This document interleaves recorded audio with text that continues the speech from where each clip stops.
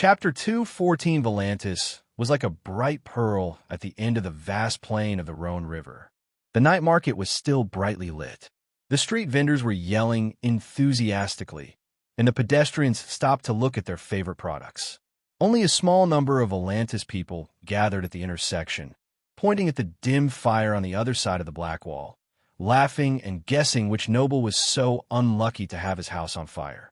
The giant elephant moved forward slowly, and the castle on its back shook with every step. Bo Chang sighed. I wonder how they will react when they know the truth tomorrow. No matter how they react, it's useless. These people don't even have the right to vote. Danny shook her head and urged, "Tell me some taboos and common knowledge about necromancers." Let me ask you a question first. Do you know what a necromancer is? Didn't you say that it's to study the mysteries of life and death? No, studying the mysteries of life and death is ideal. In reality, every necromancer has committed heinous crimes and should be executed. They should be beheaded and their bones ground to dust. Bo Chang said solemnly. Oh, what do you mean? Bo Chang thought for a while and said, I won't talk about playing with corpses, blood sacrifice, and summoning demons. Do you know how necromancers increase their magic power? Meditation? No, eating people. Babies are the best. Weird babies, like dwarf babies, are the best supplements. Wizard power is hard to come by, and the most common way for necromancers is to eat people. Bo Chang looked at Danny coldly, as if she was the evil demon who ate dwarf babies. Why are you looking at me like that? Danny shrunk her neck and shouted, You're the necromancer. You're the one who eats people. I don't eat people. Bo Chang's expression softened a little, and he said slowly, When I joined the Association of Necromancers, I swore in the name of my ancestors that I would never use evil means to practice witchcraft. Of course, it's useless to just swear. I still have to take blood tests regularly. If the amount of evil spirits in my blood exceeds the limit, my status as a prince will be useless. I will be immediately arrested, doused in wildfire, and burned to ashes. You guys can even detect the Een spirits in the blood? Danny was truly shocked. She had the ability to collect and bestow spirituality. She could also see spirituality in her sea of consciousness, but she could not detect the spirituality in her blood and body, unless the blood was burned with fire. Because of this, she was even more certain that the humans in this world were one with their spirit and body. Yes, spirit and body were interdependent. It was invented by the people of Alleglia. Bo Chang had a troubled look on his face. He gestured with his hands as if he didn't know how to describe the object. In the end, he asked directly, Do you know about the witch lens? What? Danny suddenly stood up, and her head hit the roof of the wooden fort with a bang. However, she was too excited and completely ignored the pain. The witchcraft lens can detect Een spirits? Why are you making such a fuss? Bo Chang was shocked. Because I have a witchcraft lens at home. I was going to find a few blacksmiths in Kohler and have them melt it down to make armor. I thought the wizard lens could only observe large plant cells. Oh, it's genes. Have you heard genes? I underestimated you. Bo Chang looked at Danny in surprise and sighed. Your knowledge is far beyond my imagination. In this era, the ancient knowledge of Alleglia has long been lost. I thought that other than the association, no one else knew about the secrets of genes. Danny sat down cross-legged and fell into deep thought. When she returned, she had to study the books she stole from High Priest Orlas's house. Valleglia's magic civilization and technology civilization were two completely different paths. She couldn't use the I'm a modern scientific person to look down on the ancient people of magic. Observing genes and Een spirits is only one of the many functions of the witchcraft lens. After a pause, Bo Chang continued, The people of Alleglia are very arrogant. Although they are unwilling to sell the witchcraft lens, they allow barbarian necromancers to work in the Sorcerer Tower as servants. They work for the sorcerers of Alleglia in exchange for the opportunity to use and research the witchcraft lens.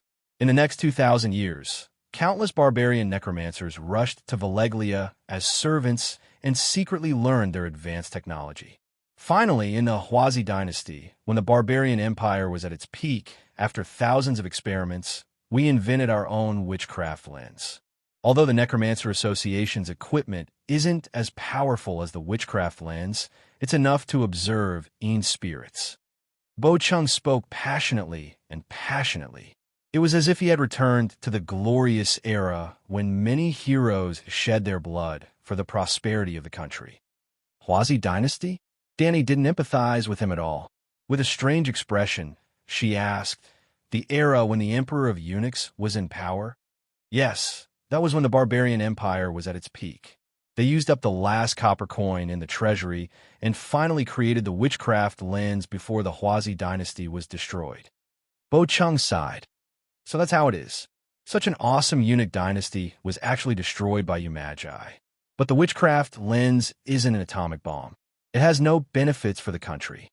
They even cut off Gigi to govern the country. What a price they paid. It took them so much effort to become the second empire in the world, second only to Valeglia, but it was destroyed by a witchcraft lens. No wonder the City of Knowledge invested hundreds of thousands of gold royals to research the witchcraft lens, but it didn't even make a splash. In the end, they even planned to scam the Mad King. Fortunately, the Mad King was crazy enough to not be fooled by them. Otherwise, the Mad King's kingdom would still be destroyed. The several million gold royals that Tywin had helped him accumulate over the past few decades all went to that damned Fatty Robert. Sigh, it's better to invest in the City of Knowledge and research the witchcraft lens. How is it not beneficial for the country? Bo Chung glanced at her disdainfully and said, "Do you know about the Long Night? You know about the Long Night, too?" Danny asked curiously. The Long Night was caused by the bloody chaos in the barbarian empire. The bloody chaos was caused by the fallen necromancers, the king of necromancers, the Bloodstone Emperor. At that time, the barbarian empire was still in its Dawn Kingdom period. The real world's first empire, Valeglia, was still herding sheep on the hills. It can be said that the fallen necromancers destroyed the barbarian empire and almost ended the world. Yes, the Bloodstone Emperor was the last emperor of the Dawn Kingdom. At the same time, he was also a powerful necromancer. In the legends of the barbarian empire, the Bloodstone Emperor used blood witchcraft and caused the world to enter the Long Night. So, the hero who dispelled the Long Night and saved the world was also you barbarians, Barbarian Tar? Danny said coldly. What's so good about Yasur Yahai? Almost every race wants to own him. You're not Koreans. Bo Chung didn't know what Koreans meant, but he knew that Danny was mocking him.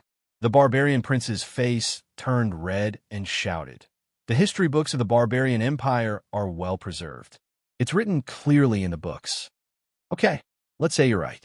The barbarian empire has the witchcraft lens, which is beneficial for the study of necromancy. It can also prevent the birth of a devil, like the Bloodstone Emperor. But the prophecy also said that the next Long Night is coming soon. How do you explain this? It's most likely that the red-robed priest is trying to mislead people. Or the Huang dynasty's descendant is the second Bloodstone Emperor. Danny's mouth twitched. She didn't know what to say. The barbarian Bu family was the first dynasty of the Azure dynasty. Before the Azure dynasty, there was the Huang dynasty. Now that the Azure dynasty was entering the end of the dynasty, the Huang dynasty's descendants took the opportunity to restore the country. The king was also a powerful wizard. He was called the successful Murong Fu. Now, Bo Chung was slandering Murong Fu as the Bloodstone Emperor, who caused the second Long Night. Okay, don't talk nonsense. I know what you mean. Necromancy is a taboo and must be treated with caution. But I just want to know more about your theory of yin-yang spirit. I have no interest in witchcraft like eating people and blood sacrifice. Danny waved her hand. Only do theoretical research? Yes. You're not going to become a necromancer? Yes. Hearing her affirmative answer, Bo Chung relaxed and said, "Don't mind me. I'm worried that you'll go astray and be blinded by power. With your talent and wisdom, you have the potential to become the Bloodstone Emperor. If you really cause the Long Night, it'll be my fault." Danny stared at him with a wooden face. Then Bo Chung began to talk endlessly about the origin of necromancy its development, its final form, its current research field, and his expectations for the future. He talked a lot and didn't stop until the merchant's house. But it could be summarized in a few words. We barbarians want to live forever. After discovering Yin Yang spirit, we started to study Yin's spirit. As a result, we formed the Necromancer system and created the Bloodstone Emperor. After destroying the Kingdom of Dawn and almost destroying the world, we became honest and didn't dare to study Yin's spirit anymore. After the long night, we tried to separate Yin Yang spirit for thousands of years. Valeglia's shepherds suddenly rose and invented the witchcraft lens. We were very jealous. After thousands of years and the price of a dynasty's decline, we finally created the witchcraft lens. After that, it became possible to separate Yin Yang spirit. Since then, we tried to separate Yin Yang spirit, extract it, and integrate it into our bodies to see if we can live forever. After getting off the car, Bo Chung asked for a room in the merchant's house and asked Danny to wait there. He ran back to the upper house and came back with a leather bag. He handed it to her and said, "This is for you."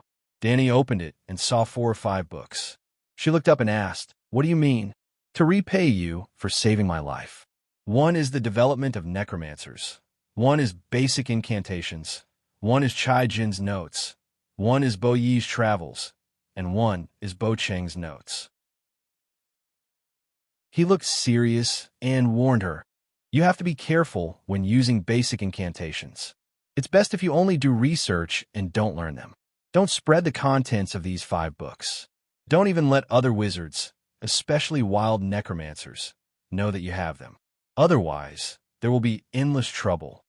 Danny nodded and solemnly promised, "I am the only one who can read these books."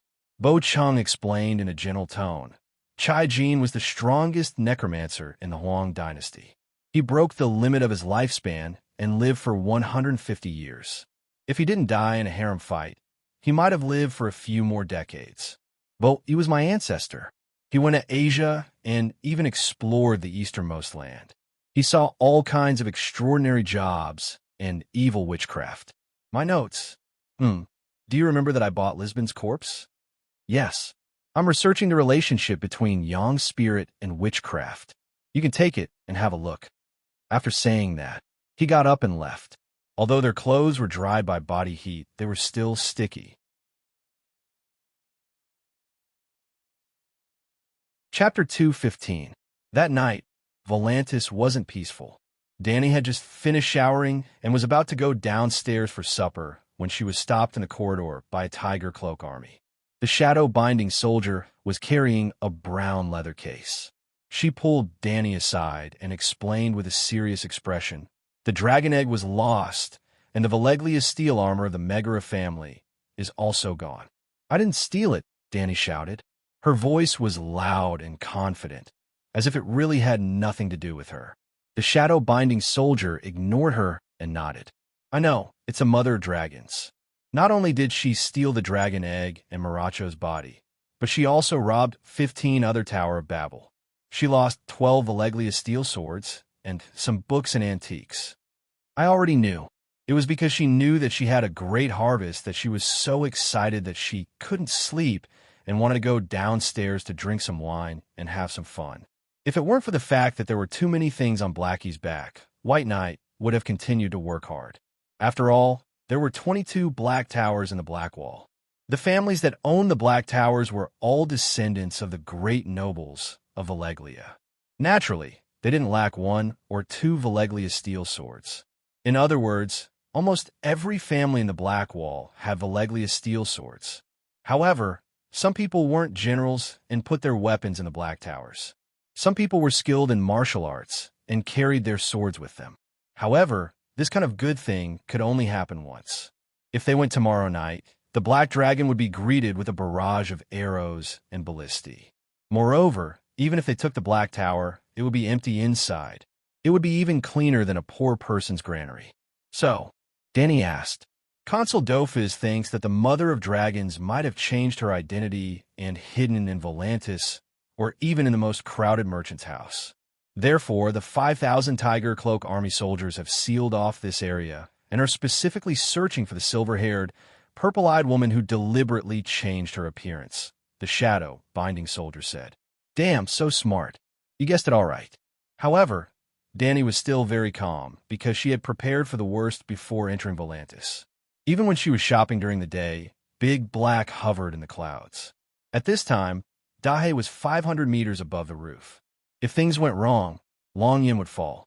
Moreover, Dani had an alibi. Everyone in the world knew one truth. Megalosaurus were intelligent, but their intelligence was limited. If one wanted them to do something delicate, such as burning down the Tower of Babel, one would either have to have a controller or train them for a month or so in advance. However, snatching Maracho's corpse and dragon eggs was a completely spontaneous reaction that could not be trained in advance. It was like if you suddenly told a dragon, "Go to Old Wong's house on the street and buy me a pack of cigarettes." They would never be able to do it. Controlling the Megalosaurus remotely was something unimaginable for the people of Valeglia. So, like everyone else in the Black Wall, the shadow-binding sorcerer was certain of one thing. Dani Rise was definitely on the dragon's back. The undead consul, Nessosaurus, even swore that he had seen the evil mother of dragons on the black dragon's back with his own eyes. Moreover, White Knight was not a White Lotus. With Dahe's help, no one was left alive during the robbery. Look, the shadow-binding sorcerer took out a roll of parchment from the Tiger Cloak army and handed it to Dani. There was a painted portrait of a beautiful girl with silver hair and purple eyes. She had a small heart-shaped face, exquisite facial features, sharp eyes, and a single ponytail hanging on the left side of her chest. She was also wearing a beige dress. Hey, is this Dani Rise? She doesn't have a big head at all. She's 10 feet tall and 10 feet in circumference. She's a bit like me, Dani said in surprise. Except for her fierce eyes, her facial features were not unique. In other words, the artist had never seen Dani with his own eyes. This was a temporary sketch based on the descriptions of other people. It was like the male lead in a neon anime. They all had a kiwi face, covered their hairstyles, and wore the same clothes. It was almost impossible to tell who was who. Yes, she looks like a lot of Volantis girls. The shadow-binding sorcerer returned the parchment to the Tiger Cloak Army's captain and said casually, I heard that 300 noble girls suspected to be Dani Rise were found in the Black Wall alone. Whether it was to rob the treasure or to teach the Volantis a lesson, the Mother of Dragons has already achieved her goal. She must have left long ago. The so-called search is just to give an explanation to the families of the nobles who died tonight. After all, there are indeed a lot of people who died. Then why are you looking for me? Dani asked doubtfully. The shadow-binding sorcerer waved his hand and said to the Tiger Cloak Army, Go and wait. After the guards left, she said, I came to ask you if you want to join the dragon hatching mage group. It's already so late. Can't you ask me tomorrow? Also, the dragon eggs have already been lost. How can we hatch dragons? Why don't we all go our separate ways and look for other bigger projects? The shadow-binding sorcerer shook the leather case in his hand and explained, half a year ago, I went to call with an invitation written by Marajo to bring High Priest Corbett to Volantis. Now, he has died tragically in the dragon flames, and even his body has not been found. It is reasonable for me to go to the Black Goat Church personally and explain this to the bishop. Of course, the more important thing is to find another high priest to replace Corbett's position. It just so happens that there's a riverboat called Summer Star heading north to call in the early hours of the morning. They are in a hurry. As for the dragon eggs, Sai, there's not only one dragon egg in the world. Elios promised me that he will find at least one more in the short term. Elios Chihida, the Tiger Party candidate, you found him again? Dani's expression was strange. In the afternoon, the first group she met at the riverbank in the West City was the campaign team led by Elios' son. The shadow-binding sorcerer was neither angry nor embarrassed. He nodded and said, he took the initiative to find me. Elios is also a noble. I have no reason to reject him. I think his son is already in his 20s. Dani's mouth twitched. As long as you can use it, Tam said calmly. Okay, as long as you're happy. Then, do you want to join the Dragon Incubator team? If you do, pack your bags immediately and follow me to the dock. I will personally help you become a shadow binding sorcerer on the way. To be honest, I'm a little scared. So many people have died. Danny's face was filled with fear. She hesitated and said, and if there's a first time, there might be a second or third time. We can't avoid it every time. The risk is too high, and there are no benefits at all. It's not worth it. I see.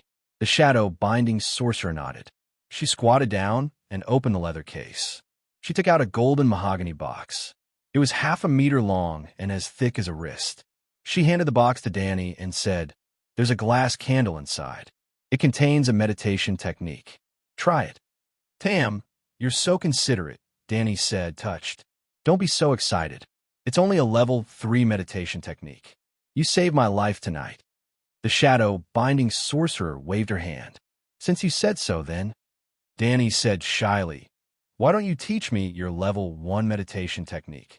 Tam's green eyes looked at her with a complicated expression.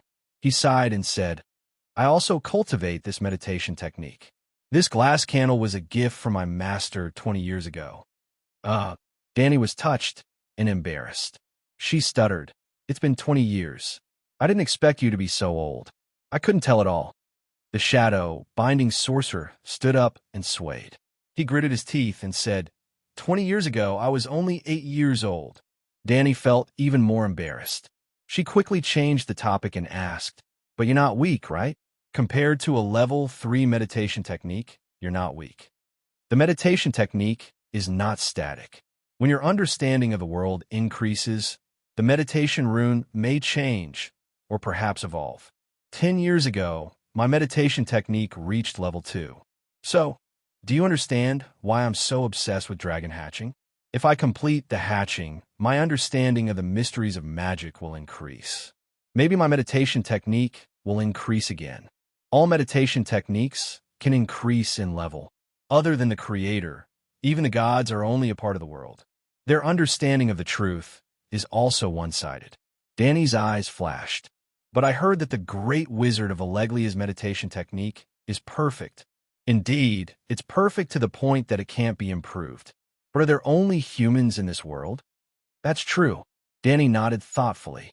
Alleglia's people had never been able to cross the boundary between humans and gods. Priest Lalo's complete meditation technique shouldn't be too far behind the great wizard's legacy.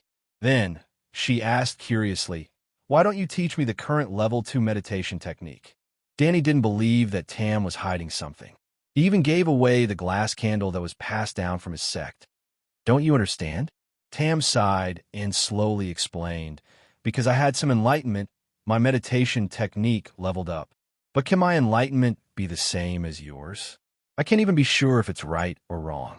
If I describe the meditation runes in my mind to you, not only will you not be able to grasp them, but you will also damage your consciousness if you forcefully cultivate them." After thinking for a while, Tam squatted down and opened his suitcase. He took out a black leather book and handed it to Danny. "My diary. It can help you understand the supernatural world and the basic information of the shadow binding nights. But don't spread it. There's a lot inside. Sigh. Burn it after you read it." After the shadow binding night left, Danny called the waiter over and asked him to book a room for her. She started reading while waiting for her meal. It was a little scary, as if she was reading a ghost story. For example, Tam cut open a living person's chest and sacrificed the squirming organs to the evil god. The shadow binding night described it vividly. Even his emotions and mental journey weren't left out. In the dark and cold basement, a lonely candle flame flickered. The shadow was like a twisted, poisonous snake that crawled up the bloody altar and drilled into Dick's sacrifice chest.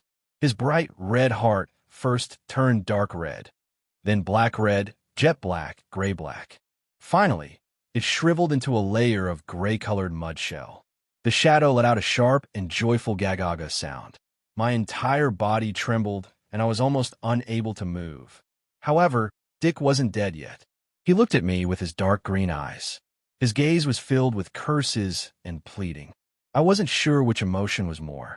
Suddenly, the muscles on his face scrunched up, and he let out a sorrowful groan that came from the depths of his soul. It turned out that when I was absent-minded, the squirming shadow extended its greedy tentacles towards his light green liver. "Dear guest, the pork lung soup you ordered is here." Danny, who was engrossed in the story in the book, jumped up in fright. "Ugh." The maid with the wine pot tattoo on her face looked at her blankly. She mumbled, "Dear guest, your pork lung soup." Under the faint yellow candlelight, the soup in the white porcelain bowl glowed with a faint green light. Danny forced a stiff smile and said, "Do you have fried grasshoppers? Give me a plate." Chapter 216. Other than the sensational ghost stories, there were also many erotic descriptions. It was comparable to the erotic novels on the internet. Of course, Tam wasn't an immoral web writer. He was using eroticism to gain more views. He was doing serious business. By combining with men with bloodline power, the shadow-binding sorcerer would absorb a mysterious medium from their bodies. With that medium, they could cast vicious blood witchcraft. The outside world's evaluation of the shadow-binding sorcerer is biased, but it's generally correct. Danny closed the diary with a complicated expression. Tam was very considerate. If Danny really became a shadow-binding sorcerer, according to the diary's records, she could perfectly repeat the witchcraft experiments that Tam had done. It was equivalent to the shadow-binding sorcerer teaching her step by step. However, Danny didn't want to learn evil witchcraft at all. She could only disappoint Tam's good intentions. Although she couldn't use it, Danny had increased her knowledge. Her ability to guard against blood witchcraft had increased by a lot. She really owed the shadow-binding sorcerer a huge favor. When she returned to her bedroom, she opened the gold-threaded mahogany box and took out the glass candle that was twisted into a lightning bolt. She actually sensed the coordinates that she had left behind a few days ago. Without hesitation, Danny locked the door and drew the curtains. She sat cross-legged on the sky-blue mirror carpet in the bedroom and placed a glass candle in front of her. It was 40 centimeters, shorter than all the glass candles she had seen before. The surface of the gray crystal had thin silver veins that looked like blood vessels. She looked around and couldn't find a pedestal for the candle. She directly grabbed the end of the glass candle with her hand. Asterisk swoosh. Asterisk, the grayish light suddenly exploded, and strands of silver threads danced around the crystal candle as if they were solid. Every time Danny's gaze came into contact with a silver thread, a rune would appear in her consciousness. She knew that this was the witchcraft inheritance of Tam's school. She ignored the information of the runes. The 9-colored spiral in her body was slowly spinning. Her witchcraft power outlined a set of strange runes at lightning speed. Danny's consciousness became blurry, as if she had fallen into a huge whirlpool. She kept spinning and falling, and countless illusory figures flickered in front of her eyes. But in just a moment, she adapted to this scene, and her mind became clear again. After an unknown period of time, perhaps it was only a moment, or perhaps it was only a few hours, Danny felt that her wizard power was being drained madly. It was like a swimming pool that had its floodgates opened. Although there was a lot of water in the pool, it was decreasing at a speed visible to the naked eye. After Danny lost a third of her wizard power, the whirlpool in front of her disappeared, and a layer of light red gauze appeared in front of her body. Use more strength, fuck me.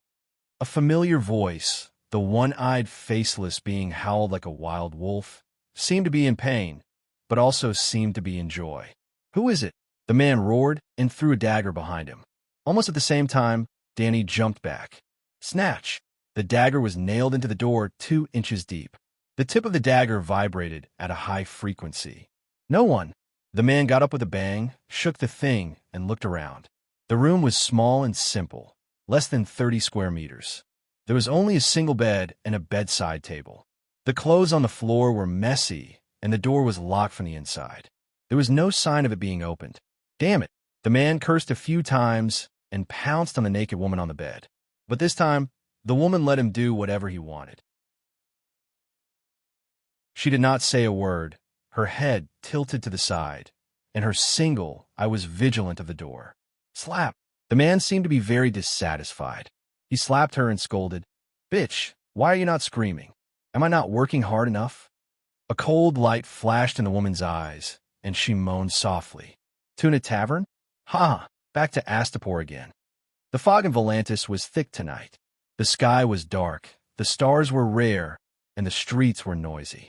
The night here was gray, and the stars were bright. She could only hear the crashing sound of the waves crashing against the stone cliffs. The dark sea was just behind her. This was the dock area. Danny stood on the roof and could vaguely see the shop sign across the street.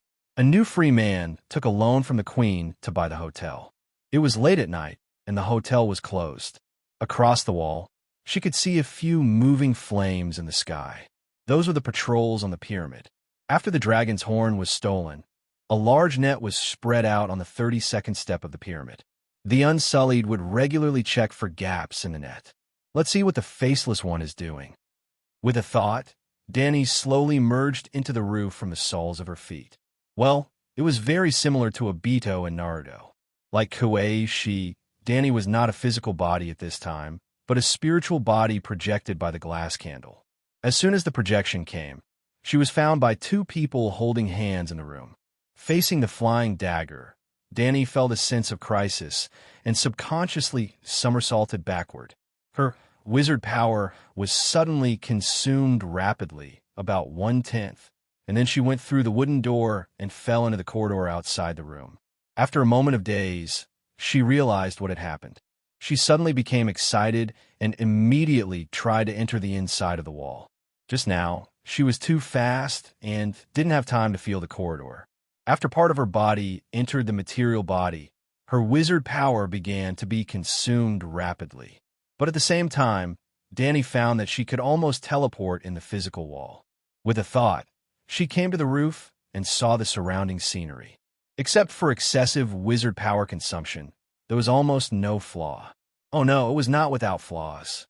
When Danny tried to go back to the pyramid, she just took 2 steps and she encountered an invisible wall. Then she instantly understood that she couldn't leave the coordinates for a certain distance.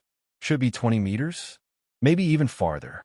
After eavesdropping for a while outside the door, the two of them only cared about holding hands and only exchanged a few words. However, Danny also guessed their identities from the content of those few sentences: a sailor and a prostitute. The Faceless One was just released for 2 or 3 days.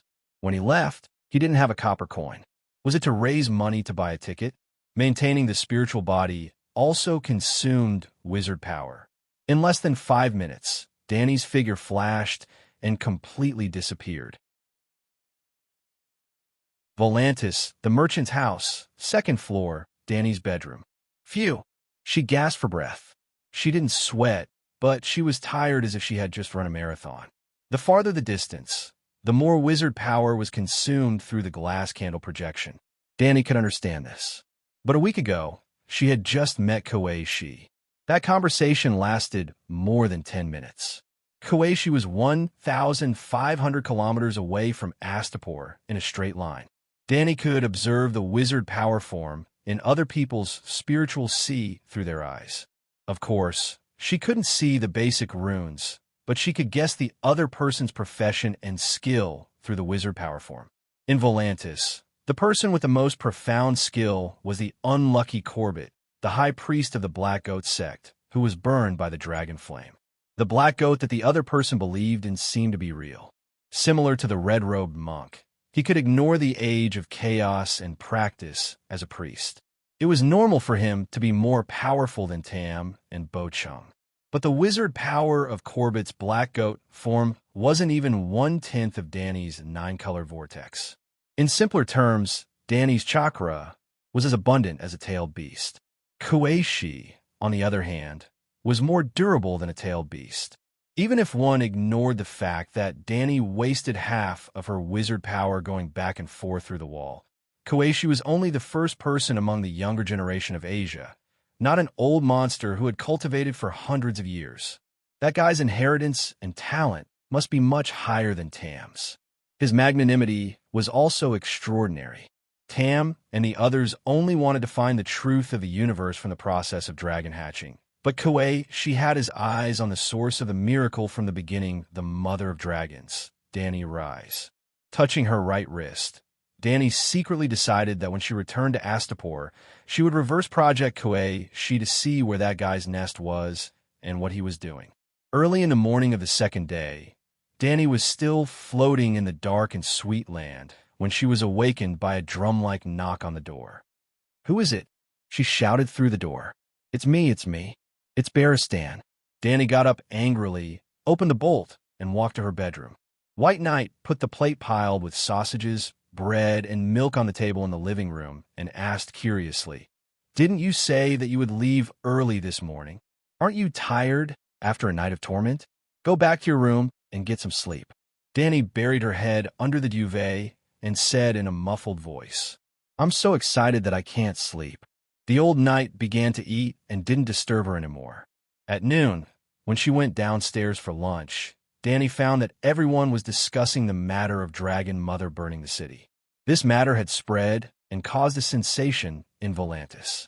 The guests in the merchant's house were secretly whispering about how many nobles died in the Black Wall and how many treasures were lost.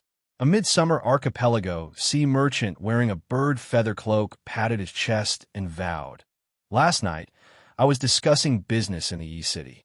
I saw the Tower of Babel burning like a torch with my own eyes. The dragon flames from the mystic dragon's mouth were like the water of the Rhone River, endless and overwhelming.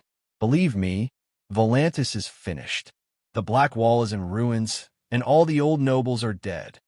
Someone immediately retorted, "I saw Elios giving a speech in the Fountain Square this morning. He called on all the people to unite. Those who have money will contribute, and those who don't will join the army to avenge the dead." Another merchant from Mir was selling high-end lace at a low price while saying fearfully, "There's no other way. The Mother of Dragons has led an army of 200,000 across the Dothraki Sea and will go south to Volantis in half a month at most. It's better to sell it at a low price than to have it destroyed." "Really? Is this true?" The other sea merchants were shocked. "Of course. The army will be at the back, and the Megalosaurus will go first. This is the Dragon Queen's fixed tactic. Astapor, Myrene, and Yuankai all fell like this. The Megalosaurus will go around first, or spit fire to burn the house, or spread a crusade, and then the army will surround it. The defending army will lose its momentum, and the city will be easily taken down." The mere merchants swore. Panic gradually spread, and merchants began to sell the goods in their hands. Then it formed a wave, and more merchants joined in, cutting off their flesh to stop their losses. Danny noticed that almost all the goods sold, as long as they were below cost, were eaten by mysterious people. "Someone is profiting from the national disaster," she whispered to the White Knight. Around 2:30 in the afternoon, Danny and the White Knight returned the key to the door, carried their luggage, and rode out of the merchant's house. They saw a group of Unsullied trotting over. "Get out of the way! Make way for the consul!" The Unsullied shouted loudly. "What a coincidence! When we entered the city in the evening 2 days ago, we met Dofa's team. Now that we're leaving, he's coming to see us off again. Now that 2 consul who were sure to be re-elected have died, and there are only 4 days left until the voting, I wonder if he has a chance to turn the tables." The White Knight said strangely, "No hope. You heard that day? Because of his cowardly attitude towards the Mother of Dragons, even the freedmen by the roadside looked down on him." Danny shook her head. The giant elephant carrying the tall fortress stopped 50 meters in front of the merchant's house, and a group of slaves knelt in the square nearby. The Tiger Cloak army protected the giant elephant. Dofas stood up, holding the fence of the tower, and shouted to the standing merchants and freedmen, "No army has entered the plains of the lower Lorne River. Volantis is as stable as Mount Tai. Someone is deliberately spreading false news, causing the sea merchants to sell their goods at low prices." As Dofas preached again and again, more and more merchants walked out of the merchant's house and surrounded the giant elephant. There are only 4 days left in the term, and there's no hope of being re-elected, but he's still so conscientious. Danny's expression was complicated, and she sighed. The Volantis people are blind. Dofas is far smarter and more rational than Malakir.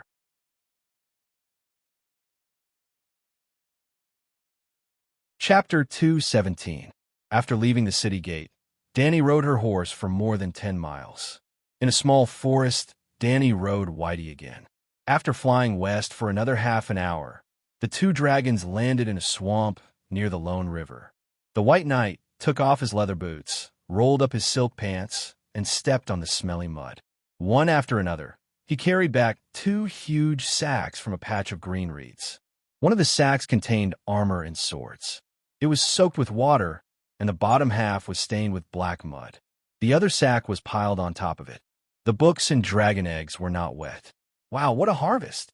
Danny whistled and looked at the armor excitedly. As soon as she touched the helmet, a strange stench hit her nose. It was like the pork she bought from the supermarket in the summer and forgot to put in the refrigerator. Well, Marazzo's armor is too big for me. Danny immediately threw the helmet on the grass in disgust. Varistan picked up the helmet like it was a treasure and wiped the mud on it with his hand. Burn it with dragon flame. I'll wear it. Looking at his, I've been waiting for this for a long time. Look, Danny nodded silently. Okay, there was no hope for the armor. She began to look for a suitable longsword. To reduce the weight, I threw away the scabbard. Varistan helped her choose a long sword that was 3 fingers wide and 2 meters long. I remember it's called Clear Sky. It weighs about 7 caddies and is 5 meters long. It's a little light for me, but it's just right for your majesty. Well, not bad. The sword is good, and the name is okay. Danny waved the sword, but it felt a little sluggish. The center of gravity is wrong. The hilt needs to be heavier. I've thought about it. Varistan took out a ball of golden thread from his backpack. I bought it at the blacksmith this morning. Let me help you tie it. After looking at the weapon, Danny held the red dragon egg in her arms and carefully felt the weak breath of life in it. It was like a candle flame in the vast land at night. This dragon egg belongs to the Targaryen family. How did it get out? I'm not sure.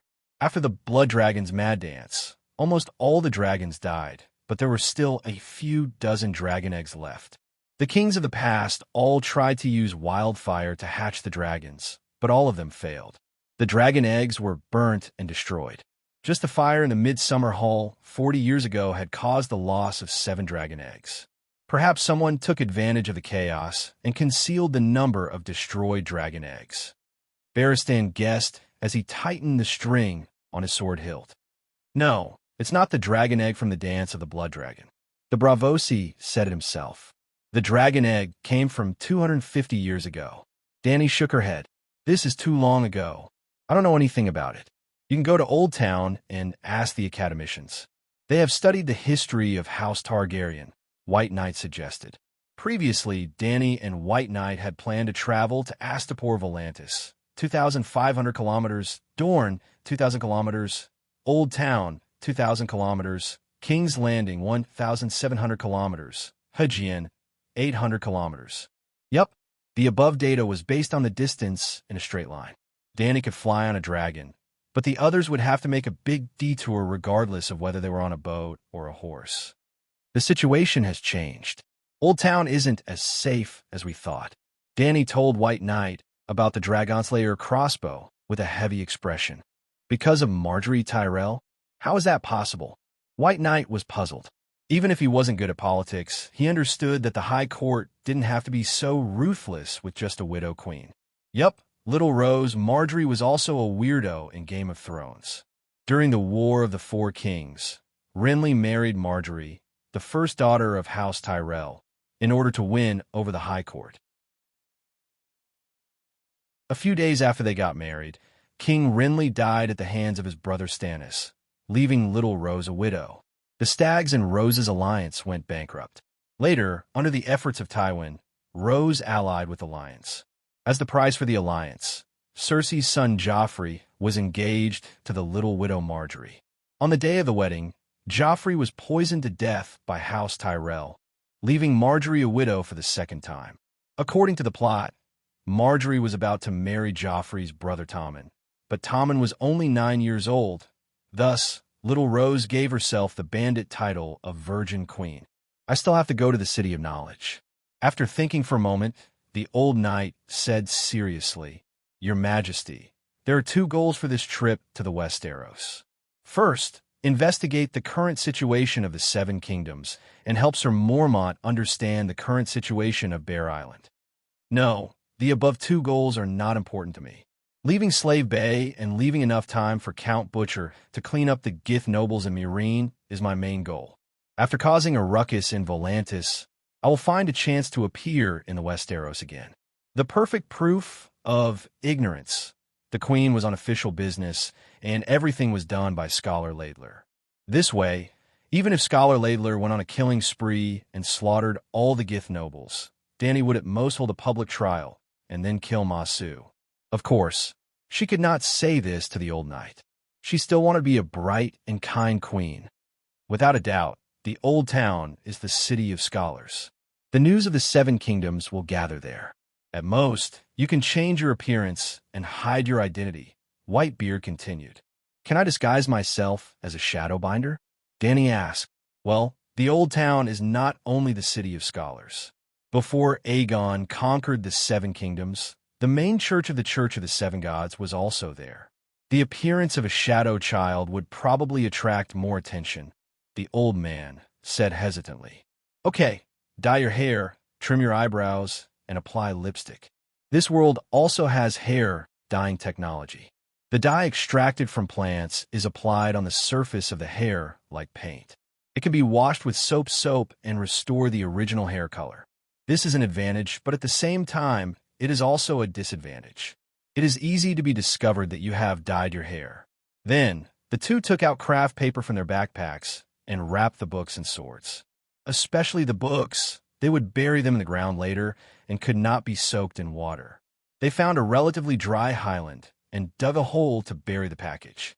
They covered it with a messy layer of grass to make it less eye-catching. Well, the dragon egg was not buried. Dany put it in her backpack and was ready to carry it with her. She wanted to hatch it as soon as possible. After all, the night was coming, and there was not much time left for her to develop. One more dragon meant one more power. Then, Dahe and Little White attacked together. The dragon flame burned Valeglia's armor red, but did not melt. They used their swords to pick up the helmet, throat armor, plate armor, arm guards, and other parts, and threw them into the water. Sizzle! After a puff of white smoke, the black armor that used to be dull and smoky became black and gray. It looked like a shoddy product hammered by a third-rate blacksmith on the street. Haha, the burning is uneven. There's a color difference. Dany laughed. Good to fool people. The knight took off the chain armor excitedly and began to put it on. Dany also went to help. After this back and forth, it was already past noon. After eating some barbecue, the two climbed on the back of the Megalosaurus again and flew straight to the west. It was a coincidence. Yuan Kai, Volantis, Reese, Young Halberd City, and the Old Town were almost at the same latitude. The two dragons only needed to fly straight to the west. This time, they did not need to cross the dangerous Devil's Avenue. The two dragons' speed was more stable. They glided at about 200 kilometers per hour at an altitude of 6,000 meters. 2 hours later, they left the land and entered the summer sea. For several hours, the sea and the sky were the same color as the blue sea. Around evening, a prosperous island appeared in Dahe's vision. Thousands of sailboats were moored on the sparkling Red Sea. Dany immediately ordered the two dragons to lower their altitude. Reese was also a colony of Valeglia. It also had a Tower of Babel for the Megalosaurus to take off and land. Well, Reese had also joined the Allied army and was Dany's enemy. So, Dany was a little reluctant to do it. Starting from the dock, there was a beautiful palace-like passion garden. Well, it was a place for bed slaves to attract guests. It was commonly known as a brothel. Forget it. I'll only rob the nobles of the Tower of Babel. I won't disturb the common people. Little White muttered and landed on the empty platform below. The black tower in the golden roses was 30 meters high. The top platform was 400 square meters, half the size of Marajo's black tower. There was no glass dome, and there was no one on the flat ground. Under the dim sky, the two dragons landed lightly. The whole process did not attract anyone's attention. Whitebeard jumped off the black dragon first. His iron boots made a crisp bang sound on the black stone platform. Who's up there? Hank, did you hear it? There's a sound on the top platform. Let's go and see. The guard alert call came from the stairwell.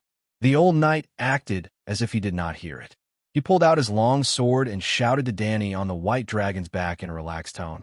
I'll go down first. After cleaning up the enemy, I'll inform His Majesty.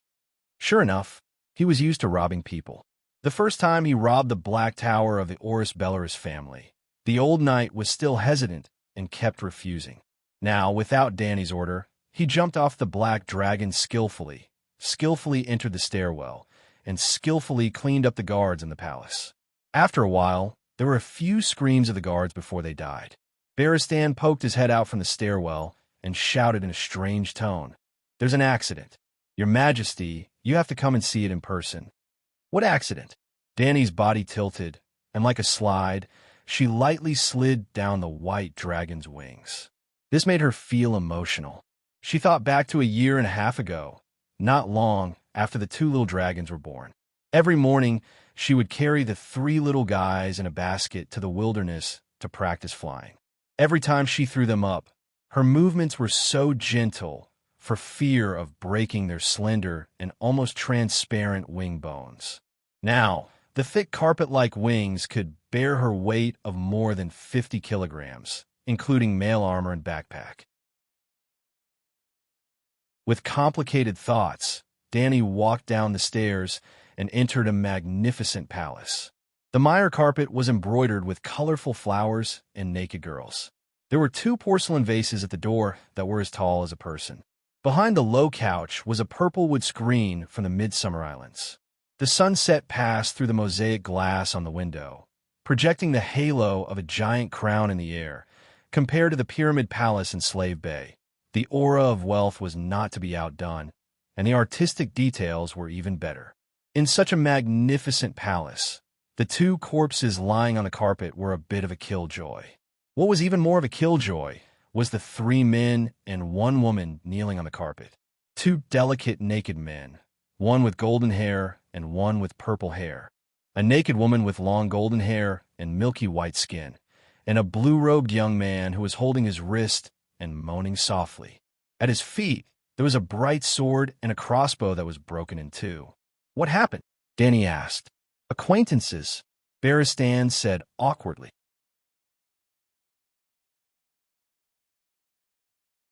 Chapter 218. Who are you? How dare you behave so atrociously in Prince O'Molan's residence? The woman raised her head, her large blue eyes staring at Danny as she questioned.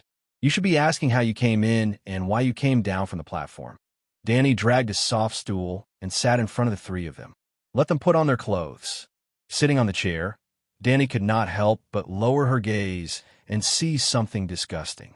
Although her gaze was fixed on the woman, there were strands of blood flowing out from her crotch. It made Danny feel nauseous. Behave yourself, Barristan threatened.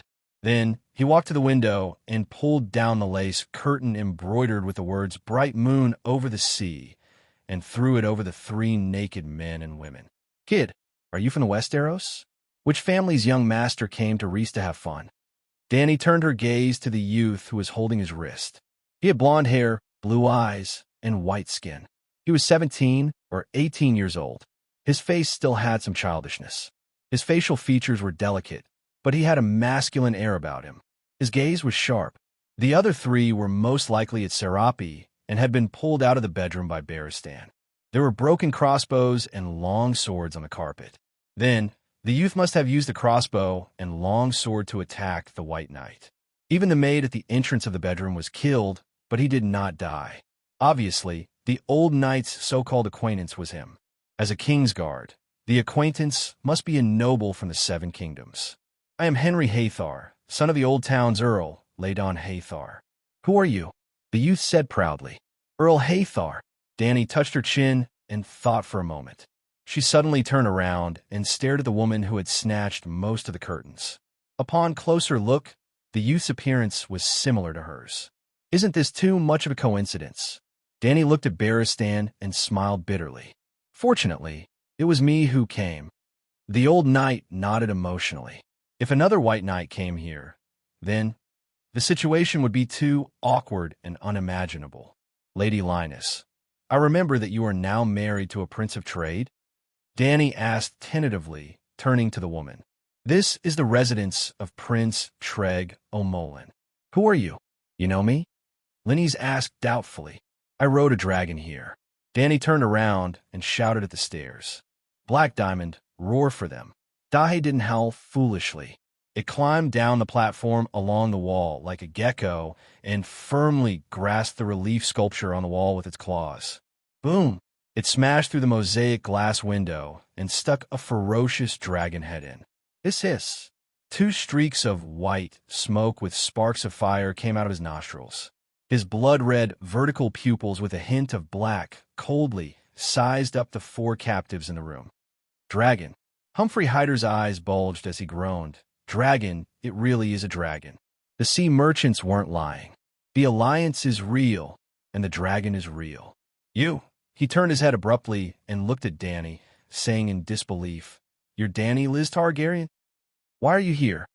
Haha, you know about the alliance? Danny asked with a smile. I thought they were bragging. After all, the dragon has already. Humphrey shook his head and smiled bitterly as he turned to look at Dahe, who had retracted his head. I was ignorant. Now, do you know why I'm here? Burn down Reese City. Humphrey's face was pale and his voice trembled. Sigh, I'm not that cruel. Danny waved her hand and smiled. Besides, my dragon is still too young and doesn't have the ability to burn down a city. I came here today with two goals. Kill 180 princes to establish my authority and steal a few dozen. Oh, Reese only has 3 sky towers. This is going to be difficult. She rubbed her chin as if she was troubled. Kill 180 princes. Humphrey's face twisted. How could she say that she wasn't cruel? That was a prince of trade. Even if his status couldn't be compared to the dukes of the 7 kingdoms, he was definitely above the level of an earl. And she even said that she wanted to steal. Even the cruel Meg was not as cruel and greedy as you. Reese doesn't have that many princes. Linny's, who was cowering at the side, couldn't help but say. Danny glanced at the 2 young men who were barely covering their crotches and asked Linny's, since we're from the same hometown, I can do you a favor. Tell me, where is your dead husband? I'll kill him for you on the way. Which husband? Mormont? I don't know which city he's working as a mercenary. If you must kill him, you can go to Bravo's and look for him, Linny said with a confused expression. Bam! Barristan slapped his helmet and tilted his head, as if he couldn't bear to look at the scene in front of him. Danny stared at the woman for a long while before asking, How did that Yura Mormont offend you, that you must kill him? Linny's had an expression that said, You're being unreasonable. She felt wronged and said angrily, I didn't say that I wanted Mormont dead. It was you. You said that you would do me a favor and kill him. Could I have guessed wrong? Seeing that she was so self-righteous, Danny couldn't help but look at the White Knight in confusion and asked, The 3 of them didn't mess around. They were in a daze. Fortunately, His Majesty didn't see it. The scene was unsightly and inhumane, the old man said disdainfully. Linny's face was full of shame and anger as she glared at the armored knight. How is it unsightly? Her brother Humphrey blushed and turned his head away. These 2, Danny pointed at the 2 young men, are submissive. They're definitely not Prince Omeron.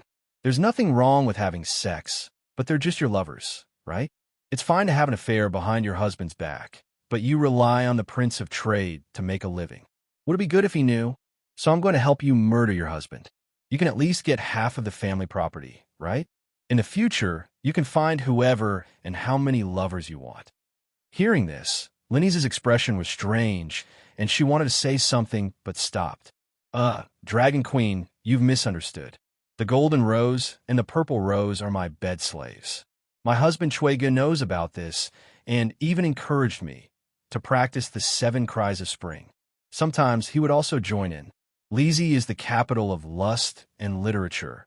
It's different from the 7 kingdoms. Oh, right, there's a lust garden in Slaves Bay, right? The situation here is actually similar to Yuan Kai. You should be able to understand it easily. In the end, she still had a puzzled expression. I've known about Lizzie's openness for a long time, but this. Sigh, your husband is awesome. Danny sighed with a twisted expression and then asked doubtfully, why should I understand you? Everyone is saying that after you took down Yuan Kai, you took in 8,000 bed slaves. There are both men and women, and you change 7 or 8 every night. Lenny's mumbled. Danny glared at her, and she lowered her head in fear before asking, who's saying that? Is there a Gith diplomatic group here too? Everyone on the streets knows, but the Gith people have been here before. But after the Prince Council announced that they were joining the alliance, they left and went up north to persuade the Taroshi people. Lenny's whispered. Nodding, Danny asked about her previous doubts.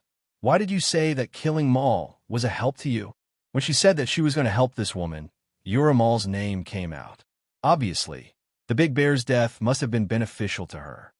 I'm not Shui Ji's wife. Lizzie believes in the goddess of lust. Here, married men can openly have mistresses. Lenny's looked ashamed. Clearly, she had not completely thrown away her identity as the old town of Hyder.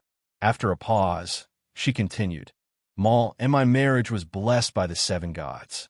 Even if he promised not to disturb me again, according to the laws and customs of the 7 kingdoms, we're still husband and wife. But if he's dead, I'll be completely free. The Church of the 7 Gods allows for divorce. All you need to do is to go to the other side of the strait and find a respectable monk and dissolve the marriage under his witness. Why do you have to kill? Danny sneered. Lenny shrunk her neck and stuttered, not knowing how to explain.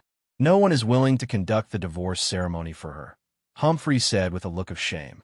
They're all calling her a whore behind her back.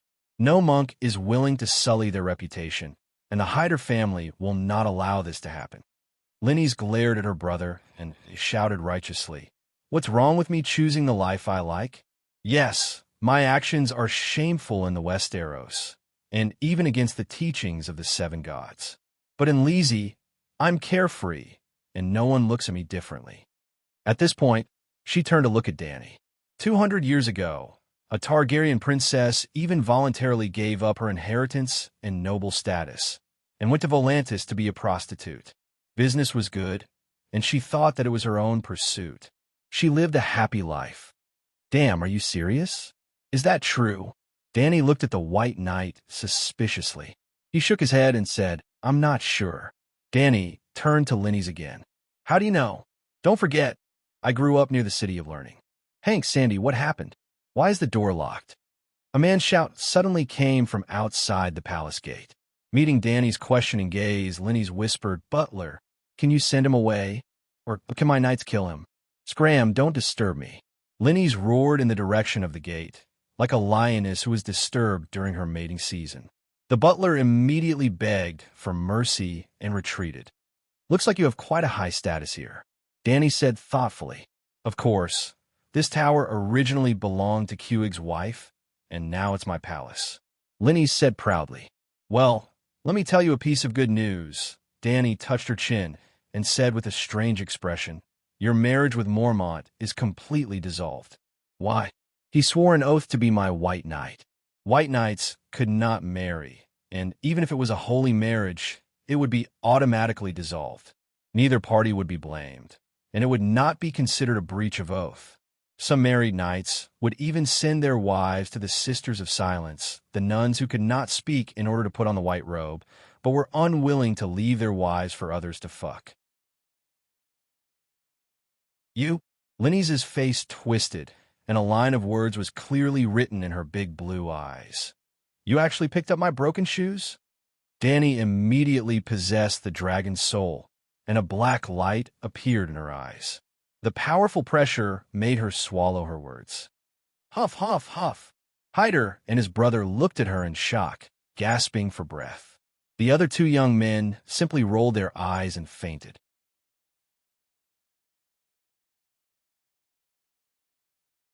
Chapter 219. You're also here in Reese. To liberate yourself? Danny dispersed her draconic aura and looked at Henry Foley strangely. No, I'm here to seek help. Henry Foley looked at her in awe, then lowered his head and said honestly, After Duke Tywin died, King Balon, who had lost his deterrence, went back on his promise to only go up north and not down south. He first attacked Lannister Port and then took down the Shield Islands.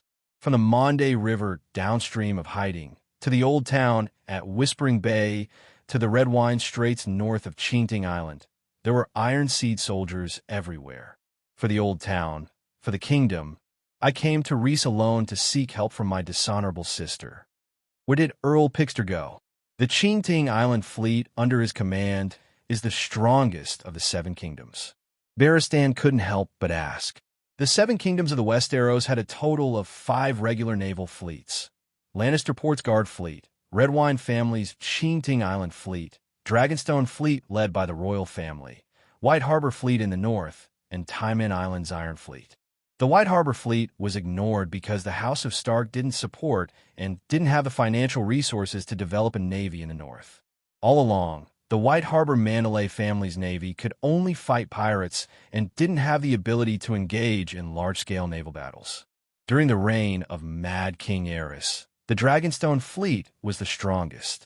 After Robert usurped the throne and King's Landing fell, the huge naval fleet escorted the pregnant Queen Layla and little Viserys back to Dragonstone Island. Seeing that Robert was gradually unifying the country and the fleets of the Seven Kingdoms were converging on Dragonstone Island under Stannis' command, the Long family's naval fleet already had the idea of surrendering to King's Landing. But that night, Dany Rise was born. The Stormborn wasn't just for show. The unprecedented storm completely destroyed all the fleets on both sides and sank hundreds of warships into the sea. Since then, the Dragonstone fleet became the second-rate fleet, and the Iron Islands fleet became the leader. But Balon Greyjoy was looking for trouble and started a rebellion 5 years after Robert's ascension.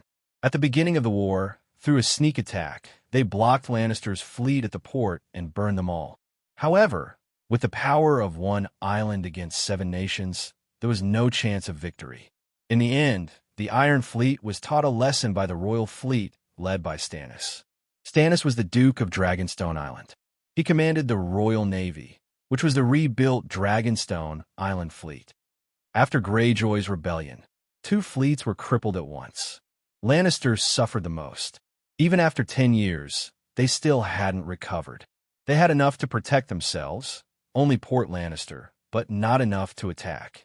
From then on, the Dragonstone Island fleet once again took the top spot on the power rankings.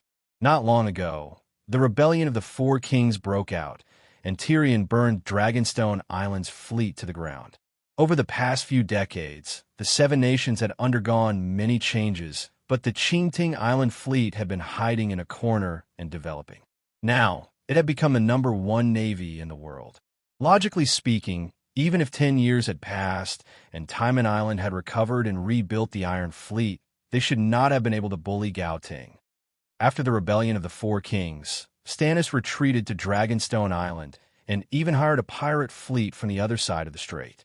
Seeing that Blackwater Bay was sealed and King's Landing sea trade was almost cut off, the Iron Throne spent millions of gold royals to build a new royal fleet and also drag Count Pyksd from Chinting Island to help. Finally, the Chinting Island fleet was dragged into the water. Dany sighed to herself. Henry Foley continued. Although the Chinting Island fleet had regained control of Blackwater Bay and King's Landing sea trade had been restored, Dragonstone Island was easy to defend and hard to attack. In order to reduce his losses, Blackwater Bay belonged to King's Landing and not Chinting Island. Count Pyksd used a more time-consuming siege technique in an attempt to deplete Dragonstone Island's food reserves. But, Timon came aggressively. Dragonstone Island was not taken down, and the Chinting Island fleet was trapped in Blackwater Bay. I had no choice but to ask for help. I'm afraid the people of Lys can't help you, right? Dany sneered. They sent their entire fleet to Volantis, a total of 200 longships. I only arrived in Lys yesterday afternoon.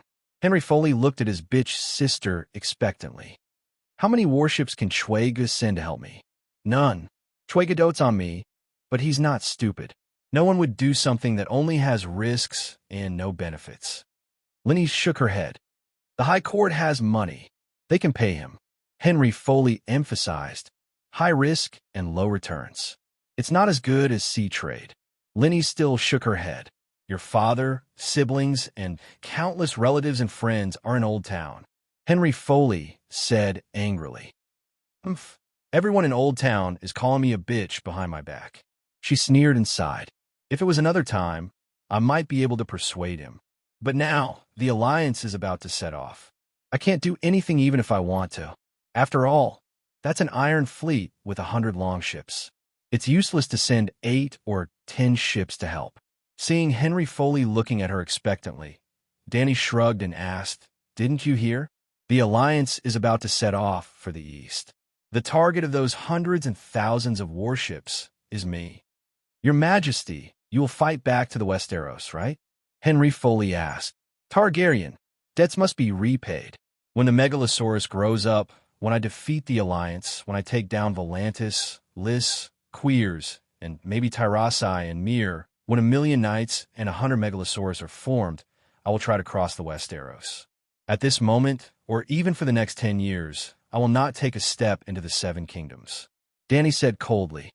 The two Haidar opened their mouths wide and knelt there in a daze. They looked at Danny as if she was a lunatic, as expected of the daughter of Mad King Aerys. Crazy, crazy. But isn't this madness acting up a little too quickly? Aerys had only slowly awakened the bloodline of the Mad King after being a wise ruler for more than 10 years. Gulp. Henry Foley swallowed his saliva and asked hesitantly, Your Majesty Dragon Queen, let's not talk about anything else, but where did the 100 Megalosaurus come from? Clap. Danny clapped her hands and shouted, That's a good question. Hurry up, take out the dragon eggs, Valeglia's steel weapons, witchcraft secret techniques, magical artifacts. Take them all out. Take them out for what?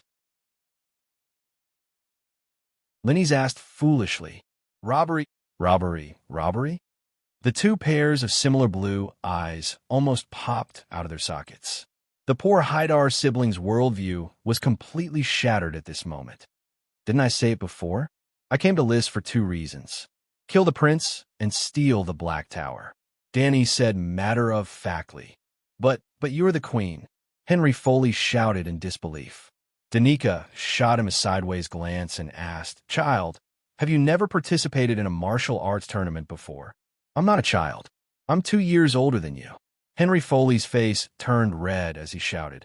Also, my idol is the fearless Barristan.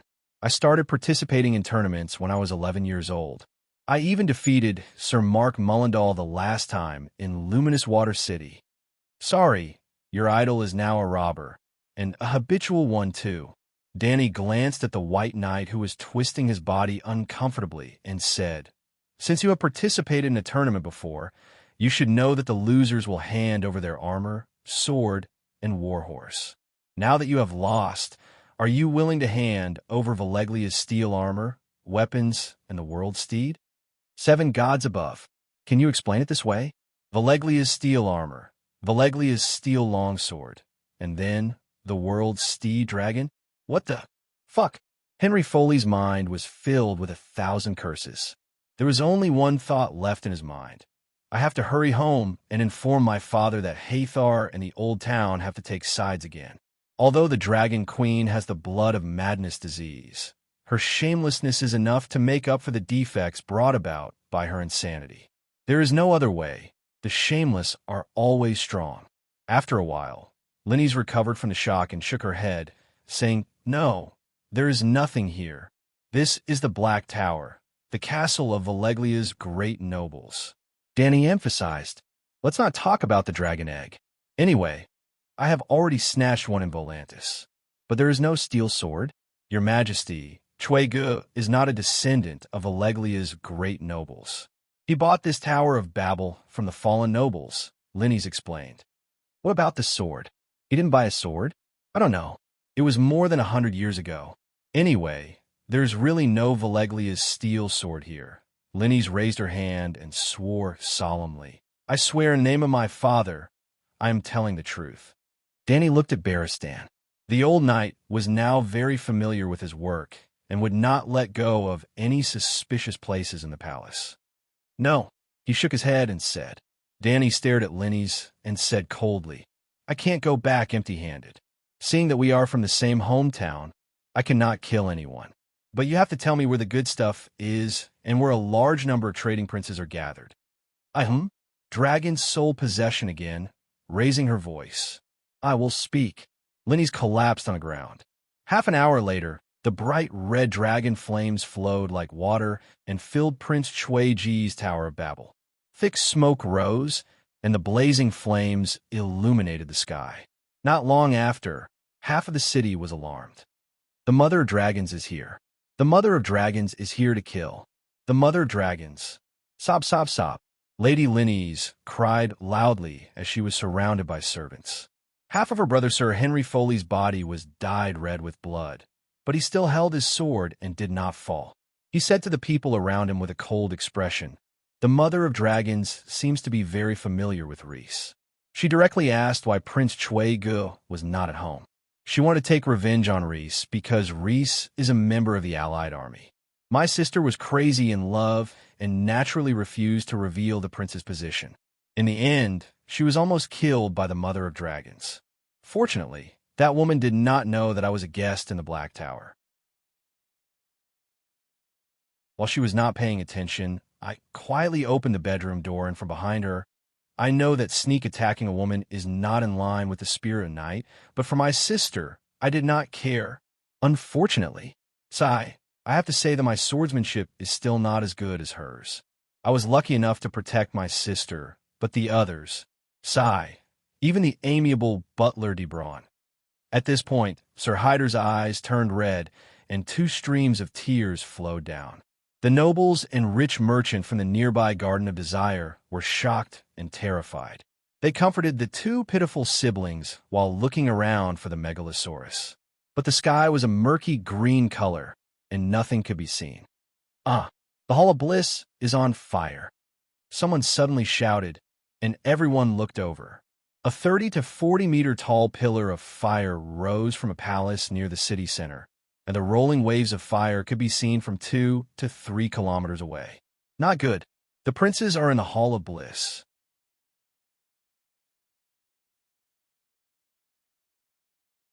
Chapter 220. The Dragon Queen is angry. She's riding her dragon and robbing the Alliance's capital. 2 Volantis senators were burned. Nearly 300 nobles were devoured by the dragon's flames. Countless nobles' mansions were plundered, and the losses were uncountable. Dukes of Tarosai, please be careful. The Dragon Queen set fire to the Hall of Bliss. 12 princes and 35 nobles were slaughtered. Tragic, tragic. Another 10 nobles' mansions were plundered. 8 Valeglia steel swords, 1 sea monster horn, 2 dragon horns, several family heirlooms, countless jewels and books. Princess Amir, please be careful, and be careful. The Dragon Queen has transformed into a devil dragon, specifically devouring the nobles of the free cities. As the saying goes, without the lips, the teeth are cold. Governors of Pentos, please be careful, and please reconsider joining the alliance. The Dragon Queen is tyrannical, angering both men and gods. Bravos, the head of the 9 free city-states, please come out and uphold justice. Even if His Majesty the Sea King is unwilling to join the alliance because of the slave trade, please intercede on his behalf. Let the Faceless One give the alliance a 50% discount, or even 30%. It's too expensive. On the night of the attack, the people of Lith thought that they were an exception, but early the next morning, Volantis messenger crows finally crossed 2,000 kilometers and brought them a black message.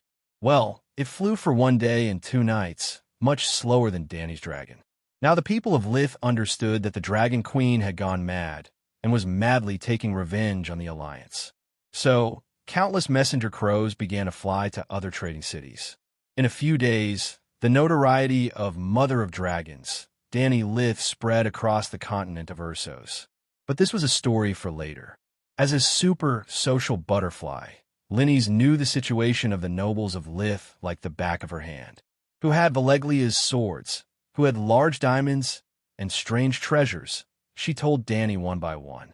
She even took out a map of Lith from her bedroom and marked it one by one. Dany also returned the favor.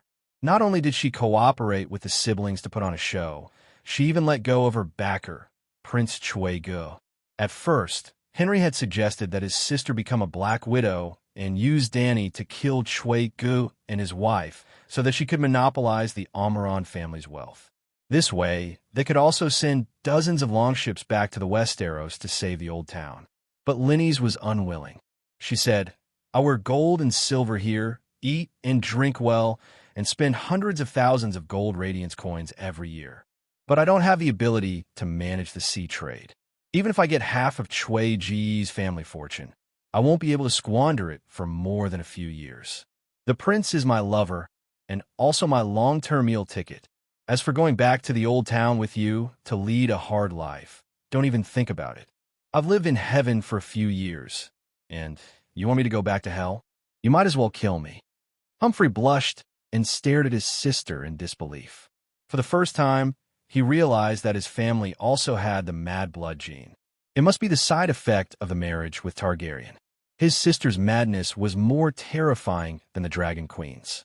As an admirer of the fearless Barristan, it was normal for Knight Humphrey to have such thoughts. But Dany secretly praised Lynese for having self-awareness. But she would grow old one day. What should she do when that time comes?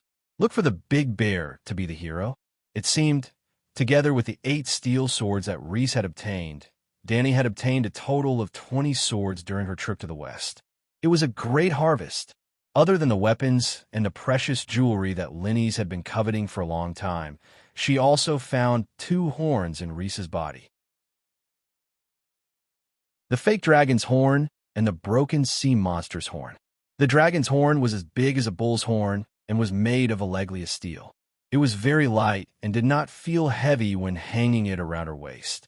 If it was purely used as a marching horn for the army, the horn sound would be loud and long, and it would be easy to blow it. But calling it the dragon's horn was a bit boastful. It was not made of a dragon's horn, and there was no dragon's soul sealed on it. How could she control the Megalosaurus? But the sea monster's horn was a bit interesting. It was made of a dragon's horn, but there was no dragon's soul sealed. Or rather, there might have been a dragon's soul once, but now the runes were broken and the dragon's soul had dissipated. Dany could also sense the mysterious Valeglia runes in it. As for the specific effects, it still needed to be studied. Rhys was a narrow island that was nearly 200 kilometers long. Dany found a cliff cave that was rarely visited by people and stuffed the jewelry, books, steel swords, and the fake dragon's horn into it. She put the sea monster's horn in her backpack and carried it with her for research. It was already late at night. The two wrapped themselves in blankets and leaned against Dahe to rest for the night. In the early morning of the second day, the sky was just beginning to brighten. They ate something casually and continued their journey to the west. Well, they did not go north to Tyrasai and Myr. They were able to successfully attack Volantis and Rhys all because of a surprise. They crossed the heavily guarded city walls, descended from the sky, and went straight into the weak core of the other party's mansion. No one would place a siege crossbow or ambush a large group of soldiers near the bedroom. So they succeeded time and time again. But if the other party was alerted, first, valuable items, such as Valeglia's steel sword, would be hidden in an inconspicuous place that no one knew about. Then, they would ambush a large number of siege crossbows. At that time, if Dany dared to ride a dragon and charge in, there was an 80% chance that she would not be able to return. Young Halberd City, the capital of Dorne, was located at the easternmost tip of a sandy peninsula and was surrounded by the sea on 3 sides. At around 6 o'clock in the morning, they set off from Rhys. At around 10 o'clock in the morning, the 2 dragons passed Young Halberd City and flew another 5 kilometers to the west. They landed in a desert on the south bank of the Green Blood River. Well, Dorne had the only large desert in the Westeros. Although the entire Dorne territory was surrounded by the sea on 3 sides, and there were 2 rivers that stretched thousands of miles in the territory, 80% of the land lacked water. For example, the dark green river in front of them seemed to be 4 to 5 miles wide, but the flow was extremely slow. The river was so shallow that they could see the silt at the bottom of the river. It was close to noon. The white sun shone brightly, and the yellow, scalding sand was sandwiched in the middle. It was as if one was in a steamer, steaming hot. Well, the main thing was that the clothes were not suitable. The leather armor was not breathable. They should have paired it with the mail armor. Do you feel uncomfortable? Danny tugged at the brown leather vest and asked the fully armored knight beside her. It's all right. I've been to Dorne many times, and I've always worn the armor of the Kingsguard. The old knight was not only fully armored, he also had a gray wool cloak that reached the ground. The two of them walked along the river for more than a mile. After crossing a sand dune, they found a ferry on the wide river. 7 or 8 wooden rafts were parked by the river. More than 10 children were playing by the water. On each raft was a woman with a sunburned face. Some of them were washing turnips and carps by the rafts, while others had already started a fire to cook. It was a very strange wooden raft. A low-ceilinged house was built on the wide boat, like a matchbox in the middle of a phone. It looked very simple, but the patterns on the boat were beautifully carved. It had an attractive and unique foreign charm. "They're the orphans of the Green Blood River," Barristan said in a low voice. After the defeat of the Loiner people, they were forced to leave the vast and rich plains of the Lorne River. Finally, under the leadership of Queen Nymeria, 10,000 broken ships crossed the narrow sea and integrated the last of the people into Dorne. However, there were also proud Loiner people who were unwilling to give up their ancient river traditions. Due to the developed branches of the Lorne River and its wide basin, the Loiner people were used to living on the river boats. Some of the Loiner people who fled regarded the Green Blood River as their mother river and still lived a carefree life on the river. This group of Loiner people who could not integrate into Dorne were called the orphans of the Green Blood River. It sounded a little pitiful, but in the Dorne Hill, where there was an extreme lack of water, this group of orphans lived the happiest lives. "Where are the guests from?" Seeing Danny and the armored knight, a bearded man in a gray robe immediately came out of the matchbox to solicit business. "Don't ask me where I'm from. I'm going Young Halberd City on the other side," the white knight said in a skilled tone. "Okay." The bearded man shouted at the children swimming in the river, which roughly meant, "Gooden, Taiwa, come back for dinner." When the two naked boys climbed onto the raft, Danny and Barristan also entered the matchbox and sat down. The man then set up the pole and drove the raft slowly to the north bank. As for the woman washing the vegetables behind the matchbox, she only smiled at Danny when she got on the boat and continued to do her work. After half an hour, the raft finally reached the opposite bank. It was almost the same scene as before. 7 or 8 rafts were anchored side by side on the bank. The women were cooking, the men were resting in the house, and the children were playing in the river. "Their lives are too lazy," Danny whispered to the old knight after paying the money and going ashore. "This is their life, the customs of the river people brought over from the Norn River." Sigh. No wonder they were eliminated.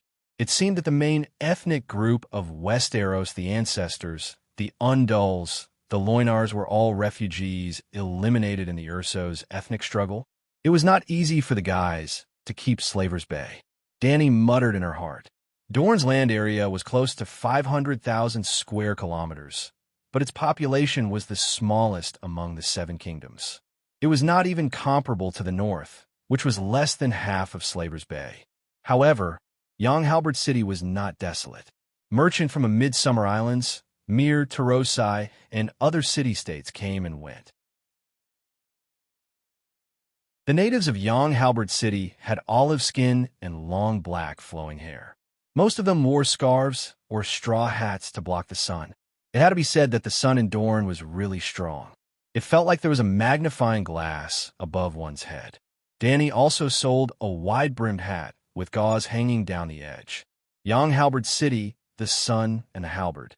The sun represented Nymeria's loiner, and the original emblem of the Martell family was the halberd. More than 1,000 years ago, when Nymeria married Mors Martell and unified the entire Dorne territory, the new Martell family began to use the halberd that pierced through the sun as their emblem. If you think about it carefully, it's vivid and meaningful. Young Halberd City was brown in color. The brown gravel streets and brick houses were not as tall and clean as Volantis, nor were they as exquisite as Lys Gardens. The style was simple and monotonous, but it was very practical. With Prince Martell's old palace as the center, it was surrounded by 3 curved walls. The streets and houses were in between the curved walls. To use a common analogy, the layout of Young Halberd City's walls and streets was somewhat like an 8 trigrams array. Yes, the most simple 8 trigrams array that was copied after being extremely castrated. However, it did have the effect of confusing people. If not for the experienced Barristan leading the way, Danny would have gotten lost in the circular streets that were almost exactly the same. After more than an hour, they finally passed through the 3 curved walls and arrived at the administrative center of Young Halberd City outside the old palace.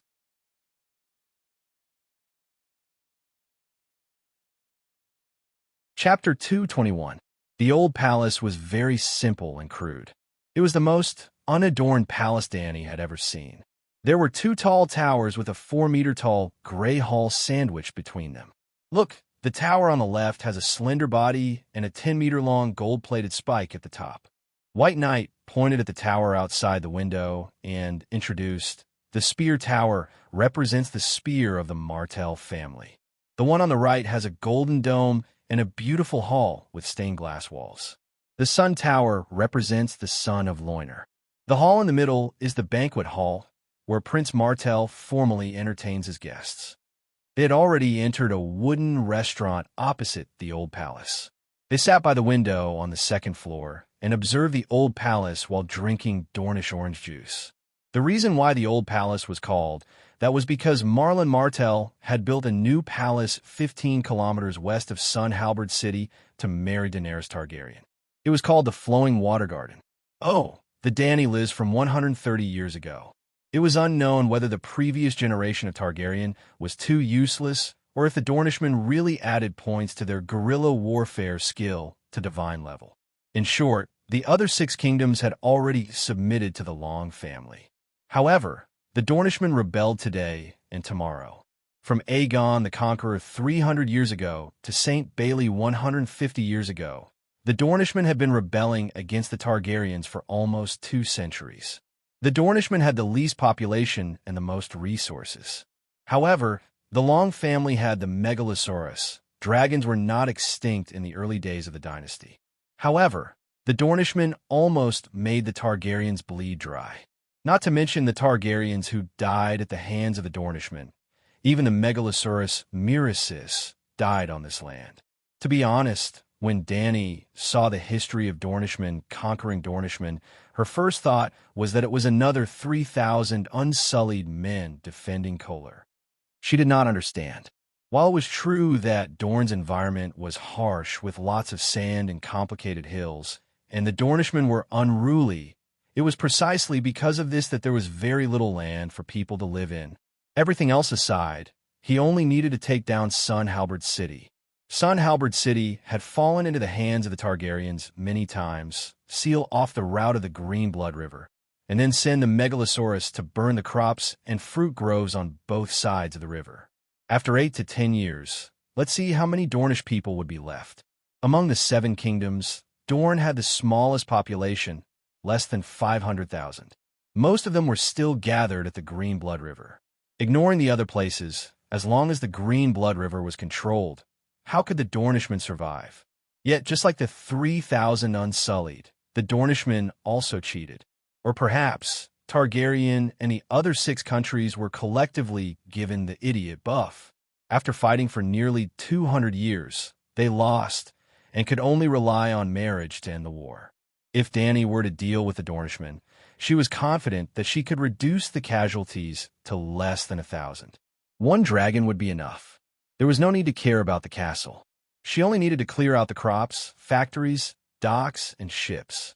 It didn't matter if the Dornishmen were convinced or not. She only needed to insist on beating Dorne back to the Stone Age within 20 years. If she was given 50 years, she could even end the Dornishman civilization and make all the Dornishmen unable to even write their own names. They would completely become a group of primitive savages. All right, I digressed. Dany wasn't the first Dany Lith of the Targaryen family. 100 years ago, the Targaryen family couldn't endure anymore and married Martell in humiliation. Both parties exchanged sisters. You marry my princess, I marry your princess. The princess who married Martell was called Dany Lith. To put it bluntly, Dany Lith was a variant of Dany C. Even Dreamwalker Dany C might not necessarily be the first generation. Who knows how many Dany ancestors the Targaryens had in Valeglia in the past 6,000 years? Do you want to meet Prince Martell? White Knight asked softly. Meet him for what? He isn't the most loyal ally of the Targaryen family, but he must have a common enemy with you. Barristan slowly spat out a name. Tywin Lannister. Tywin is dead. I don't think Prince Martell is that easily satisfied, White Knight said. You heard on the way here. His younger brother, Oberyn, died at the hands of the Arcane Mountain. His Highness the Prince locked up the rioting sand snakes in an attempt to keep the peace. Dany spread her hands. Speaking of Oberyn Martell, one couldn't help but sigh. The fate of the spearman was truly tragic. The judicial system under the Seven Gods doctrine had a tradition that Dany felt was abnormally deceitful. It was a trial by martial arts. Any criminal, as long as he resolutely refused to admit his crime during the trial, even if there were witnesses and material evidence, he could challenge the plaintiff in a martial arts contest as the defendant. For example, Wang Wu raped Zhang San's wife. After that, the village chief led the villagers to arrest Wang Wu and tried his crimes in public.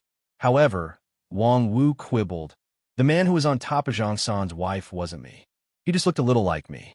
If you don't believe me, let's have a trial by martial arts. The Seven Gods will prove my innocence.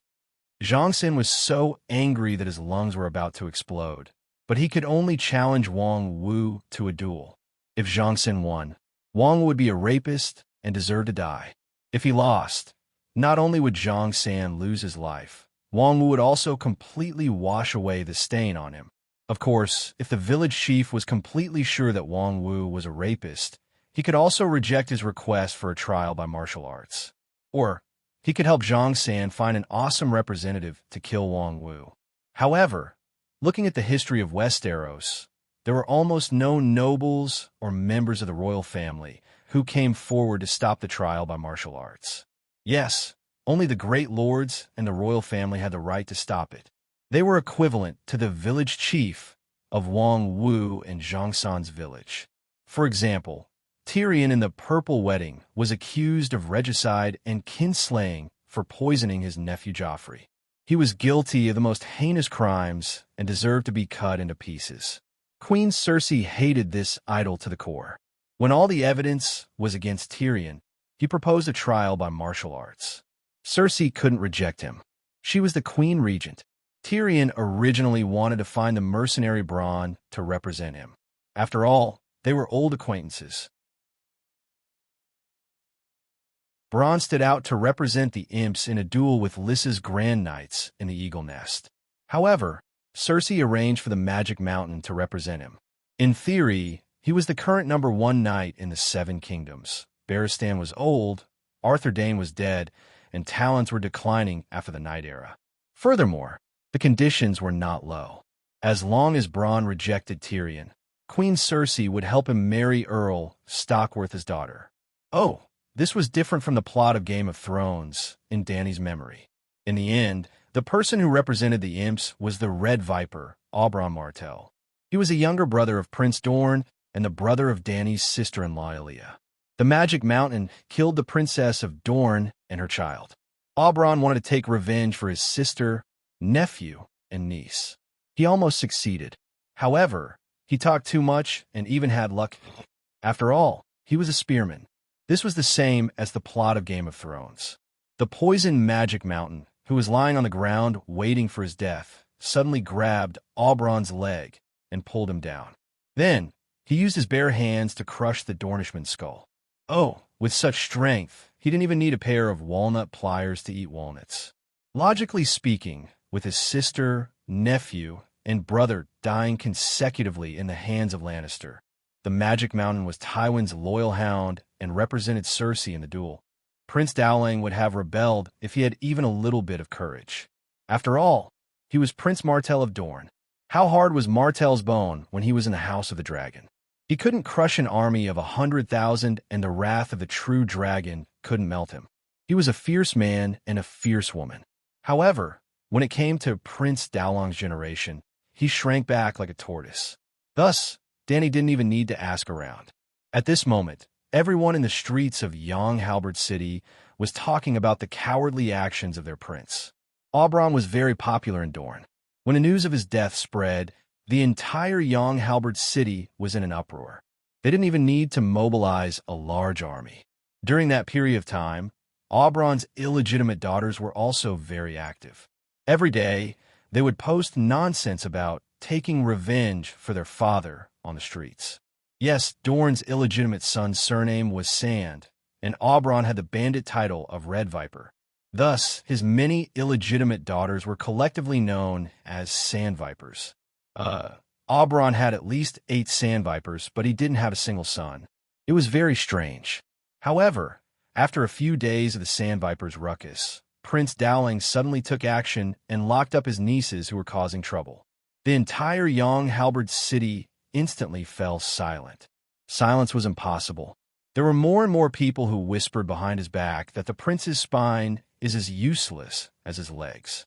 It was to the extent that Dany only walked around Young Halberd City once before she heard 7 or 8 people talking about this matter. To be honest, she was a little disappointed and also a little shocked. The reason why she stopped in Dorne was because Dany remembered very clearly that according to the plot in Game of Power, the Sand Vipers had already successfully rebelled. They had poisoned Cersei's daughter, Princess Myrcella, and stabbed the cowardly and easily bullied Prince Dowling to death. They were preparing to launch an attack on the Iron Throne. Only such a big event was worthy of her staying in Young Halberd City for a while. It wasn't the first time that the plot had deviated. Although she was disappointed, she could still accept it. However, through this incident, Dany discovered one thing.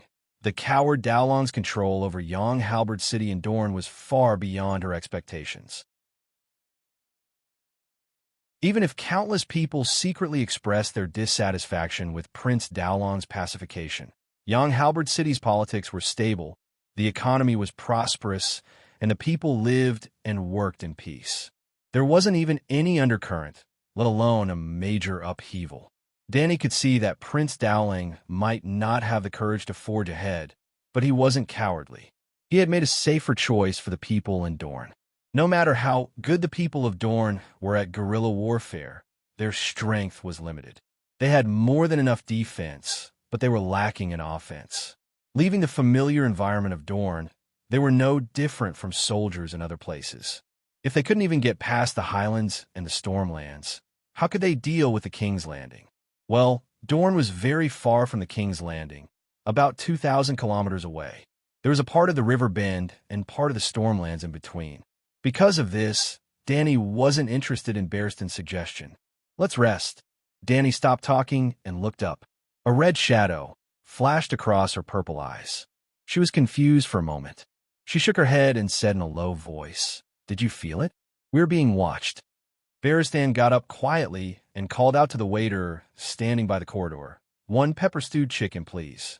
With a few words and a few routine actions, he had already inadvertently scanned his surroundings. A few crows flew past the window, but there was nothing unusual. "No one's watching us. Are you sure you are not mistaken?" The old knight sat down and asked doubtfully, "This?" Dany heard him and stood up to look around. She didn't even miss the street outside the window, but she didn't find anything. It was close to 2 in the afternoon, long past the mealtime. Although they weren't the only 2 people in the lobby, it was very empty. There were only a few silk merchants discussing business in low voices. "Leave immediately after we finish eating." Dany frowned.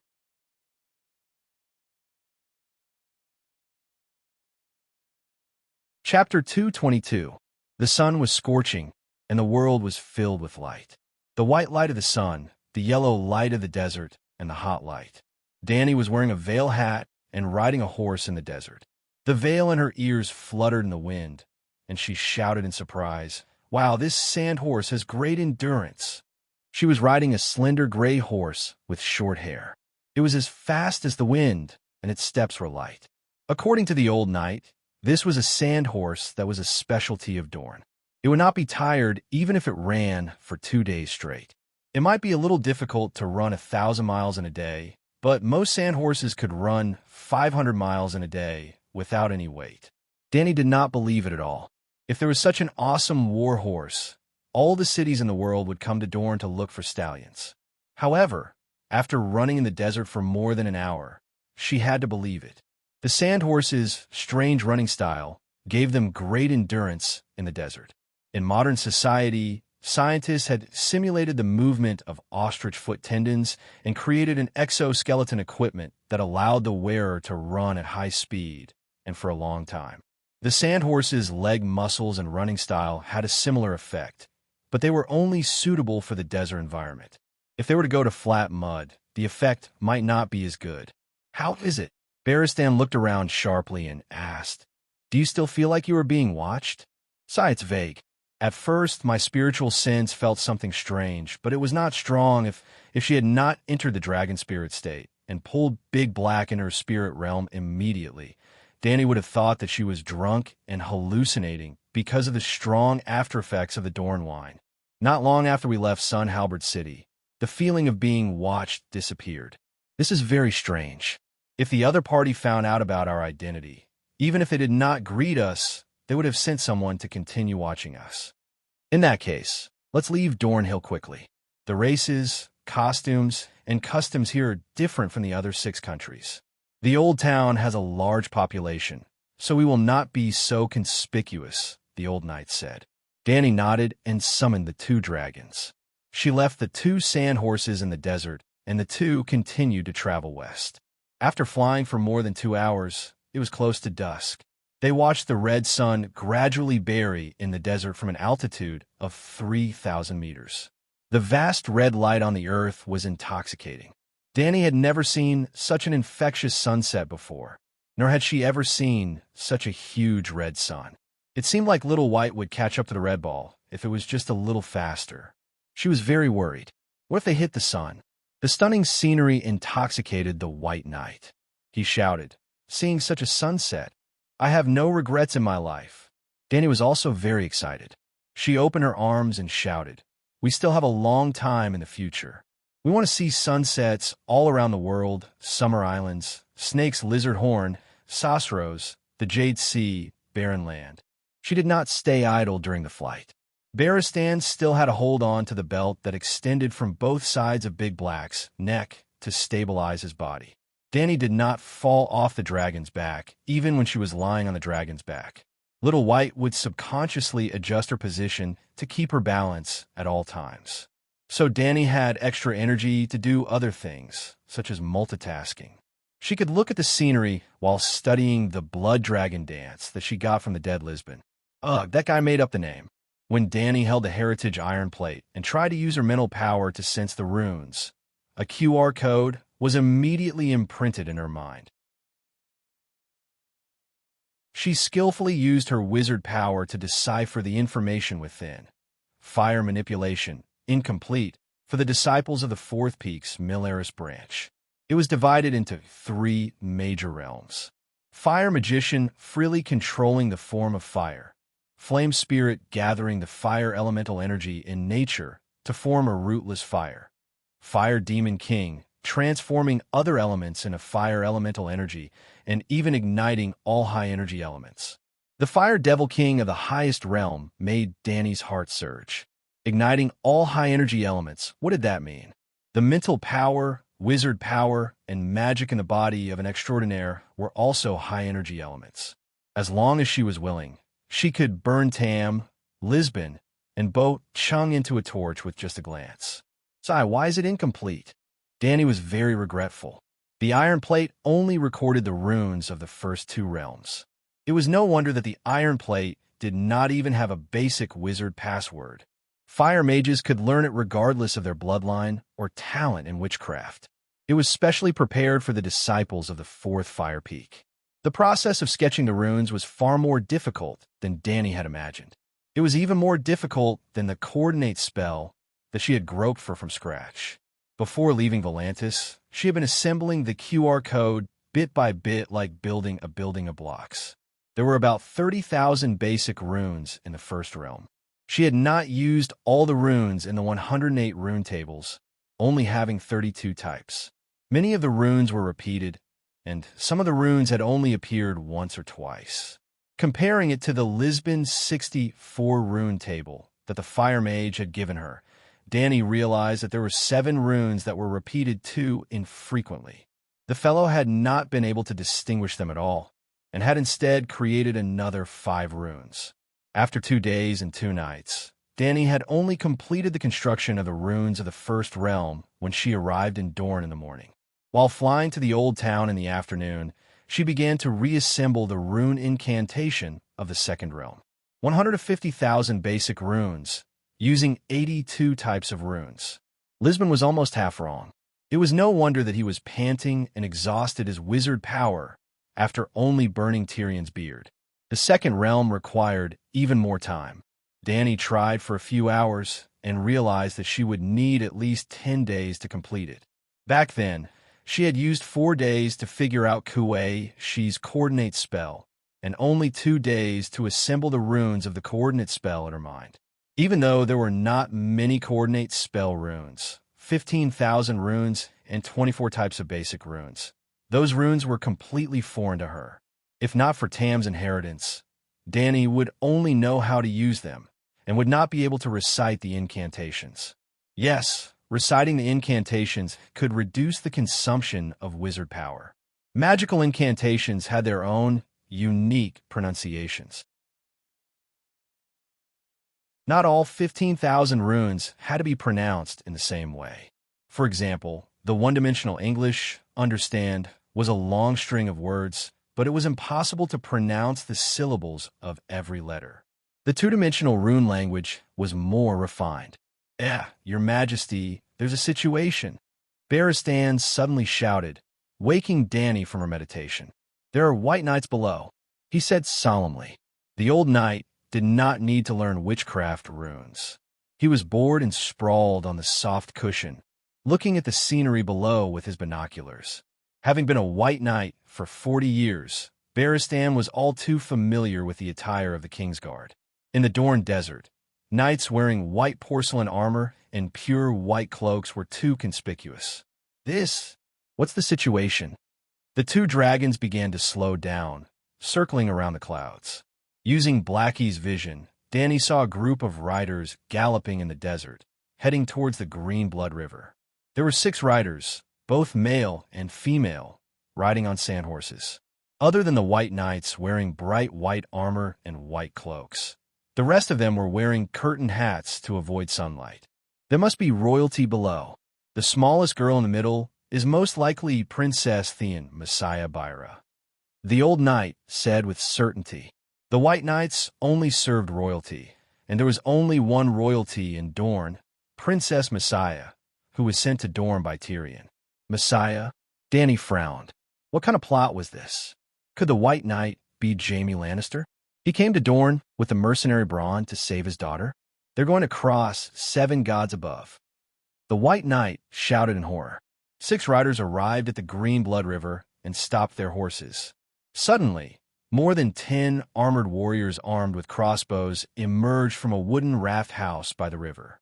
Almost without exchanging a few words, the white knights immediately drew their swords and charged towards the wooden raft. A tragic scene happened. At such a close distance, the crossbow arrows almost pierced the Kingsguard's horse into a sieve. The Kingsguard was also brave. He killed the enemy. 2 soldiers before he died. This with a cold flash of the axe. The white knight's arm was cut off at the elbow, giving him no time to cry out. The axe drew a beautiful arc, and his head, which was the size of a rice cooker, splashed into the river, blood gushing out from his neck. The entire process took less than 2 minutes, and a white knight went to meet the 7 gods. I probably won't be able to meet the 7 gods, but I might be able to meet the Mad King Aerys and Usurper Robert in hell. Danny exclaimed softly. The white knight's tragic death was shocking enough, But the other unforeseen event was even more shocking. Originally, the 6 riders were surrounded by the ambush. The others seemed to be planning to surrender. Only White Knight rushed forward. But when the ambush was distracted by the berserk Imperial guards, her companions suddenly turned hostile. They drew their swords and hacked down the defenseless Messiah. If that was really her. What's going on? The two were confused. That guy ran away. Let's go ahead and stop him, the White Knight suggested. What if our identities are exposed? Danny hesitated. Kill him, Barristan said without hesitation. Only an animal would hurt a little girl. Sir, please pay attention to your position. You belong to the Long family now. But the girl below is a Lannister. Although she was complaining in her heart, Danny thought about it and agreed to his suggestion. Sir, take off your gloves, she shouted. What for? I can't go down. What do you mean? The old knight was confused, but he still struggled to take off the lobster gloves on his right hand. Raise your arm, Danny shouted again. So the old knight raised his right hand above his head with a confused expression. Huff, huff. Whitey suddenly accelerated and circled around in the sky. When it arrived behind Blackie, it suddenly did a side flip, almost belly up, and flew over Barristan's head. Taking advantage of this opportunity, Danny, who was hanging upside down on the dragon's back, moved her lips and gently tapped the old knight's right wrist with her finger. Before she fell, Whitey's body twisted like a snake, carrying Danny and flipping her body. The entire process was as delicate as acrobatics. Ouch! Even though the old knight had been in battle for a long time and had been injured countless times in his life, he still held his wrist and cried out. What's going on? It feels like my soul was burned by fire, the old man said in confusion. Centaurs are actually quite smart.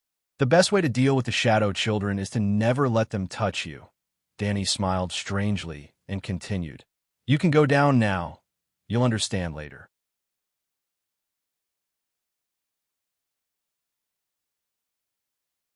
Chapter 223.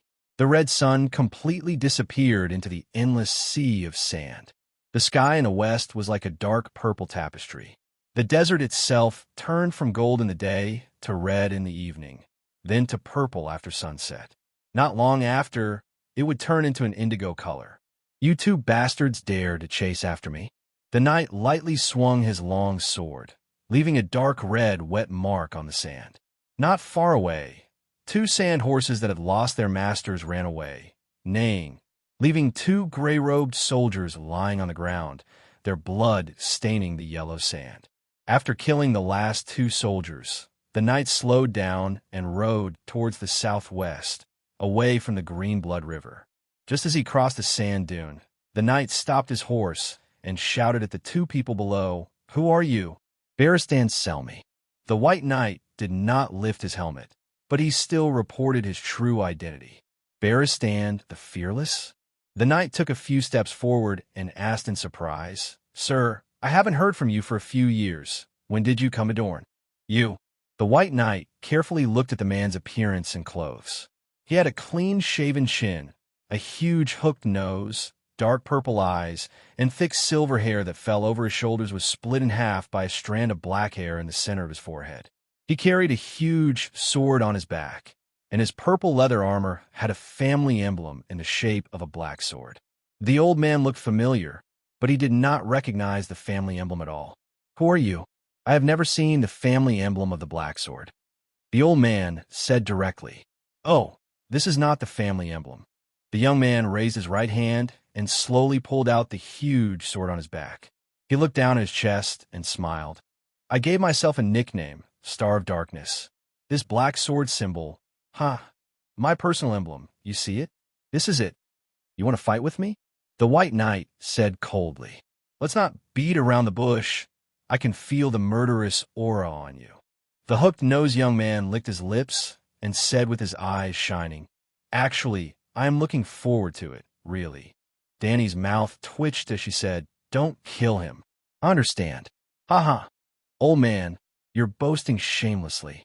I'm going uphill, and you're going downhill. I have a horse, and you don't. You're already over 60 years old. Even if you were 40 years younger, you would still lose today. Darkstar sneered and whipped his horse forward. That bastard actually kicked the spur of his horse and pulled it to the side, charging towards Danny, who was wearing a veil hat. With a sigh, Danny looked at the young man with eyes full of pity. Sure enough, the scene where Barristan hurriedly came to the rescue that the young man expected did not appear at all. Although he did not know Danny's identity, he could tell that White Knight valued her a lot. His vision blurred, and the woman in front of him moved at an astonishing speed. In the blink of an eye, she had reached the side of the warhorse, in the opposite direction from where he had swung his sword. The young man missed his attack. Although he held back 70% of his strength, his body still swayed. With this small opening, Barristan took a step forward and grabbed the blade of the greatsword with his hand. He was not worried about the iron gloves being cut. He pulled with all his strength and pulled the young man's body to the side. The young man had no choice but to let go of the sword. However, the next moment, he felt a pain in his back.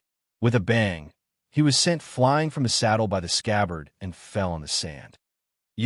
Turning over, he saw the long sword in White Knight's left hand. The long sword was still in the scabbard. His face was ashen as he muttered, "Impossible! This is impossible." Kid, you have probably been living a smooth life and have never met a pay-to-win player, right? Indeed, the iron gloves in the shape of a normal lobster would not be able to snatch the blade of an opponent of equal strength. Before snatching the opponent's weapon, the blade would have already cut through the metal plates protecting the finger. However, the old knight was wearing Valeglia's steel armor, not to mention a surprise attack to steal the sword. Even if you were to fight 10 rounds with him, you would only lose and never win. Which family are you from? The old knight asked. The young man was not stubborn. If he told the old knight his family background and identity as a nobleman, there was still a chance that he could pay for his life. If he did not say anything, he would probably be killed by the old knight. Angelo Dane. I come from the Dane family of High Hidden City, he said. The old knight was surprised at first. Then he looked relieved. Fortunately, you are not Dane from Starfall City. The name of Sword of Dawn is not tarnished. These words hurt Darkstar deeply. He roared angrily. I only lost to you because of a wrong judgment. If we fought again, it would be hard to say who would win. How is that a disgrace to my family name? Barristan said coldly, You killed Princess Marcella. She was only 10 years old. She was still a child. Also, they had always treated you as a companion. You betrayed them and assassinated the person you should have protected. How did you know? Gino Dane's eyes widened. He stammered, Did you join that coward Dowling? Then he said doubtfully, That can't be right. You don't even know who I am. You can't be the pursuer sent by Aelio Hedda. I was nearby. I saw everything, the old knight explained. I admit, I really wanted to kill her. Unfortunately, I failed. Gino sighed with an unpleasant expression. He explained, From the beginning, I did not agree with supporting Marcella to become king. Dowling was too weak and was unwilling to start a war. But as long as that little lioness was killed, the King's Landing would definitely declare war on Dorne. Only then would Dorne's shame be washed away. Who supported Marcella's ascension? Danny asked. Arain Martell. Danny knew her. She was the eldest daughter of Prince Dowling and the heir of Prince Dorne. Why'd she do that? She started a war to avenge Oberon and Ilia. Her goal was roughly the same as mine, but she was too stupid. She tried to push Marcella and her brother Tomon to fight for the throne. I'm going to laugh my head off. It seemed like this fellow was the representative of the Dornishmen's radical faction. What is the relationship between Dane of Hyrene City and Sword of Dawn? Danny looked at the old knight. The main family and the branch family, the lord and the vassals. Dane of Starfall City is the main family. I see. Just like Stark and Khal Karhold City. Danny nodded. The Long family could also be imitated. These branches had almost never rebelled. Theon of Bela, seemed to be a branch family of the Targaryen family. The first Duke of Phoenix's Rest, Theon of Theon Bela, was said to be Aegon's illegitimate brother. In the end, could it be because of the illegitimate bastard bloodline? Darkstar complained. My family's history can be traced back 10,000 years, all the way to the legendary Dawn era. Why is that relative of mine the only Dane that people remember? Obviously, he is the greatest knight of this era. Barristan said calmly. Because he has a great sword. Darkstar said indignantly. Perhaps, but more importantly, he has a great heart. No matter what the situation is, that relative of yours will never harm a child. You can tell that to Lannister. How did Prince Rhaegar's 2 children die? Gino sneered. Barristan glanced at Dany. After getting her signal, he walked forward and took out Sir Gino's belt, tied his hands, and threw him to the other side of the sand dune. Your Majesty, what do we do now? He asked. Let him go. Let's not get involved in the affairs of the Dornishmen. To be honest, if this Dane came from Starfall City, Dany might have thought of pulling him into the team for the sake of the orphan of a loyal vassal. However, this fake strength aside, his temperament was too extreme. In other words, he was too egotistical and had his own ideas. This was not the way of a vassal. The old knight nodded and walked back to throw Darkstar's greatsword on the ground. Then, he left without looking back. Wait a minute, Gino shouted, but the two ignored him. He clenched his teeth and shouted, Dany, rise. This time, the two who were leaving reacted. Dany suddenly turned around. What did you say? Gino's face lit up. He quickly asked, You are the Dragon Queen, Dany Rhys Targaryen, right? Dany did not deny it. Instead, she asked curiously, How did you guess? Ah, you really are the Dragon Queen. Yes. So, the news of a slave rebellion at Slaver's Bay and the dragons and queers are also true? This news is outdated. Dany squatted beside him and asked, How did you guess my identity? The fearless Barristan, the glorious Kingsguard. I know him too well. The hook-nosed man pursed his lips at the armored knight. Or rather, we all know him. He can lack anything in his life, but he can't live without a king to be loyal to.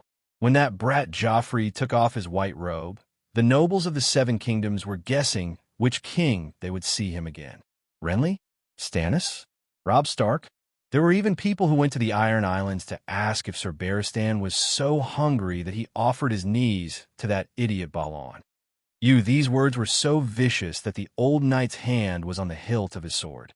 What about me? Am I wrong?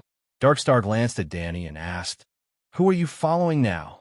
Sigh, the people of the Seven Kingdoms have seen through the old knight. Sir Barristan chose justice. He is serving justice and justice, and I am just doing what is right. That's all, Dany said matter-of-factly. The old knight was so touched that his eyes teared up. However, her words that seemed to be defending the White Knight made Darkstar's eyes widen. Can humans really be so shameless? The hook-nosed man's mouth twitched a few times before he continued. When we couldn't find Sir Sammy in all the Westeros, we had 2 guesses. He was assassinated by Joffrey, or he lost his will to fight and hid in a corner waiting for death. However, I saw a living knight, an armored knight who was full of energy. He wasn't dead. He wasn't depressed. He was strong and powerful, and his martial arts were superb. That leaves only one reason the knight has a new king, a king from the Westeros. Coincidentally, I heard the legend of the Dragon Queen at the docks. I know that a Targaryen is not only alive, but also hatched a dragon and became the Queen of Astapor. At first, I didn't believe in the legend of the dragon, but after seeing the 2 of you, when there is only one possibility left, no matter how unbelievable it seems, it is still the truth. At the end, the young man couldn't help but reveal a smug smile. Why are you so foolish? Dany sighed. What? The young man was stunned. The old knight pulled out Devour Son and said coldly, You seem smart, but you are really stupid. Hey, wait. The hook-nosed man's expression changed as he shouted, I have something to say. It's useless to say anything. Accept your fate. The old knight raised his long sword and slashed at the young man's neck. I want to be a Kingsguard, sir. He closed his eyes and used the last of his strength to shout in despair. The sharp blade stopped 3 centimeters away from his neck. A gentle breeze blew, and large pieces of silver hair fell to the sand. What are you trying to do? The old knight asked, puzzled. Although I have been mocking you and even gave myself the name Darkstar to show my disdain for Dawn, I've always admired you. I've always admired you and Sir Arthur Dane since I was young. I've always wanted to be a glorious Kingsguard, a great knight like the Sword of Dawn. The so-called indifference, the so-called belittlement, is just to cover up the unfulfilled desire in my heart. I really want to be a guardian knight of the true king. Jane Dane shouted these words almost in a sobbing voice. At this moment, Dany's vision blurred. She seemed to see a long-haired delinquent kneeling on the ground and crying, "Coach, I want to play basketball."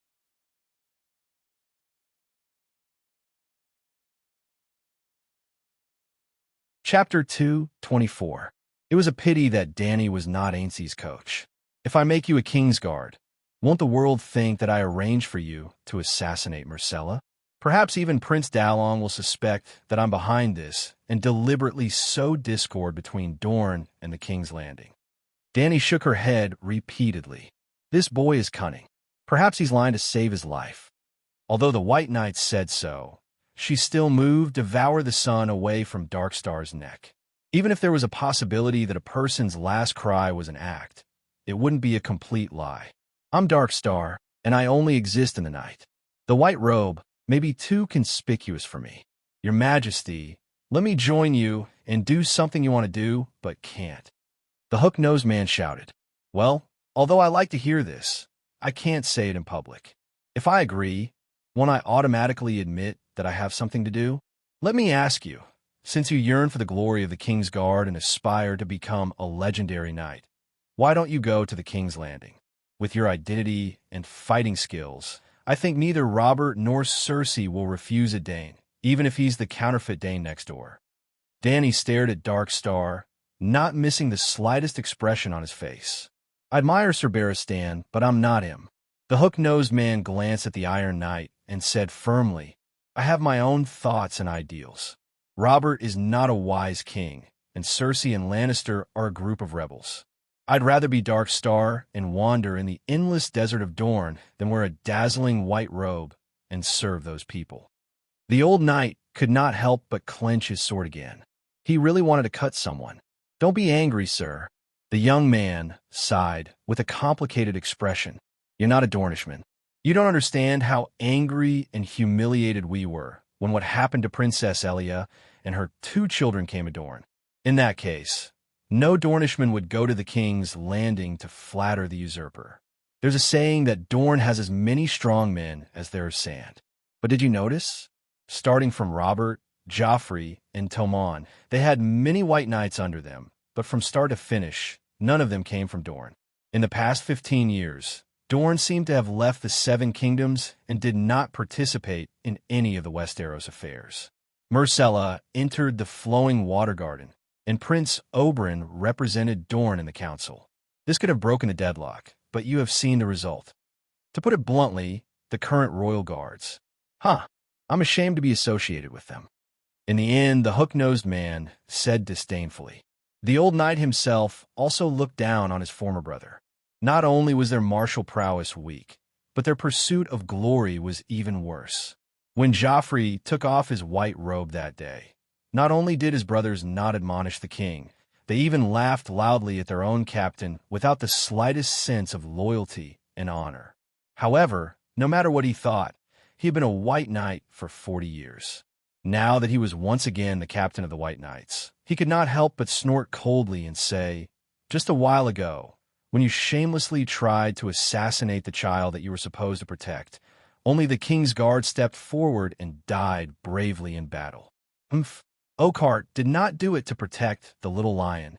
The hook-nosed man sneered and asked, Alex Oakheart was your sworn brother for 10 years. How could he not know how to protect the king? Think about it. If you had taken his place back then, would I have had the chance to assassinate Princess Myrcella? The old knight was stunned. This was what he did not understand. No matter when and where, protecting the king was the fundamental duty of a white knight. Back then, the enemy did not intend to kill him, so there was no need for a white knight to throw his life away. Also, it was because he left Myrcella's side that the Dark Star took advantage of. I saw that white knight standing in front of Princess Irene. Danny said hesitantly. That's right. That glorious white knight was one of Irene's lovers. Perhaps he thought that he was her one and only. Perhaps he was ashamed, or perhaps he was worried that his lover would be crippled or killed by the prince. In short, at that moment, there was no trace of his king in his heart. How is this possible? The old knight muttered in disbelief. What's impossible about it? From the moment the Kingslayer killed his king, the White Knight was no longer the pure and noble White Knight of the past. The Dark Star mocked loudly. His smile was bitter and his eyes were bleak.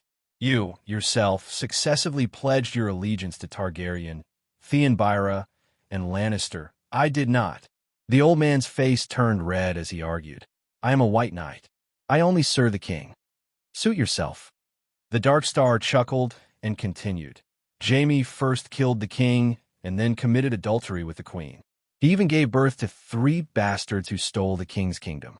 Alex Oakhart was seduced by a woman and gave up his king. The hound who took your place, Sandor Clegane, fled when the king needed him the most during the siege of Stannis. He fled. Burrows Braun was a coward. He personally handed over the king he was protecting, Tomon, to the bandits, Tyrion's men in disguise, in order to survive. The remaining few were even worse. The King's Guard, who was known as the strongest knight of the 7 kingdoms, was actually torn apart by the ragged commoners on the streets, despite being fully armed. TSK. The substitute King's Guard who joined in the past 2 years was even worse. Loras Tyrell of High Court. Everyone knows that he is a King's Guard. I really wonder why he joined the strong King's Guard. Do you dare to take a bath with him? That Osmond Kettleblack, a mercenary whose name I have never heard of before. I heard that his work is big enough, and that Queen Cersei is very satisfied with his service. This is the current King's Guard. I would rather kill the young than join them. The hook-nosed man said firmly. Not only was the old knight shocked, even Danny was shocked. The King's Guard had fallen to such a state. I currently have 3 King's Guard under me. Other than Sir Barristan, there is also Jorah Mormont, a knight who exiled himself for selling slaves, and a eunuch who was born in the Meereen arena. Other than being able to eat, he is nothing to boast about. If I were to take in someone like you who assassinated children, the quality of my King's Guard would not be worse than Tomon. Danny chuckled as she teased. This time, it was Dark Star's turn to be stunned. Could it be that this was an era of comparing the worst? Why was it so difficult to find a wise ruler to rely on? Sigh, you have the dragon. Whoever has the dragon will rule the world. You liberated Slaver's Bay. You are virtuous. Whoever has the virtue will win the hearts of the people. You dared to come to the 7 kingdoms alone to investigate the enemy situation. You are brave and smart. Now, in the 7 kingdoms, you're the only one who has the qualifications to be a king. Darkstar's tone was a little sorrowful and aggrieved. He could only pick the best out of the best. The heavens did not give him a choice at all. How about this? Danny thought for a while and said, I will give you 2 choices. First, swear in the name of the Dane family that you will not reveal my secret, and I will let you go. Second, I will give you a few missions that will send you to your death, and after you complete them, I will consider making you the number 1 substitute. Number 1 substitute? If there's a shortage of people, I will let you join the King's Guard as a substitute. Darkstar's expression was blank, and the word fuck was spammed in his mind. Give me a few missions that will send me to my death, and consider making me the number 1 substitute. Yes, I admit that it is wrong to assassinate children, and it is reasonable for you to look down on me. But I'm a noble Dane, a noble family with 10,000 years of history, a relative of the Sword of Dawn. You can't humiliate me like this. But when he was still hesitating, Barristan immediately advised, Your Majesty, this guy does not have the spirit of knight and is not qualified to be your King's Guard, even if he is the number 1 substitute. And with just a few words, it is impossible for us to see through his character. Didn't the muscular Beavos also become the number 1 substitute for half a year? He only followed the queen to fight wars for a month, and was immediately promoted to an official Kingsguard. Without waiting for Darkstar to refute, the old knight continued, "One more thing, if you include him, 4 of the 7 Kingsguard spots will be used up. To be honest, other than me, Mormont, Bevo's, and this Darkstar have bad reputations, and their family backgrounds are not good as well.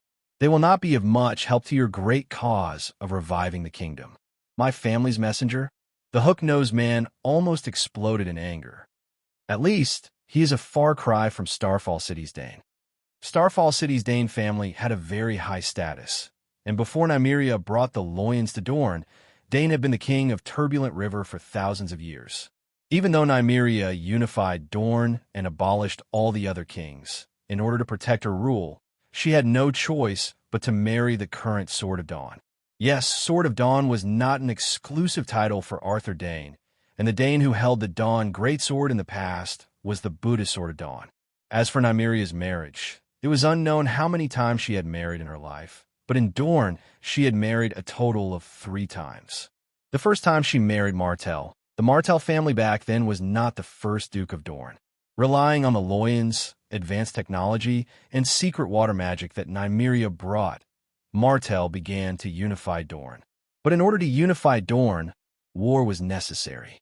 Dorne had as many strong men as sand, and there were many ruthless kings like the Sword of Dawn. Not long after, Nymeria's first husband, Mors Martell, died on the battlefield.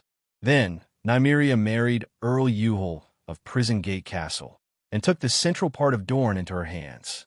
But not long after, her second husband died in battle, and Nymeria married again. This time, she found the current Sword of Dawn, Davos Dane.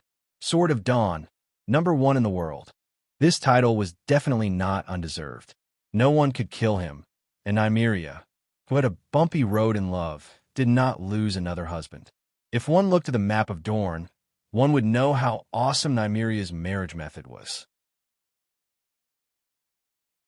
She controlled Martell in the lower reaches of the Green Blood River, Prison Gate Castle in the Sulphur River Basin, and Starfall City in the Turbulent River Basin.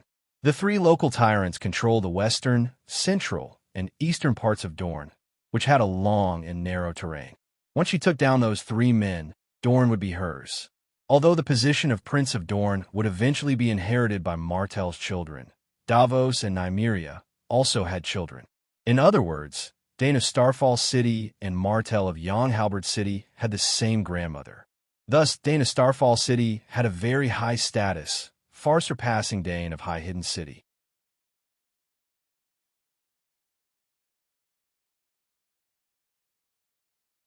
Chapter 225. Your Majesty, you should try your best to keep the position of the Kingsguard. After the long winter, when we restore the Targaryen dynasty in the Westeros, the remaining White Knights can be used to rope in the nobles, the old knight advised. What he said made sense. Look at the Mad King Aerys, the White Bull of the old Count Hightower, the son of the Guardian of the West, Jaime Lannister, Prince Dorne's uncle, Levon Martell, Oswell Heen of the Heen family in Hellenberg, and Dawn Swordsman of Starfall City. Even the lowest-ranking Barristan and John Derry. One was the heir of the Count of Harvest Hall, and the other was from Derry City of Aegean. Yes, Barristan gave up the title of Count and gave his inheritance and fiancé to his cousin. The Derry family was once glorious for thousands of years. At that time, even the Tully family in Aegean was not as good as them. It was only in the recent few hundred years that they slowly declined. However, the Derry family was the most loyal royalist. As a noble in Aegean, they did not care about the Tully Duke, who was directly under their lord, and stood firmly on the side of the Targaryens. For example, Sir William, who brought the orphans of the Mad King Dany, Rhys, and Viserys to escape from the Westeros, was a Derry. Well, the White Knight John Derry and the royal family's martial arts instructor, William Derry, were brothers. Aerys Kingsguard was probably the most brilliant generation of the Kingsguard in history. However, such a strong Kingsguard could not bring the Mad King and his son, which showed how much of a scam they were. If Doe was placed on the Iron Throne, the dragon family would be safe and secure.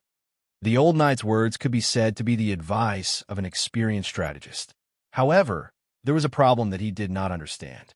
The long winter would not be so easy to pass. I need someone who is smart and brave, loyal and not afraid of death to do something, Danny explained. What is it? I'll do it. The old knight patted his chest and volunteered. Her Majesty the Queen, would not bear to send you to your death. Dark Star, who was lying on the ground, sneered. Yes. Danny nodded and looked at the hook-nosed young man. She said bluntly, it's very dangerous. I can't guarantee your safety. Dark Star fell silent and asked with a frown, tell me about it first. What is it? Something that concerns the fate of the world. Jennerdane's handsome face started to twist again. Be more specific, he said. Danny rubbed her chin and said slowly, currently, of the 9 free trade city-states, Volantis and Reese have already been confirmed as members of the Alliance. Tarosai, Mill, and Coer joined the United Nations that sealed off Slaver's Bay. They even promised to seriously consider sending troops to join the Alliance. Pintos, Novos, and Rolas had relatively weak military forces and were too far away from Slaver's Bay. Their current attitudes were unclear. Lastly, Bravos had the strongest naval power among all the cities. They might be hostile to me, but they would never join the Slave Master Alliance. Since the enemy has joined vertical, I can also join horizontal. But although I am the strong Qin, I still lack a Fuzhong and Su Qin. Although the two of them didn't understand a few words, they understood the general meaning. You want me to be your representative to negotiate with the other city-states? Dark Star grinned and looked regretful. How did you provoke so many enemies? I thought that Lannister and Tyrell were already insurmountable mountains, but compared to the 9 free trade city-states, they sigh. He really regretted it. If he knew that she was so hated, he wouldn't have joined in the fun. He didn't care about the suffering of the slaves at all. The Dornishmen thirsted for revenge and the blood of lions. He only wanted to serve a wise master and rise to a high position while taking revenge, becoming a legendary knight that everyone praised. Danny sneered and provoked him. Aren't you the Dark Star? After taking on such a title and wanting to surpass Barristan and Sword of Dawn, how can you not do something earth-shattering? Or perhaps you only have this little bit of tolerance and vision, and you only know how to bully children and bully them? The hook-nosed young man was not enraged, nor was his face flushed with excitement. He calmly thought for a moment and said, I failed to assassinate the little lion. Prince Dowling will definitely blame me for his daughter holding the princess hostage and fighting for the throne with Tomon. In the coming days, I will be wanted by the king's landing in Dorne. I can't even return home. I can leave the Westeros and hide for a while. Oh, you agree? Danny raised her eyebrows and asked, what should I do? Go to Bravos first and ask the Sea King why a faceless one would assassinate a liberator of slaves. Also, I had a meal at his house back then. Why didn't he talk about our old friendship? Dark Star's eyes widened and he was stunned. Gulp! He swallowed hard and shouted in disbelief. Your Majesty, just tell me, how many enemies do you have? Well, you should ask, who are my allies in this world? Danny tilted her head and said, all right, who are your allies? Your family's high-hidden city. What? Dark Star was confused. Since you have joined me, the high-hidden city of the Rapids will naturally be tied to my chariot. Danny said matter-of-factly. At this moment, the hook-nosed youth's face twisted like never before. I want to get off. This white knight reserved slot should be left to other great nobles. Dane of high-hidden city is not blessed enough to enjoy it. Besides, this child has been eating sand in Dorne. He has not seen the world. He is scared silly.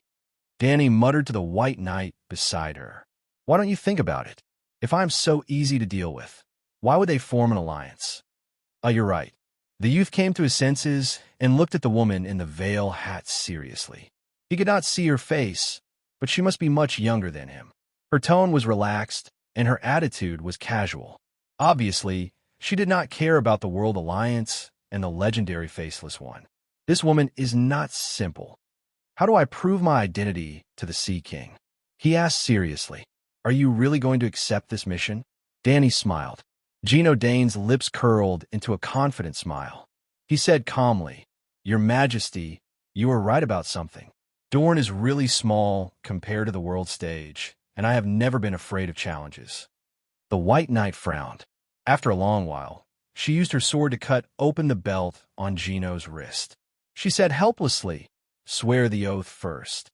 Gino held his silk pants with one hand and supported himself with the other. He got up and nodded. "All right," I hiss. Two beastly roars that made one's heart palpitate suddenly came from the lead black sky.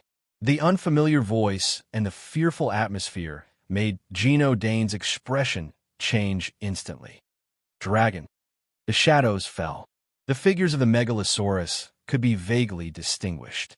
One was a white dragon, and the other was a black dragon. Burp. The white dragon seemed to have burped. It opened its mouth wide and spat out a fireball the size of a wash basin. It was round and spinning. It was bright red, like a small sun rising in the dark desert. Gino Dane was not the only one who was shocked. Even Barristan was speechless as he looked at the sun that was suspended in midair. Gino's pupils suddenly shrank. He actually saw another girl wearing a veil hat jump down from the white dragon's back. When he turned back, the girl who was standing beside him just now had disappeared. Or perhaps, did she really appear before him? Darkstar shuddered. He suddenly felt that everything in front of him was blurry. It was as if he had fallen into a dream. His previous understanding was being broken one after another. Everything suddenly seemed so unreal. You haven't even seen magic before? Dany took off her veil hat, revealing a head of black hair that was as black as ink. Under the bright red fireball, the girl's smooth and fair cheeks could be seen clearly. Her small and delicate facial features and heroic spirit exuded from her. She was a beautiful girl with a valiant disposition. She looked very energetic. However, Gino completely ignored the appearance of the queen opposite him. All his attention was attracted by the fireball above her head. The wash basin-sized fireball seemed to have a life of its own. With every step she took, it would float a certain distance away. When she walked to the left, it would also float to the left. It was always 2 meters above her head, no more, no less. Magic? What kind of magic is this? The old knight was shocked. It's a skill to control fire that I exchanged from the fire mage during the last transcendent gathering. It's a little trick for street acrobatics to earn money. Dany raised her right hand up high as if she was holding it up. The fireball slowly descended. The bright red light reflected on her cheeks and made her blush. In the end, the fireball floated an inch away from her palm. As the lava-like ball spun continuously, the hot air waves spread out and blew Dany's hair behind her head. This is a little trick? Gino Dane's throat was dry. He was not an ignorant country bumpkin. He had seen too many fire mages perform at Young Halberd City's pier. However, he dared to swear in the name of his ancestors that he had never seen such a powerful flame in his life. This was power. The Dark Star was a knight, not a mage. He could not sense things like magic or witchcraft. However, when he first saw the fireball, his instincts as a swordsman warned him to stay away from it. Once it explodes, he would be finished. Yes, he had a feeling that it could explode at any time. The fire mage uses normal flames. I use dragon flame. That's all. To be honest, Dany herself was very shocked that it could have such an effect. She was prepared to ride the dragon and land on the sand to personally accept Knight Gino's pledge of allegiance. However, when she realized that the sky was dark, she had an idea. Why not use the dragon flame as the source of the flame and try out the fire control technique she had just learned?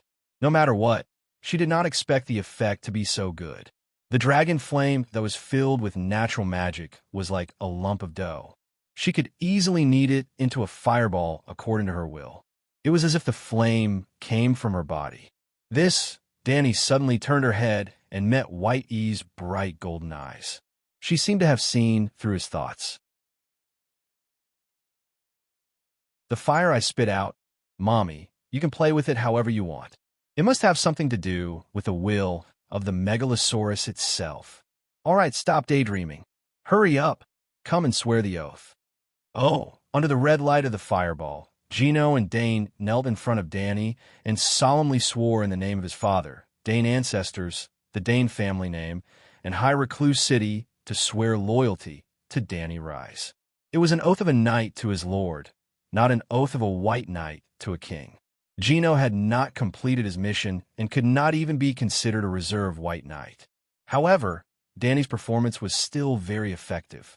Facing the Dragon Queen, who not only had a dragon, but also knew mysterious and powerful magic, the usually rebellious Dark Star also gave 60% of his loyalty on the spot. When Danny promised to reward him with a steel sword of Alleglia, the excited Sir Gino immediately gave another 20% of his loyalty.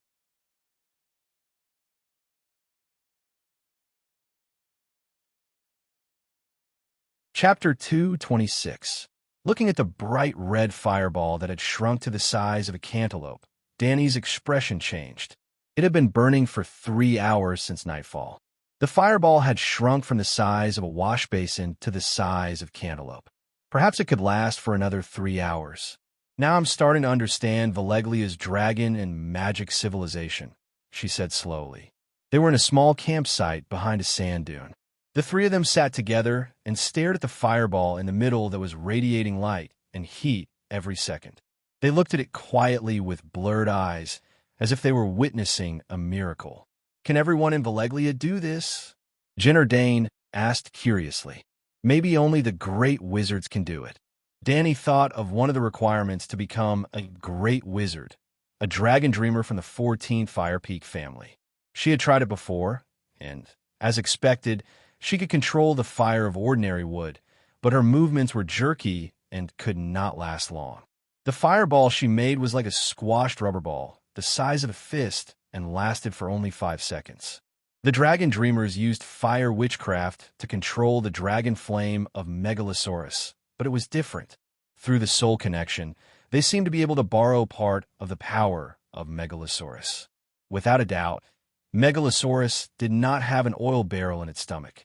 It was similar to the tailed beast in Naruto, which used its own spiritual power to combine with the fire magic elements in nature to form a magic flame. This was verified by Danny herself. She opened Blackie's mouth and checked carefully.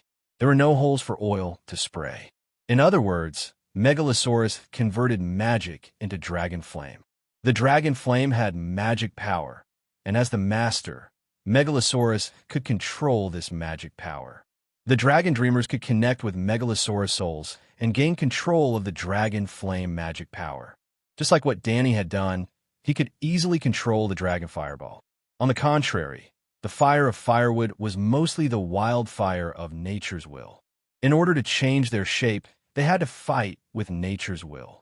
It was harder to control than the dragon flame, which had a higher energy level. Of course, for ordinary fire mages, nature's will was definitely easier to deal with than Megalosaurus's will. Only in the hands of the great wizard of Megalosaurus could the fire control spell be used to its full potential. Just like how I used the magic of the Megalosaurus to light up the fire and roast the meat, the people of Alleglia must have gone one step further and invented a spell to extract magic from the magma. It's incredible, Danny murmured. Barristan was worried that the queen would fall into a fanatical pursuit of witchcraft. He could not help but advise, Your Majesty, no matter how glorious Valeglia used to be, it has been destroyed, which means that their path was not right. I just feel sorry for them. Danny understood his good intentions. She smiled and sighed. This world is too peaceful. It has developed steadily for millions of years, and we haven't encountered any alien civilizations. What alien civilization? Darkstar asked curiously. Danny thought for a moment and said, In the era without large ships, Westeros and Ursos did not communicate for millions of years. It was like two independent worlds. The children of the forest are to Westeros what we are to this world. They are content with the status quo, believing that a peaceful life is as eternal as the rising and setting of the sun. Then, the ancestors who used bronze weapons came. In less than 10,000 years, the children of the forest with a history of millions of years were almost extinct. So, open your eyes and imagine that there is another world outside the known world. Its development is not weaker than the magic civilization of Valeglia. What would our ending be? This. The greatest ambition of the two natives was to become a legendary knight that was praised by others. The civilization war was as far away from them as the Milky Way. That's impossible, right? How can there be another world outside the world? Darstar said, confused. In the end, he was still young and had a flexible mind. His ability to accept new ideas was stronger. Although he said it was impossible, he felt that the Dragon Queen's words made sense. The children of the forest might have had the same idea as you. Then, in the face of danger, they became extinct, Danny said calmly. Barristan frowned. Your Majesty, aren't you thinking too much? We are not scholars. There is no need. Scholars? Danny smiled bitterly. I don't know what's wrong with scholars. After thousands of years of development, the magic civilization has not been created. The development of science and technology is almost stagnant. Sigh. Let me ask you, how long did it take for Valeglia to become the overlord of the world? Less than 1,000 years. After following Danny and collecting so many secret books of Valeglia, the old knight had roughly flipped through them and knew a lot of secrets. 1,000 years. From a nomadic people who didn't even know how to forge iron, to a super civilization that can extract the power of earth fire. This is the normal path of development. The technological civilization on Earth started from the Renaissance in the 14th century. In the 20th century, people on Earth were able to use nuclear energy.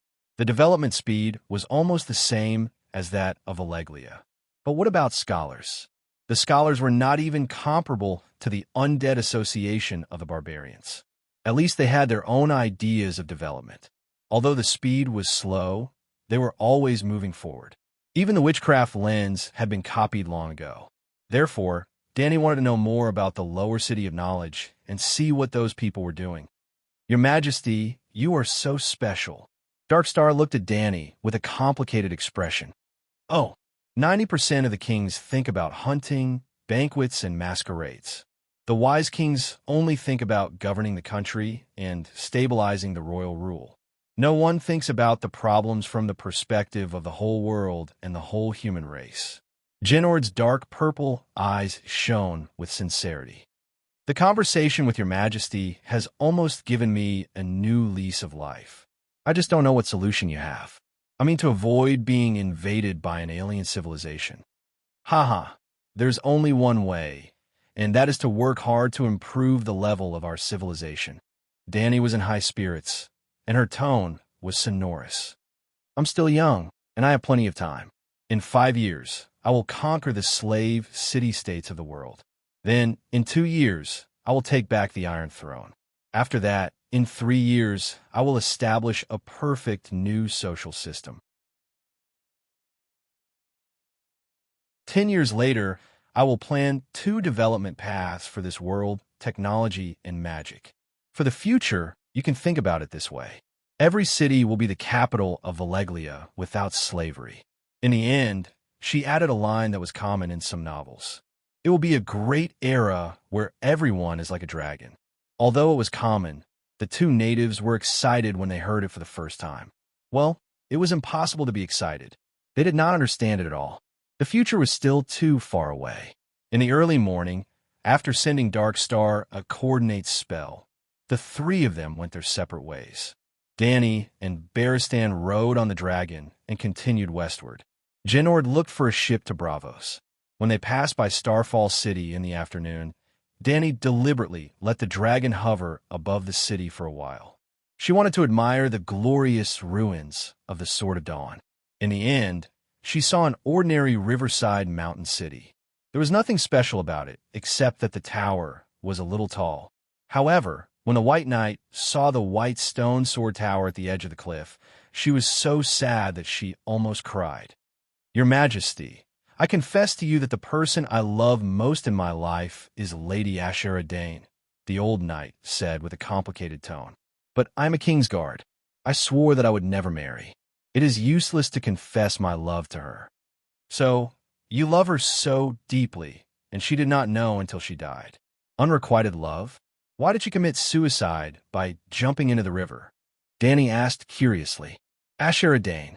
Other than her identity As Arthur Dane's sister, Dany knew little about her. She only heard that I'd had an affair with her and had a child named Jon Snow. That was nonsense. The old knight said gloomily, Ashera had a miscarriage. Maybe she was heartbroken by the loss of her child, or maybe it was because of the man who tarnished her reputation at Heron Castle. I'd Stark? Yes. Some say that his illegitimate child is Ashara's child. No, her child was not saved. If the child was still alive, she would not commit suicide, the old knight said with certainty. How can you be sure that the child's father is Ed Stark? Although he had never seen him, Sir Jorah always had admiration and complaints whenever he mentioned him. He admired his integrity and complained that he was heartless. I don't think he would do something like making a noble woman pregnant before marriage, right? Dany asked curiously. In Heron Castle, I saw the two of them fall in love with my own eyes. That kind of sigh, I can't be wrong. At this point, Dany did not have the nerve to ask any more questions. They crossed the turbulent river and left Dornhill. They entered Riverbend, which was only about 500 kilometers away from the old town. In the evening, the two of them landed at the upper reaches of Honeywine River and walked to Rose Avenue. They bought 2 horses at a small inn and leisurely walked to the old town in the south. It had to be said that the infrastructure of the Westeros was really bad. There were official roads from King's Landing to the Seven Kingdoms. The Rose Road in Riverbend, the Bone Road that passed through the Stormlands and reached the borders of Dorne, the Golden Road that led to Port Lannister in the west, the River Road that led to Riverbend, and the King's Road that led to the north. However, these national roads were actually dirt roads in the countryside of the Celestial Empire. The simple texture made Dany feel like she was back in time. There's a mistake. The main road to the market in her hometown was at least scattered with gravel. However, when she went to the vegetable fields to pick cucumbers and tomatoes, she often took such dirt roads. River Bend was still relatively peaceful. Under the orange sunset, farmers were rushing to harvest the crops in the golden wheat fields. Merchant caravans passed by them from time to time. It was a very lively rural scenery. A gentle breeze blew by, bringing a sweet, fruity fragrance from the apple forest. She let go of the reins and let the horses move freely. It seems that the situation of the Westeros is not as bad as we thought, Dany said to White Knight with a smile. Da-da. The two of them were leisurely riding on horseback. Suddenly, a group of riders in old brown leather armor rushed from behind. They waved their whips wantonly and sang tuneless songs loudly. They happily rode to the south. The dirt on the ground immediately brought up a yellow earth dragon. Dany could not help but lower the tool hanging on the brim of her hat. However, she also noticed the lyrics of the riders. The general idea was sharpening a sword for 10 years, testing it today, defeating all opponents, and becoming the Night King. Freedom Knights. White Knight looked at the group of disheveled riders and was puzzled. They are going to participate in the martial arts tournament to make a name for themselves. The old town is going to hold a martial arts tournament. Dany suddenly understood. Most likely. I wonder which hider is hosting the tournament. The old knight said slowly. Dany laughed and said, That little hider has already run to Rhys to seek help from my sister. They still have the mood to hold a martial arts tournament.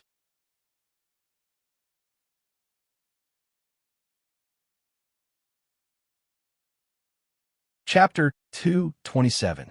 It turned out that Dany's guess was wrong. The nobles of the old town did not lose their sense of purpose. Most of the time, especially during Robert's reign, the tournament had 2 purposes. 1, to provide the upper class with an opportunity to gain glory. 2, to provide entertainment for the poor commoners so that they could temporarily forget the hardships of life in the real world. To put it bluntly, the tournament was the Western medieval version of a large-scale reality show. Music theory was still valid here. Dany understood this principle even though she had not participated in the tournament. It was all because she had learned the techniques of the tournament. Just like how her etiquette teacher taught her the common etiquette of various cities and races, Barristan also taught her the showy moves of the spear competition. On the real battlefield, it was useless. She who had personally participated in many battles, was fully qualified to say this. Why did she say so? The highlight of the tournament was the spear duel. Two fully armored knights would stab each other with long, brittle pieces of wood. They were not allowed to stab the horse, neck, face, or thigh. Points would be deducted. They were also not allowed to swing their weapons. They were only allowed to stab each other. Generally speaking, they were only allowed to attack the thickest part of the chest plate. There was also a low wooden fence between the two riders. There would not be any accidents like tripping over the horse's hooves or colliding with the horse's head, which often happened on the real battlefield. Moreover, it was a turn-based, smooth charge from the beginning to the end. There was only one chance to stab in between. It was like an elegant lady taking a stroll in the courtyard. This kind of skill was useless on the battlefield. That was not right. The spear competition required high horsemanship, strength, and eyesight. To put it simply, those who could become the champion of the tournament might not have actual combat ability, but they definitely had the talent to become a powerful knight.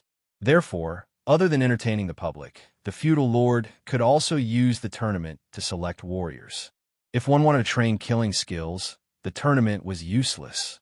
However, as a sport to train the body in horsemanship, it was very qualified. Dani had always been disdainful of the spear charging technique, but her body had honestly practiced with the old knight for a period of time. The two came to the old town and saw a large number of tents outside the city wall near the Honey River. Blue, white, gray, sky blue, red, tattered, gorgeous, as wide as a palace, as short as a large sleeping bag. The setting sun was like blood. Within the fenced area, the tents were like cobblestones by the river, densely piled up onto the city. The shields of the knights were hung at the entrance of each tent, a long line of silk pennants with the family emblems, if any, fluttered in the wind, and fine steel swords and gilded spurs reflected a dim red light in the sunset. At this time, the sky was already dark. The banquet was in full swing in the camp, and the string music did not stop. Pillars of smoke, like the white birch forest in the winter wind, rose densely and twisted into the dusky sky. From afar, the singing of the singers and the sound of the harp and strings of the musicians could be heard wobbling into the distant Rose Avenue. When Dani got closer, she saw a huge manatee with a tree trunk as thick as an arm pierced through its body. The charcoal under the manatee was bright red, and the fat above the manatee was dripping with oil like a stream. The smell of pepper, laurel, and burnt apples made the passers-by swallow their saliva. Her throat moved and her stomach rumbled. Dani stared at the yellow manatee and said to the old knight without turning her head, "I also want to participate in the tournament." The old knight gently advised, "Not all riders are qualified to participate in Sir Tyrell's banquet. Even if you enter the camp now, you won't be able to eat those delicacies. Besides, even though the manatee looks fat, its meat is a little coarse and not as delicious as beef." By asking the riders by the road, Dani and the rest also understood the ins and outs of this tournament. As expected, the organizer was the family of Count Hathar, known as the heir of the Count of Laughing Bailey and Linny's elder brother, Bel Hathar. However, outside the pure white tent with golden edges in the middle of the camp, which was as gorgeous as a palace, hung the flag of the High Court Tyrell family, a golden rose blooming on a green field. The second son of the High Court Tyrell family, Valiant Garland, had also come. They had joined forces with the Hathar family to gather free riders in the old town to deal with the increasingly rampant Timon pirates. The tournament was like a huge magnet, attracting all the free riders of High Court, Dorne, and even the Western region and the Royal Territory. They had never thought of recruiting a group of fierce leaders from the free riders, but it was easy to find 3,000 to 5,000 elite riders. There was no such thing as a mercenary in Westeros, but there were many similar professions. As a knight civilization in the Seven Kingdoms, there were almost no foot soldiers or mercenaries. In other words, if you didn't even have a horse, employers wouldn't even consider you, and mercenaries wouldn't get any business. According to status, Westeros knights were roughly divided into 4 classes: free riders, a wild knight with a sword, a broken leather armor, and a poor horse. Mercenary knights, free riders hired by the Lord. Productive knights, knights granted land by the Lord. Noble knights, nobles with titles and land. Dany and Barristan's current identities were wild knights, and there were as many of them as there were hairs on a cow in the Seven Kingdoms. Of course, there were very few female knights, and most of them had a hard time making a name for themselves. For example, Beauty Brain and Beauty Malice. Both of them had aspired to become great female knights since young. But in the inside, it was fine to be mocked, but for the strong and ugly Brain, if not for her main character, Aura, she would have been strengthened many times over. Malice didn't have the status of Count's heir and was born in a normal mercenary knight family. She didn't meet her Jaime Lannister saved Brain, and the key was that she didn't look as safe as Brain, so she couldn't survive in the Westeros. According to the red-haired Lila, her lord led a few knights and knocked her sword away, knocked her off her horse, and then ridiculed her while taking turns with her. Left with no choice, Meryl could only cross the ocean and become a mercenary in the neighboring trading city. However, her teammates weren't anything good either. After getting drunk, they went berserk, and more than half of the mercenary group took turns with her. Like a beast, they cut off her breasts, bit off her ears, chewed off her nose, and finally left a deep cross scar on both of her cheeks. She was able to survive all because of her extraordinary willpower and unyielding spirit. Fortunately, the Ragged Prince took her in, and the reputation and atmosphere of the wind-blowing group was much better than other mercenary groups. Malice met a wise lord and slowly revealed her talents and became an officer of the wind-blowing group, an interrogator.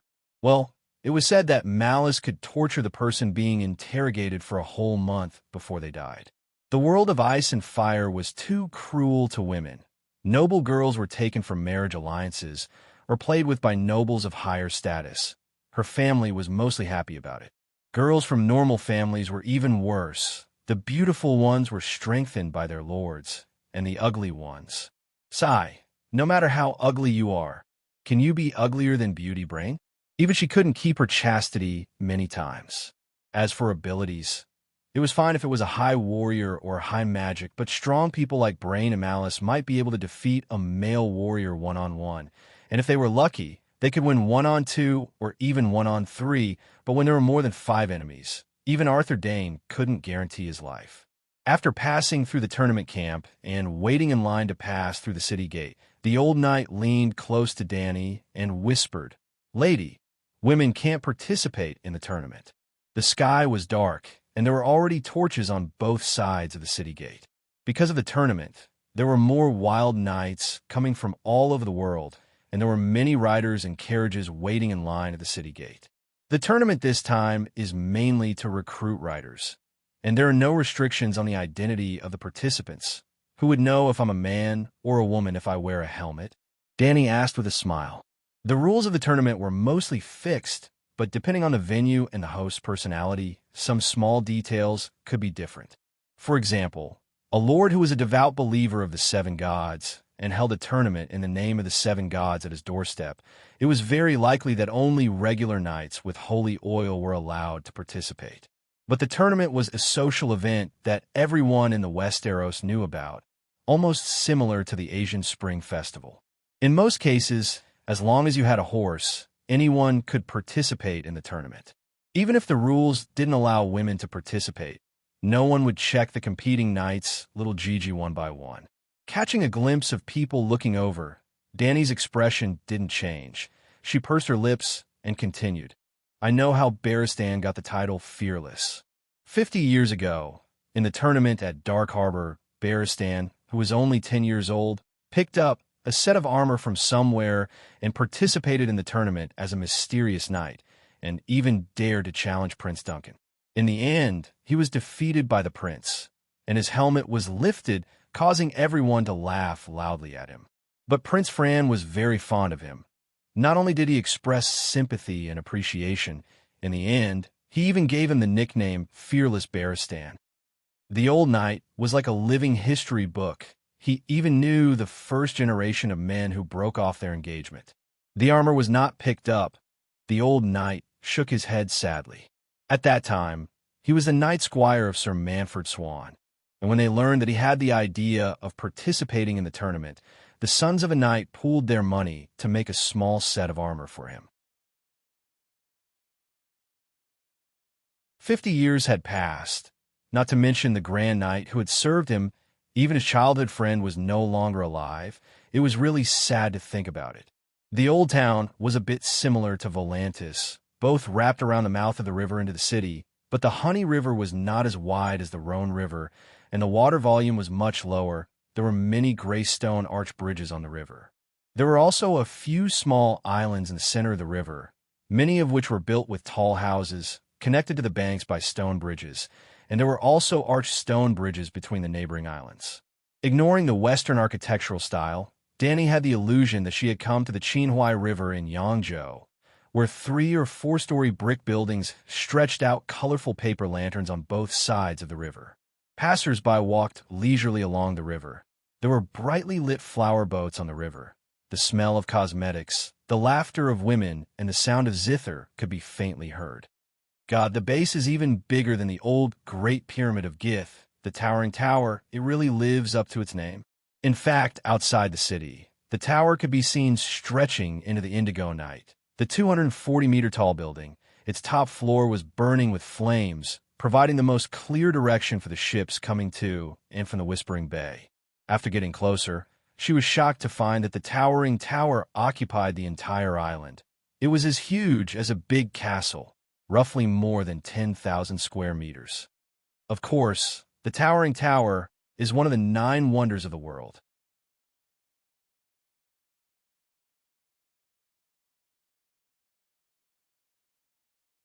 Chapter 228. The Towering Tower is one of the 9 great man-made miracles.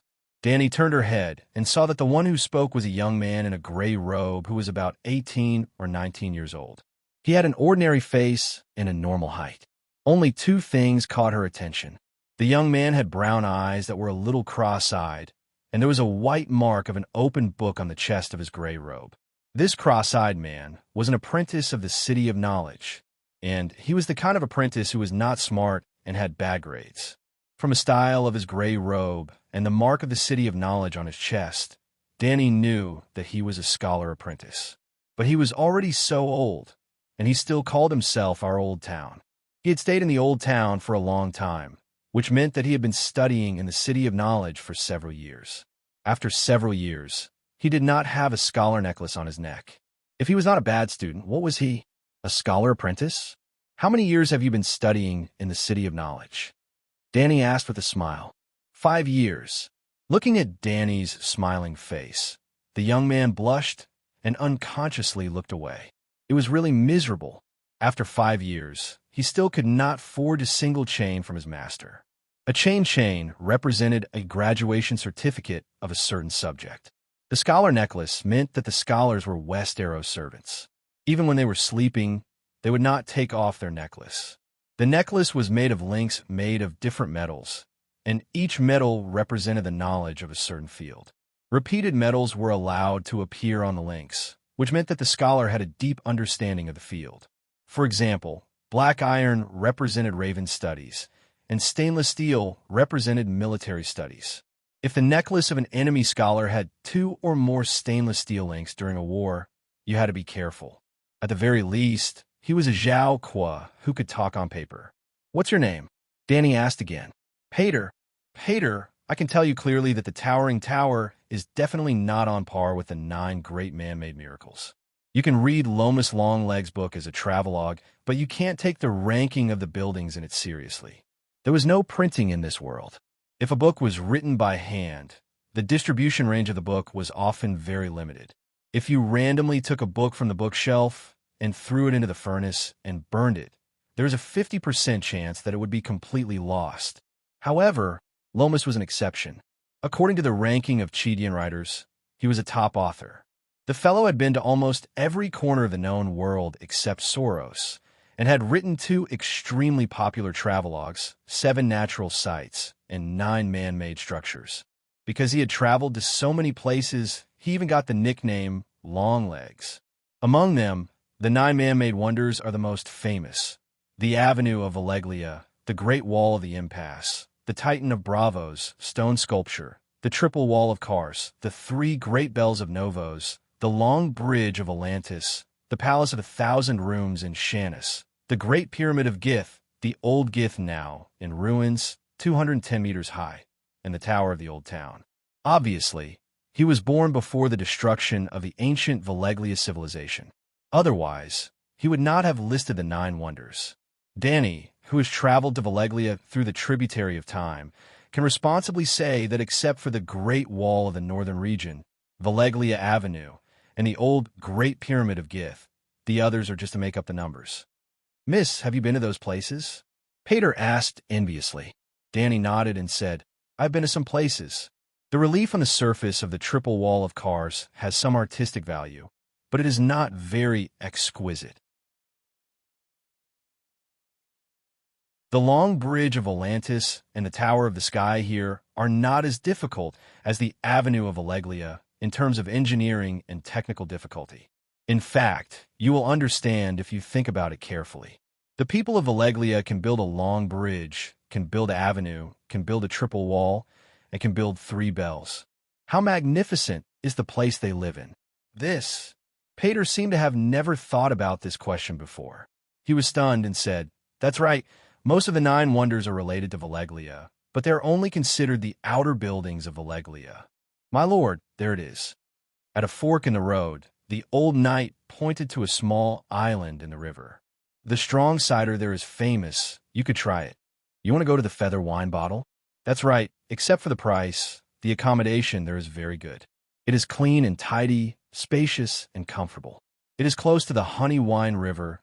The scenery is beautiful, and it is convenient to travel. Pater was surprised and enlightened. You have been there too? The White Knight asked curiously. The cross-eyed young man nodded and said, The Feather Wine Bottle is very close to the City of Knowledge. We often go there to drink. I am about to go there now. After a few words, they found that they were going the same way as Pater. Danny and the old knight were too embarrassed to ride on the horse, so they turned around and led the horse while chatting. Danny explained her background to him. Her father was a great noble in Westeros, but her mother's ancestral home was in the continent of Ursos. She died in childbirth when she gave birth to her, and she had never seen her father in her life. Well, her name was Layla Vesuvius. She was a female knight with money and leisure, traveling with her knight attendants. Pater sympathized and envied this poor bastard daughter. He sympathized with her background and envied her for being able to travel freely. Except for her name, Danny did not lie. But naturally, the apprentice thought that she was an illegitimate daughter of a noble family in the king's territory. My biggest wish is to save money to buy a donkey and take turns to ride it around Westeros with Rosie. The young man could not help but reveal his dream to the young and beautiful female knight beside him. You don't want to be a scholar anymore? The White Knight asked curiously. Oh, didn't you hear? I have a lover, Rosie. Danny laughed.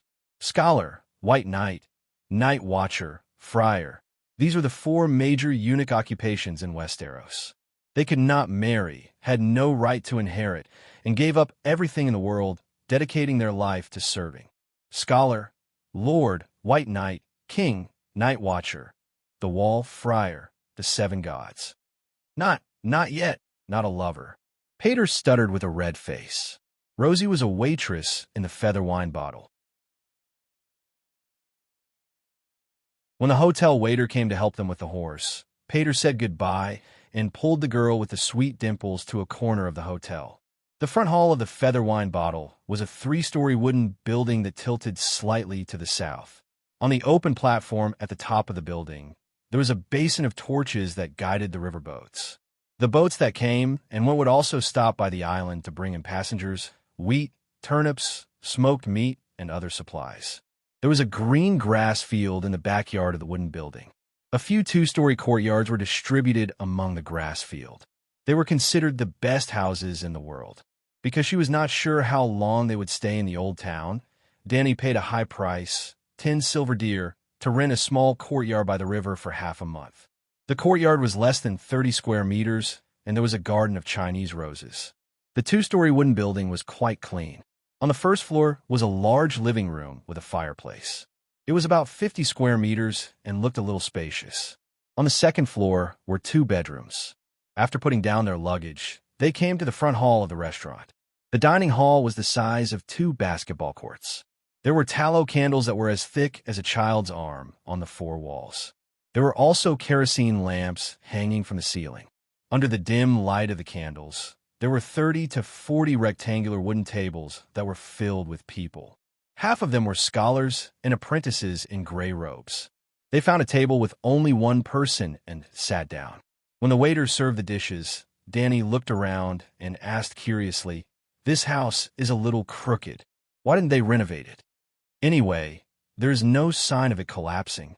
The old knight shrugged and said uncertainly, "It is said that this wooden house has a history of 600 years. It has lasted for hundreds of years. Maybe it can last for another 1 or 200 years. Bullshit. Want a wooden house? Rot." Danny sneered. "Are you from another place?" The gray-haired scholar with a necklace on his neck sneered. "You must not know what kind of wood the beams and pillars are made of." Danny looked at the pillar next to her. It was pale white under the mottled green paint. Her heart skipped a beat, and she exclaimed, "Weirwood! Oh, you are quite knowledgeable." The old scholar was surprised. "Oh my God, how much weirwood was used? If the dragon was the most miraculous animal, then the weirwood of this world was the most miraculous plant. Not to mention its relationship with the old gods. Just look at the characteristics of this material. First of all trees had a lifespan. Weirwood was the only one that could live forever without external interference. Secondly, weirwood of wood and Valeglia steel of steel, both of them had immortal characteristics. Valeglia steel would not rust or wear out, and weirwood would not decay. Therefore, even the people of Valeglia used weirwood to build the door of the Black Tower. The immortal Black Tower, the immortal wooden door, the true legacy of thousands of generations. The gray-haired scholar took a sip of green cider. The high concentration of alcohol made his nose shine like a light bulb. After taking a breath, he explained with hazy eyes, "In the early years, weirwood was everywhere in the Westeros. After the invasion of the Undulls, the monks of the 7 gods thought that weirwood was a symbol of the old gods, so they chopped up all the weirwood south of Neck, burned it, or collected it to make wood." Danny was speechless. The 7 gods, a fake religion without gods, had successfully expelled the true gods. This was almost a god's version of the Lisbon incident. A wild mercenary without any supernatural power stabbed the number 1 of the young generation of the Western supernatural world to death with a knife.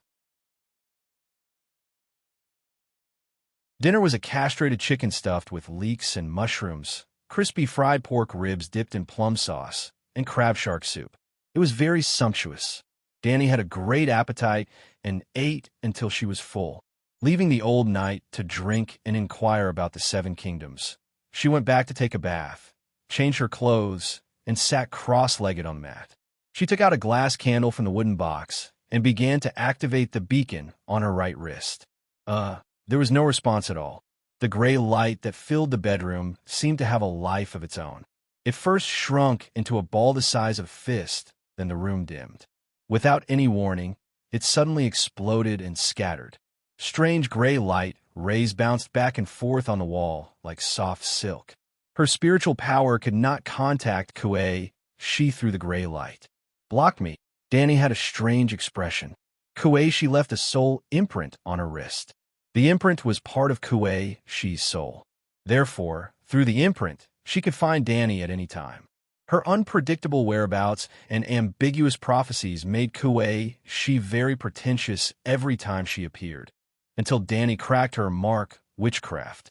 With the same principle, Danny could also locate Kuei, she through the mark. Last night, she encountered a problem with magic. She planned to find an old friend to teach her from a distance tonight, but found that she was blacklisted. Well, just like how she blacklisted Kuei, she. Whose signal is this? Just as Danny was about to urge the shadow binding night again, she was shocked to find that she had inexplicably found a new communication channel.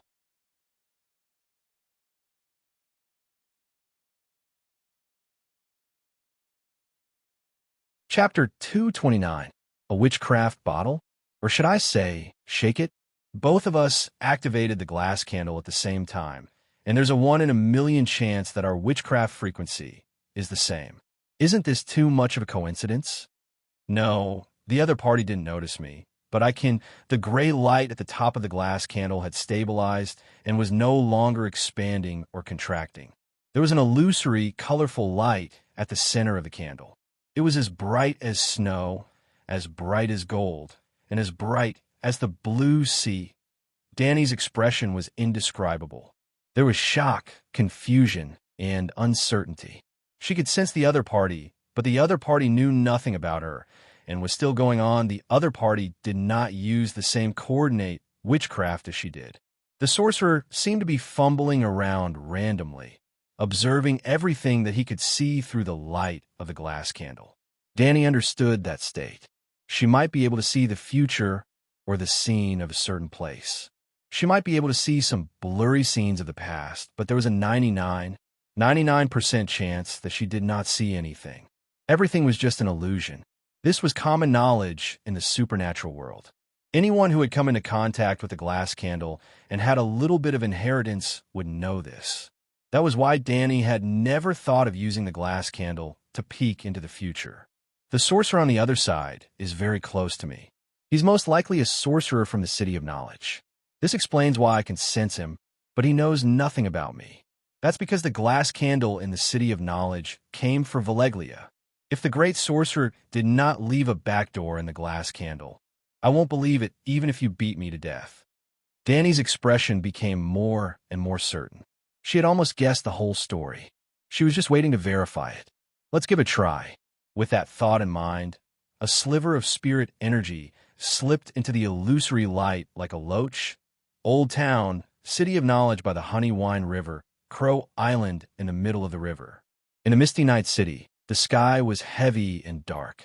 The white crows that were noisy during the day were also quietly nesting in their nests at the top of the tower. In the circular tower below the crow's nest, the entire floor was an open room. The round stone room was more than 100 square meters. There were books and scrolls everywhere.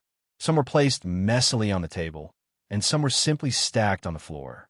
The surrounding walls were almost covered by tattered, colorful maps. A fire was burning in the hearth. A copper kettle was placed on top of the fire. The kettle's spout was emitting a humming sound. Under the flickering candlelight, the white steam gurgled like misty clouds. There was a tall black candle in the middle of the room. It was 1 meter tall, thin, and twisted. The candlelight was evenly distributed in the room. It was neither brighter because it was close to the room, nor dimmer because it was far away. It was a glass candle. There were 2 people standing by the candle. One of them was a short and stout man who looked like a butcher, and the other was a short-haired young man with long limbs. The butcher wore a chain made of countless metals around his bull-like neck. He was a scholar, or even a doctor. The young man also had a rope around his slender neck. The rope was connected to 3 links. He was an apprentice scholar. Professor Marwin, something doesn't seem right, the handsome young man said softly. What did you see? Sphinx. Professor Butcher stared at the light without blinking. The young man's expression was conflicted. He didn't know how to describe it. It seems like someone is looking at us through the flame, but I'm not sure if it's an illusion. It's not an illusion. A pleasant female voice rang out from the flame. Ah! The Sphinx's eyes bulged as he screamed in fear. Professor Marwin was confused. Why are you screaming? Ah! When he turned to look at the young apprentice, the professor saw in horror that the young apprentice's agate eyes were dyed gray. 2 beams of gray light flowed out like tears and gathered at his mouth. Gradually, the gray light gathered into a large ball. It was a human head. A human head slowly crawled out from his apprentice's mouth, followed by a torso for limbs. This scene, compared to a gray light figure crawling out from a human's mouth, Sadako crawling into a TV drama, was nothing. Even the experienced professor was shocked. Oh no, The glass candle is connected to hell. It's attracting the evil spirits. He took a few steps back to the table. His hands reached behind him and found a short dagger. He immediately pounced on it. How ignorant! You don't even know me? The light figure had already landed on the ground. It slowly expanded into a normal woman. Her face was blurred. She was about 7 meters tall, with long limbs. Who are you? The color and style of the woman's clothes couldn't be seen clearly, but there was a flame mark on her chest. Professor Marwin felt that it was familiar. Fire sorcerer, the inheritor of Alleglia's witchcraft. Danny had verbally changed her class to a fire sorcerer again. Ayu, why did you come from me? The young man took a step back and covered his mouth in fear. Why did you crawl out from my mouth? I'm Shikue from Bravos. Danny introduced herself first before explaining to the two who were wary and fearful. It didn't come out from your mouth. The eyes are the window to the soul. Your eyes are the door to the spirit realm. Previously, you used the glass candle to wander the world, which means that your spirit entered the candle's illusion through your eyes. I caught that spirit and followed it into your spirit realm, then projected it out from your eyes. I see. The Sphinx was still confused, but Marwin seemed to understand. In the process of searching for the truth, the spirit we released connected with Sorcerer Layla's glass candle. Something like that, but after thinking about it, Danny decided to tell the truth. But the main reason is that this little girl learned Valeglia's meditation. Little girl. The black youth's face was flushed red. He secretly glanced at the short and strong doctor beside him. Seeing that he was only thinking seriously and was not angry, he asked timidly, Master Wizard, how? How did you find me? Danny looked up at the sky and sighed. She announced, no matter how beautiful a crossdresser looks, no matter how beautiful he looks, long legs, fair skin, or charming face, one thing will never change. His soul is still attached to little Gigi. The cross-dressing girl blushed again. Although she didn't quite understand, she understood the basic meaning. The other party's spirit was projected in front of her through her spirit realm, and he was most likely able to determine her gender through her soul. The City of Knowledge doesn't accept female students, and it doesn't allow women to become scholars, Blackie explained softly. As she explained, she used her eyes to look at Marwin. However, the professor from the City of Knowledge didn't care about her gender at all. He only frowned and pondered. After a while, he looked at the figure of light Danny and said, the glass candle in the City of Knowledge comes from Valeglia. The basic meditation inside is a side branch of Alleglia's witchcraft. Your meditation level must be very high, or you wouldn't be able to enter Larissa's spirit realm without her permission. Yes, I once received the great wizard's incomplete inheritance. Danny nodded. So the people of Valeglia did something to the inheritance, and no one noticed it for thousands of years. Marwin said with an ugly expression, you win some, you lose some. Danny shrugged and asked Blackie, how old are you? How long have you been practicing witchcraft? The runes for the basic meditation technique haven't been completed yet. Blackie was very reserved and honest in front of the big shot and old senior of the supernatural world. When I was 18, I came to the City of Knowledge a year ago. After spending half a year to forge the second chainring, Professor Marwin recruited me as an apprentice. About 4 months ago, when I was cleaning the room, I was really curious.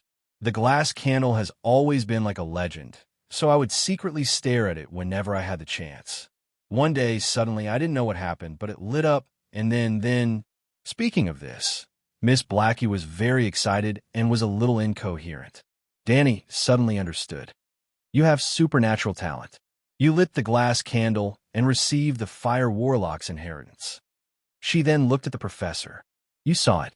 In just 4 months, the meditation runes haven't been completed, and she already has this kind of witchcraft power.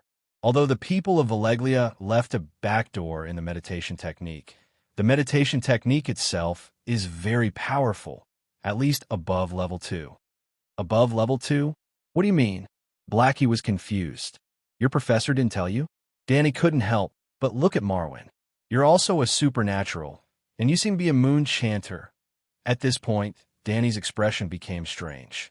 She looked up and down at the thick-necked, thick-shouldered professor who looked like a street butcher. Moonchanters should dress as women. If this person really evolved into a cross-dresser, then all the scholars in the City of Knowledge would be blinded. You can even tell that I'm a moonchanter? Marwyn was shocked. This was the benefit of being knowledgeable.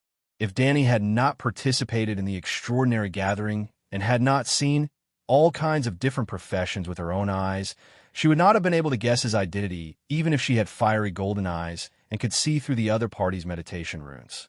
The aura of witchcraft power in your body.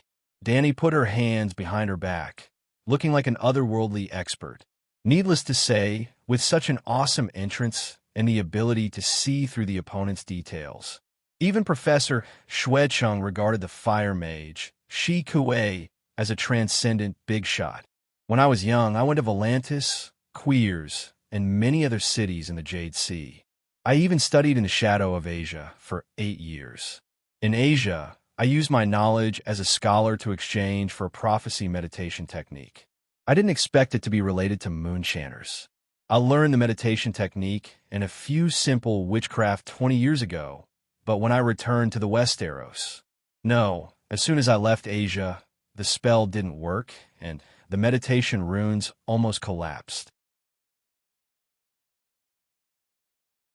Until 2 years ago, one day, the meditation runes in my mind lit up again. I suspect that the rumors about dragons and mother of dragons among the sailors of the docks are true. Dragons have brought magic back to this world. I really want to see it with my own eyes. The Oxneck professor's eyes were blurred as he sighed. You've already seen it. I'm a true dragon, a miracle, Danny thought shamelessly. But then another question arose in her mind. Marwyn was a professor, definitely a high-ranking person in the City of Knowledge. He should have access to the highest level of confidential information, so there was no reason that he couldn't confirm the authenticity of the dragon, right? Half of the free trade cities were involved in a war against the evil mother of dragons. It would be normal for the Westeros next door to have some undercurrents. Then, there must be someone who could block the news from the east. She just didn't know if it was the City of Knowledge's intention or the higher-ups' order to control public opinion.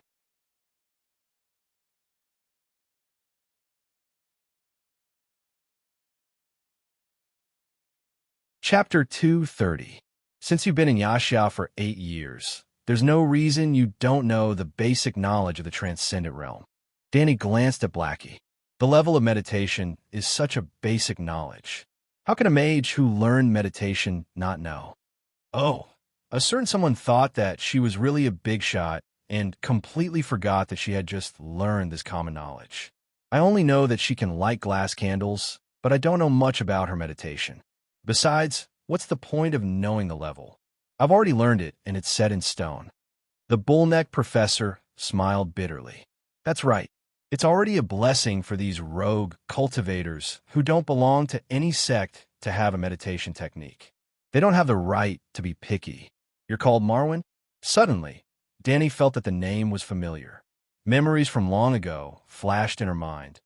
In just a moment, she knew who had mentioned the name Scholar Marwyn before. Do you know Araza witch Millie Mazter? Millie? The bull-necked Marwyn seemed to be reminiscing.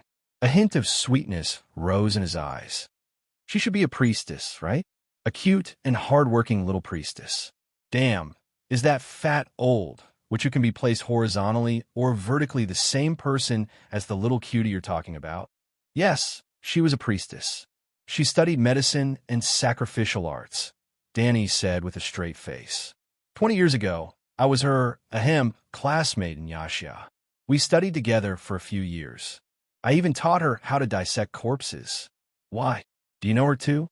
Danny didn't know what to say. However, this scholar didn't look like much. He had a beer belly, a short and stout body. White hair grew out of his nostrils and ears.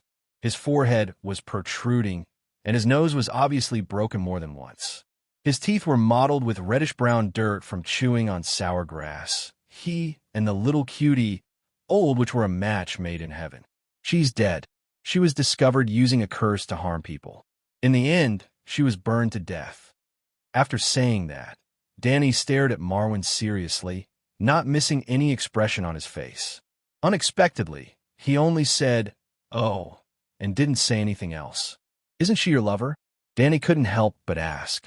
"We've had academic exchanges, but we can't be considered lovers. After all, I'm a scholar. And since she was the one who used the curse to harm others, her death was justified," Oxneck Marwin said seriously.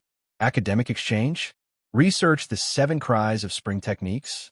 While Danny was silent, Marvin asked curiously, "Mage Layla, where are you now?"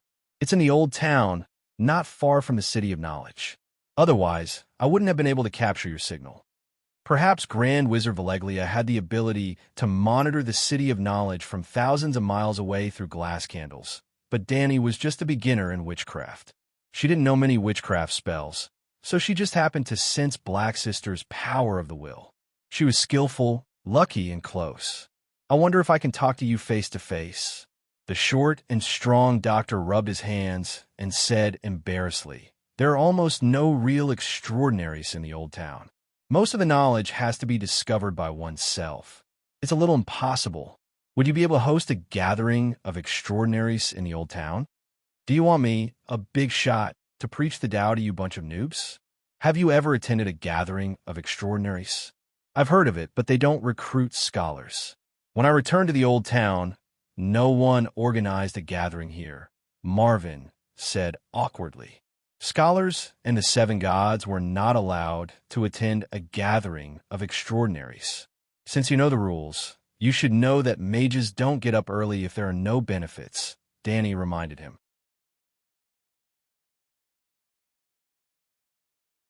Why would the shadow-binding warrior Tam organize a gathering of extraordinaries in Volantis? She wanted to train Lisbon, and, at the same time, she was looking for underling candidates. Wouldn't Moon Chanter and Priestess Layla become her new underlings? But what was the reason for Fire Mage Layla to organize a gathering of extraordinaries in the old town? What would she get? There was nothing to gain. Danny's words made Marvin's thick cheeks flush red. After a while, he pulled the long chain that hung down to his belly button and said hesitantly, "I'm a doctor in the City of Knowledge.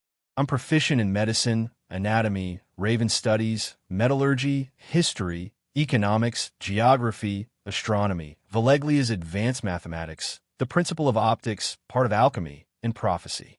Sir Mage, you can choose one or more knowledge in exchange." Danny's eyes flashed as she nodded and said, "That's fine. How many of you?" "Just me." "What?" Danny shouted. "How can you organize a gathering with just you?"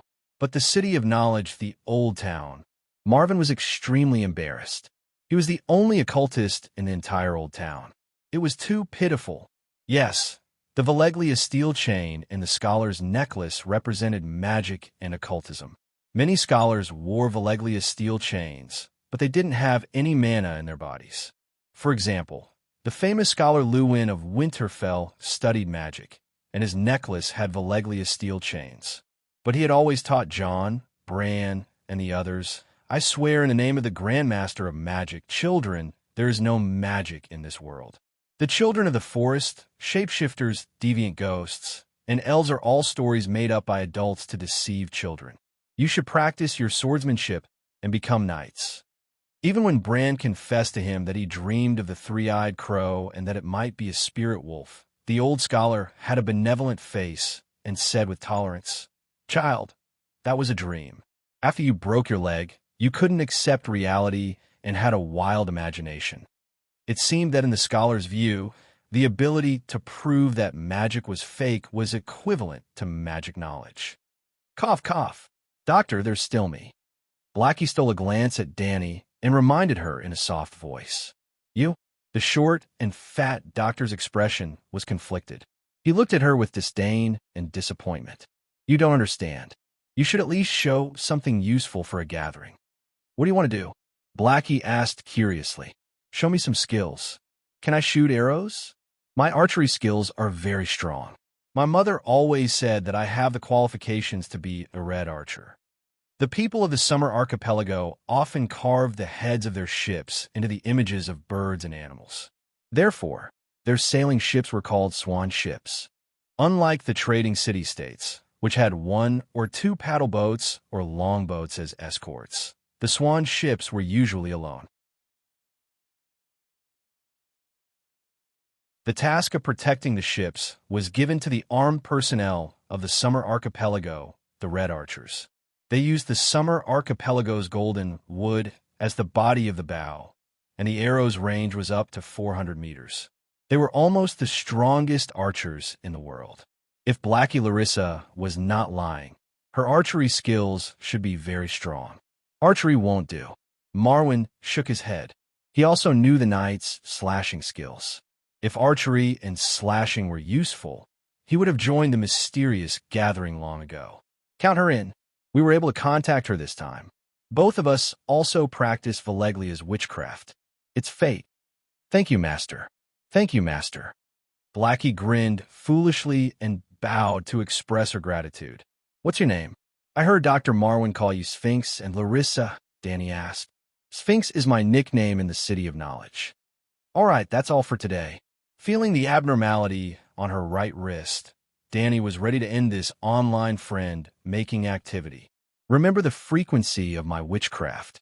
After the martial arts competition, we'll confirm the time and location of the gathering at 10 o'clock at night. I hope Dr. Marwyn can find a few more companions during this time. The two of you are still too few. All right. Without a sound, the gray figure disappeared, leaving the master and disciple looking at each other under the golden candlelight. After a while, Marwyn looked at Blackie and asked, What's your real name? Just call her Larissa, Blackie said evasively. The ox-necked doctor sighed. Up to you. But remember, the City of Knowledge will never allow women to tarnish their honor. I didn't know you were a girl before, and I still don't know anything now. Yes, thank you, Doctor. Danny had been delayed for a while because she had accidentally met two netizens. During that time, Koichi had already unblocked her requests. Seeing that Danny hadn't come over, the Shadow Binder thought that Danny was angry, so he took the initiative to contact her. However, just like how Koichi had rejected her request, Danny blocked her as well. After ending the conversation with Marwyn, Danny immediately activated the glass candle.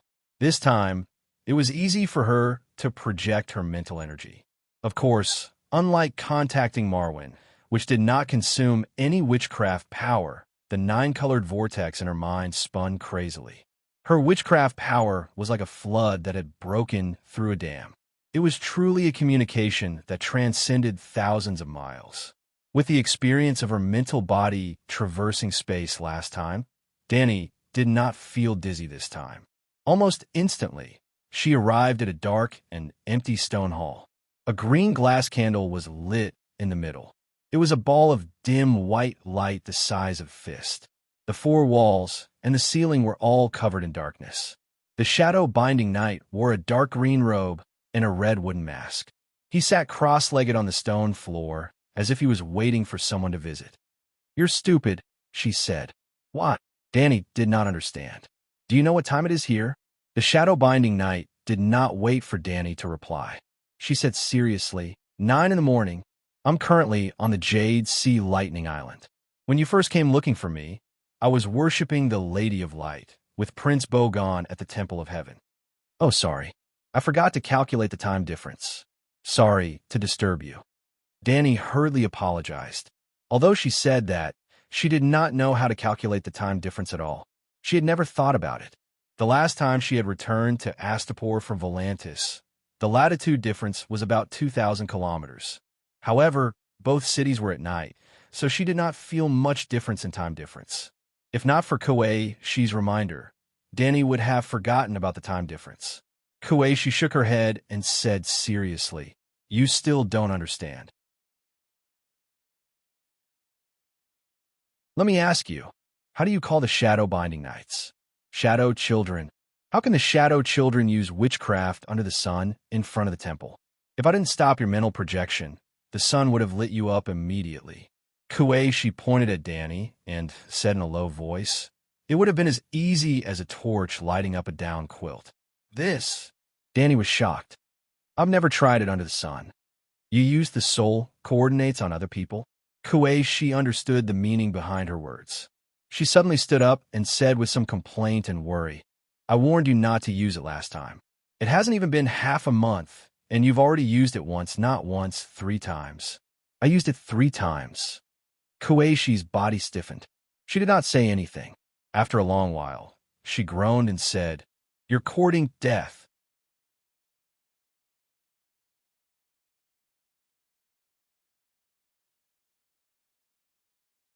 Chapter 231. Why do you say that? Danny was puzzled. Don't you feel it? Every time you leave a soul coordinate, a part of your soul will be torn off, Kueishi asked. Indeed, the essence of soul coordinate is to separate a part of one's soul. This way, even if they are separated by mountains and rivers, the souls of the same body can still sense each other. Danny nodded, seeing that she was full of energy and her cheeks were rosy. She was puzzled. Do you feel weak, have blood in your hands, vomited blood, dizzy and dying? No, I'm going to sign up for the tournament tomorrow. Kueishi was stunned. The dark eyes behind the wooden mask seemed to be shining. It was a little like a scientist who encountered a strange biological phenomenon and wanted to. When Danny took a step back in fear, Kueishi sighed. Mother of dragons, you are indeed extraordinary. No, I'm very ordinary. There's nothing special about me. Danny shrunk her neck and said, after leaving the soul coordinate 3 times, I felt that I had reached a bottleneck. Maybe I can only use soul coordinate 2 or 3 more times. That's why I came to you. I want to know if you have the second volume of the soul coordinate technique. There's no second volume. You've reached your limit. Your soul can't be separated anymore. Kueishi shook her head and smiled bitterly. I've told you that soul coordinate technique is a forbidden technique that I created in recent years. It's not perfect. Don't use it if you don't have to. The side effects are too strong. You can't be exposed to too much sunlight. It's easy to be stimulated by the murderous aura. Anti-magic weapons can damage your soul, such as Valeglia's steel and dragon crystal weapons. You can't leave a soul coordinate technique on a short-lived person. A short-lived person? If the person you mark dies in an accident, the soul energy left in the person's body will dissipate. You will lose a part of your soul, she said lightly. Fortunately, the 3 people I marked don't look like short-lived people. Plus, I can replenish my soul automatically. Even if an accident happens, it won't be a big problem. What's with the murderous aura? Danny asked. You can pass through physical objects in your current spiritual state. Have you tried it? Yes, it's very interesting, but it consumes too much wizard power. She nodded and said, you are essentially a spiritual body now. Normal objects can't block the spiritual waves of an illusion, but the murderous aura. If a knight wanted to kill you, no matter what weapon he wielded, it would hurt you. The reason is very simple. His attacks are mixed with spiritual will. No wonder. Danny came to a realization. That dagger gave me a deep sense of danger, and the Dark Star's greatsword. Oh my God. She put her hand to her forehead and groaned. It's only been a few days, you. If you go on like this, you'll play yourself to death sooner or later. Danny Alice, you must understand one thing. Extraordinaires only have extraordinary intelligence. Don't ever think of yourself as a god that transcends mortals.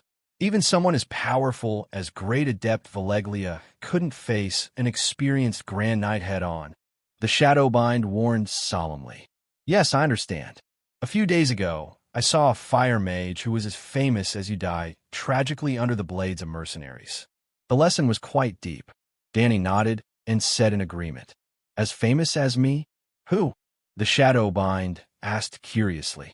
Volantis fire mage, Lisbon. Never heard of him. The Shadowbind's voice turned cold. Do you think I'm a nobody? He's the #1 youth in the Western continent. Danny rubbed her nose and said awkwardly. The first person stabbed to death by a mercenary? Danny felt even more awkward.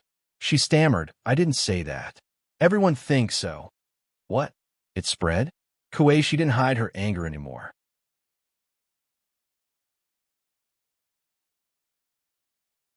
Which bastard is spreading rumors about me? Tam was a good person. She couldn't betray her. I think it's a priest from Koar.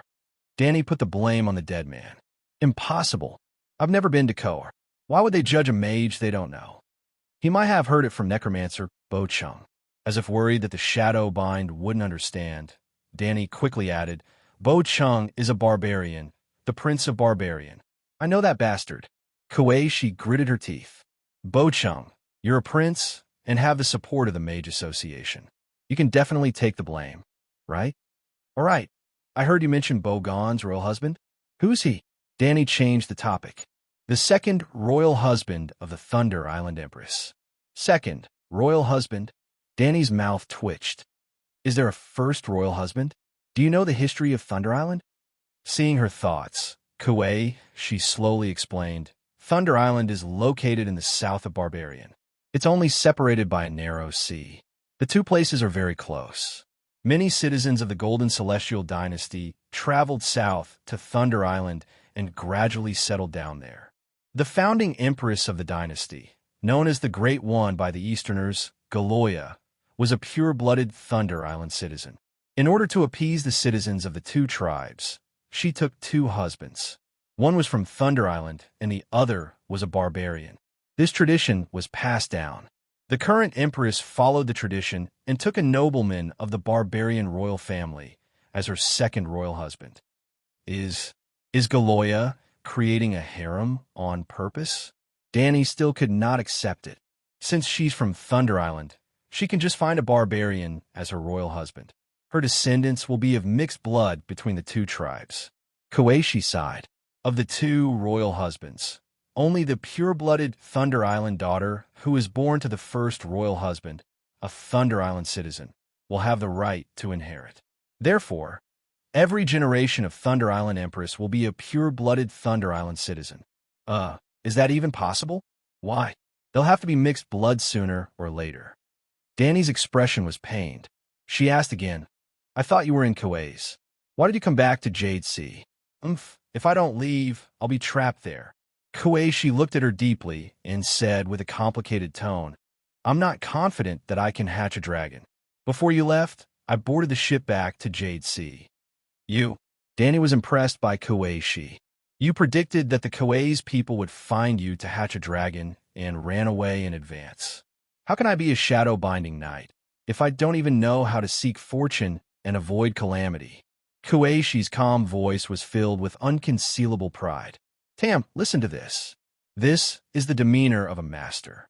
Your behavior of rushing to hatch an egg is too low. Is this your territory? Danny walked around the stone room. It was very spacious, deep, dark, and quiet.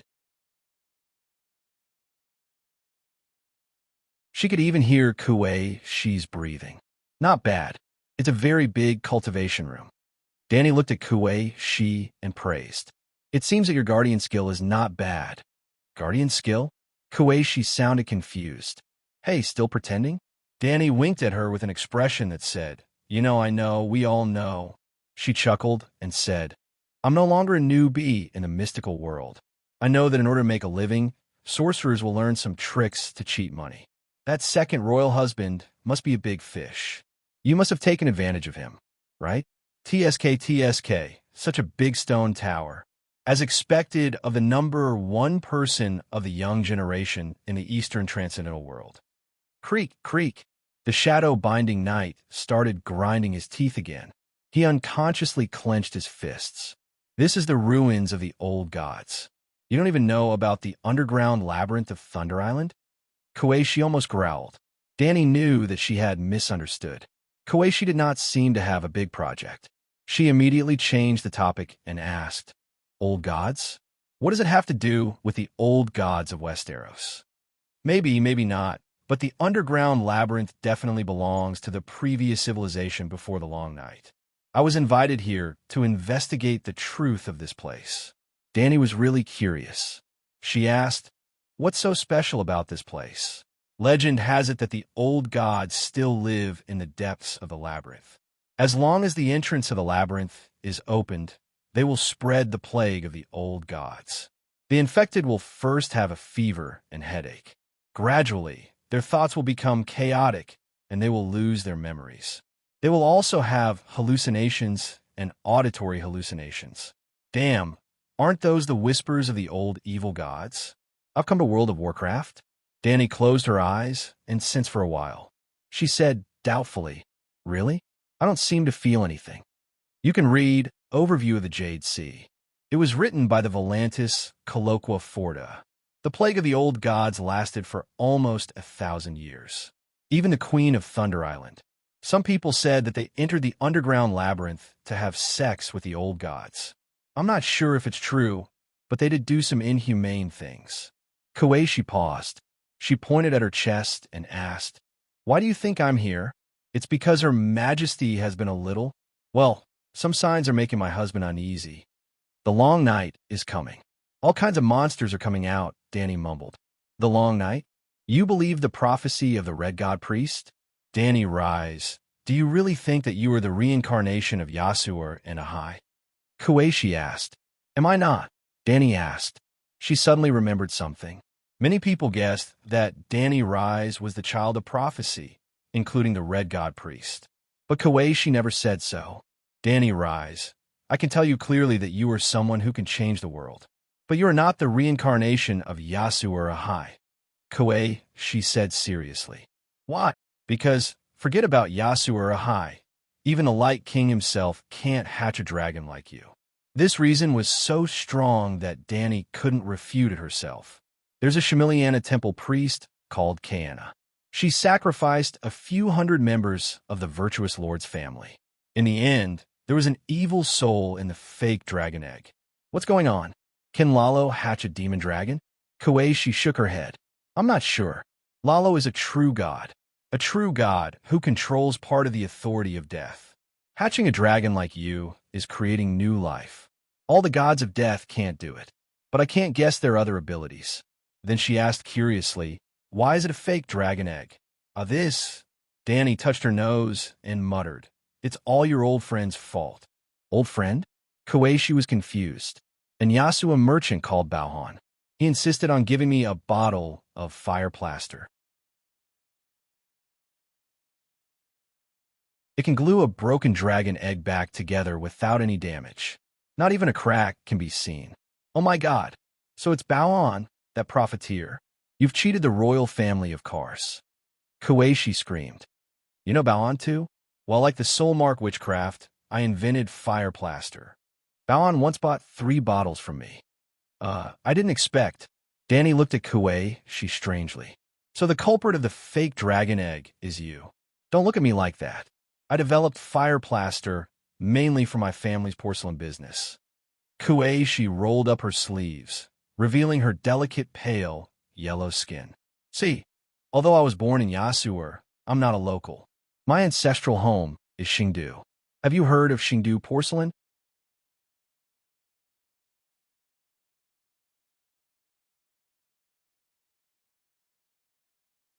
Chapter 232. The next morning, the sky was blue, and the sun lazily looked at the noisy city below. The warm sea breeze rippled along the green honey wine river and entered Riverside Street from Whispering Bay. The stone road was crowded with people. Danny and Whitebeard rode on horses and slowly moved along with the crowd. Danny's black hair was tied into a valiant ponytail. She was wearing a capable scarlet leather armor, leather pants, and high boots. Her limbs were slender and her body was straight. A long sword hung on her waist, and a pure white cloak hung down, covering the horse's buttocks. Her willowy eyebrows had been deliberately trimmed into sharp, thick, black, sword-like eyebrows.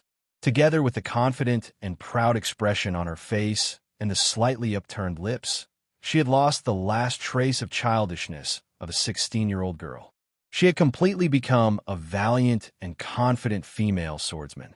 When the mercenaries and knights passed by, they would often peek at her, look at her openly, or whistle and throw flirtatious glances at her. She was very eye-catching. Baristan had also changed his appearance. His long white hair was shaved off, and he was bald. His lips and beard were dyed dirty gold.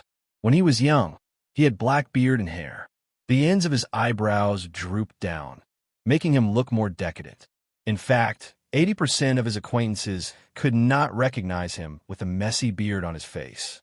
For example, when he was in Kors, Yura Mormont did not recognize him. The old knight's cheeks were smooth and tidy, and he was meticulously groomed. He was an old handsome man. Even if there was no terrifying difference between Jack and Watergun Man, it was at least the difference between the Wolf of Wall Street and the Hunter of the Wild. The old knight was always wearing a helmet. Even if he did not pull down the visor, it was difficult to recognize his appearance. Anyway, after walking around the street, the White Knight saw at least 20 acquaintances, but none of them looked at him. At most, they gave him an indifferent glance because of the heroic female knight next to him. Were there so many people in the old town in the past? Danny asked. Although the Honeywine River tournament would not officially begin until 2 days later, from Rose Avenue to the streets and alleys of the old town, one could see knights and free riders, bards playing harps or beating leather drums, carriages loaded with hops, ham, large rings of butter, and buckets of honey. There were also merchants, craftsmen, and prostitutes, Bearstan explained, although this isn't as sensational as the martial arts tournament to celebrate the inauguration of the Prime Minister, I'd Stark, a few years ago. Timon is truly hated by many. Other than the local knights of Riverbend, many nobles from Dorne, the Land of Storm, and the Port of Lannister have also come. Look over there. As he spoke, the old knight raised his hand and pointed at a group of cavalrymen on the other side of the river. 17 or 18 cavalrymen were chatting and laughing on horseback, and from time to time, some of them were convulsing with laughter. 3 of the riders who were guarding the perimeter each held a flag in their hands. The images on the 3 flags were 3 golden ears of wheat, 2 fawns, and a yellow haystack. He stared at a square-faced young man with black curly hair and said with a complicated expression, "The Harvest Hall, the Calvert family of the Young Deer Village, and the Hellayer family of the Hay Hall are all lords of the Land of Storm." "Your relatives?" Danny asked. The old knight was from the Harvest Hall. He was originally the heir of the Count and had a fiancée, but in order to pursue the glory of the Kingsguard, he gave it all up. Yes, a ruthless man who didn't even want his wife. The current Count of the Harvest Hall, Aston Selmy, my grandnephew. The old knight's voice was so low that Danny almost didn't hear him clearly. She remembered that the old knight had used the fake name Aston to hide his identity in Queers. "Do you want to meet him?" The old man misunderstood her and said hesitantly, "Although the Harvest Hall is the largest granary in the Land of Storm, it doesn't have many soldiers, and now is not the right time." "Sigh, do I lack those people?" Danny waved her hand. "It's just a chat. There's no need. That child is more honest and can't keep a secret." After a few words, the group on the other side of the river had disappeared into the crowd. Danny and Selena also turned into an alley. Under the old knight's lead, they took a few turns and finally came to a street full of riders and swordsmen at the edge of the western city. "Blacksmith Street. You could buy any kind of armor here," the old knight said with a smile. Along the way, Danny saw 7 or 8 blacksmiths. Bare-chested weaponsmiths were hammering in front of the forge. There were also free riders who had the same purpose as her, holding armor and loudly bargaining with the shop owners. There were also a few old men with wrinkles on their faces driving carriages and peddling along the street. The carriages were littered with rusty old swords and blades full of gaps. Finally, the old knight took Danny to the front of a huge stone building on the street. The walls on both sides of the wooden door were equipped with glass booths. On the glass booths hung red, blue, and white porcelain full-body armor, as well as griffins, unicorns, bison, and even megalosaurus helmets. As soon as the 2 dismounted, a servant came to greet them and took the initiative to lead the horses to the side. Then, a round-faced maid came out from the door and bowed. "What do you need?" "Swords, shields, armor, mail, and leather armor. We have them all in our shop. I want a full-body armor," Danny said. "Customer stock. How long will it take for you to pick it up?" Danny asked. "According to your requirements, at least half a month, but not more than 2 months. I need it urgently. We have a lot of stock here." After that, the round-faced maid asked about the price and got a reply from Danny. The price is not important, but the quality must be the best. Then she led the 2 through a hall full of different kinds of armor, and along a cobblestone path through a courtyard facing charcoal, iron ingots, and other sundries. Finally, They came to a row of low red brick houses in the backyard. There was no door or wall on the side of the terrace house that faced the courtyard. The whole house was wide open like a warehouse, but there were no piles of goods inside. It was full of smithing rooms that were filled with rolling heat waves, smoke, and clanging hammers. From time to time, blacksmiths would yell at their apprentices or ask them to do something. At that time, two young men in undershirts covered in a layer of black ash hurried through the courtyard, carrying a basket of charcoal. Well, they deliberately avoided the cobblestone path. The old knight nodded and said, "Only in the hands of a blacksmith master can you buy the real good goods. Mercenaries who are shy of money will buy the goods that are displayed in the front hall." The round-faced maid smiled at him approvingly and led them straight to the largest forging room on the left. Outside each forging room, there were 2 rows of wooden shelves hanging a mess of plate armor, iron helmet, throat guard, and other armor parts. A few guests were looking back and forth under the apprentice's introduction. "Do you want to choose by yourself? Or do you want me to find an apprentice for you?" The maid asked. "I'll choose." The old knight directly went forward and knocked on a silver-gray plate armor.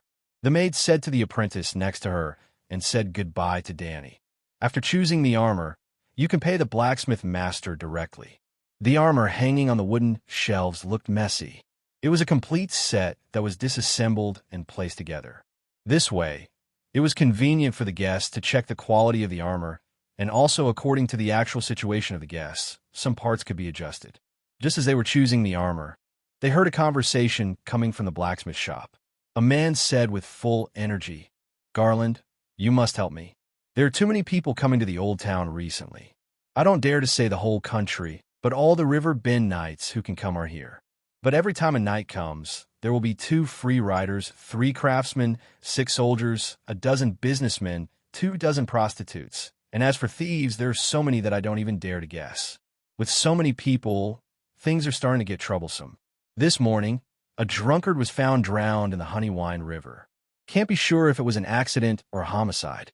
Last night, there was a riot in a tavern at the North Gate, and a few riders from the borderlands fought with the Dornishmen. Sigh, there are countless fights like this, and there are even cases of people being raped from time to time. You should send a group of people to help me maintain order." Another young man asked doubtfully, "The old town's military is so weak? I remember second uncle. You started training new recruits a month ago." "Garland Tyrell, Garland Hightower." The old knight glanced and said in a low voice. Danny also saw the 2 valiant knights wearing leather armor with long swords at their waists. One of them was a middle-aged man in his early 30s with the White Tower emblem on his chest, and the other was a young man in his early 20s with 2 large golden roses on his chest. Yes, Garland was Ura Mormont's second uncle. The old man of the old town, Leighton Hightower, had many children. He had 6 daughters and 4 sons. Linny's was the youngest daughter, and Henry Foley, whom Reese met, was the youngest son. It was not difficult to understand why Ura could eat swan meat. There were too many children in the family, and Earl Leighton was already very satisfied to find a powerful earl as his son-in-law. Although his second daughter was married to Duke Hightower, that son-in-law had the good reputation of being the most mediocre general in the world of power. He was known as the inflatable fish in the pugilistic world, and the old man could not be proud of it. Garland said helplessly, "Didn't you notice when you came? The wheat in the field is ripe, and the soldiers I recruited have to put down their spears and pick up their sickles to harvest the crops. Timon is invading the river, and you're letting those farmers go home?" Garland said in disbelief, You didn't receive any messenger crows from the City of Learning?" Garland was stunned and said, "Half a month ago, the City of Learning sent white messenger crows to all the lords in the country to pass on the news of the arrival of winter." In other words, we'll officially enter winter next year. Garland shook her head disapprovingly and said, "So what if it's winter? Our River Bend is not the north, and we can at least harvest 2 more batches of wheat. The next year will be snow, and the 4th year may be the wrong spring, and we can plant and harvest crops again. For thousands of years, we Southerners have spent the winter like this, and we don't need to hoard food to delay the war. 7 layers of hell. Danny shouted very fashionably and could not help but take a few steps forward and exclaim, "You mean that Riverbend, the granary of the 7 kingdoms, has no food?" Garland's eyes flashed with surprise at first, but soon he frowned and asked, "Who are you? Eavesdropping on our conversation. Such a loud voice. You can ask the guests nearby." Danny pointed at a swordsman in chainmail who was picking out iron armor. "Who didn't hear your conversation?" Chainmail waved his hand and shouted, "You woman, don't slander me. I didn't hear Earl Garland and Sir Garland talking." Danny's mouth twitched a few times. "I was standing next to Sir Garland, and my voice was not loud. Aren't you burying your head in the sand?"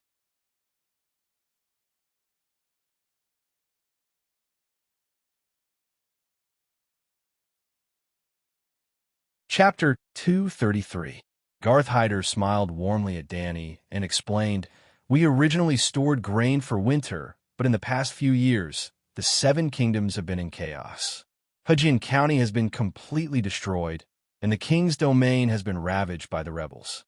Count Tolly is still running back and forth between the 2 places, cleaning up the bandits and rioters.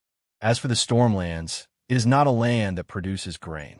Now that Storm's End Castle has not been taken, there is still a battle to be fought. King's Landing has 500,000 people, and they rely on River Bend to transport supplies."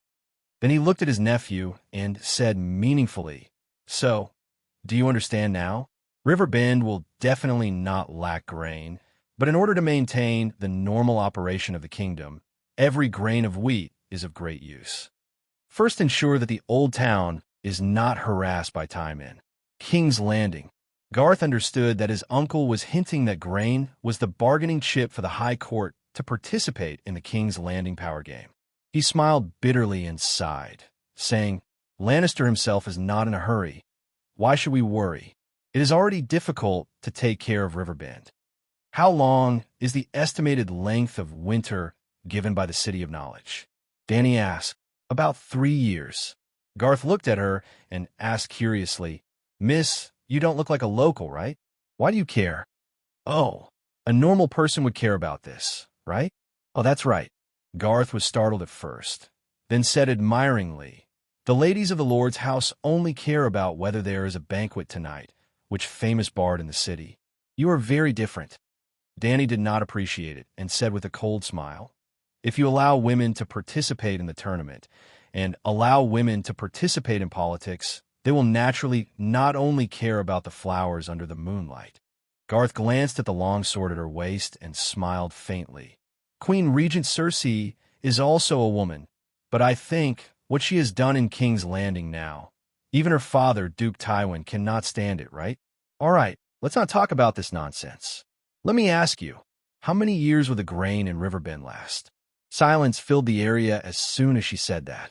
The 2 lords looked at this arrogant and bossy girl with strange eyes. "You are?" Danny also realized that these 2 fellows were not her underlings for the time being. She smiled sheepishly and said, "Sorry, it's a matter of life and death, so I was a little anxious. I heard that this winter is unusual. There's also a Red God temple in the dock area. Haven't you heard the priests mention the prophecy of the long night? The second long night. The prophecy of the reincarnation of Yasur and Ahai. You don't believe me?" Garth shook his head and explained, "You may not know, but as early as last winter, or even before the winter before that, there were similar prophecies circulating in King's Landing. Many people said that Prince Riga was the legendary son of prophecy. But after a few decades and a few winters, even Prince Riga died, and we welcomed a summer that lasted 11 years. Words are like the wind, and so are prophecies. This has become a story of the boy who cried wolf. No, the one who predicted the reincarnation of Yasur and Ahai to the Westeros was a friend of Jenny in the city of Barrenstone, a dwarf witch.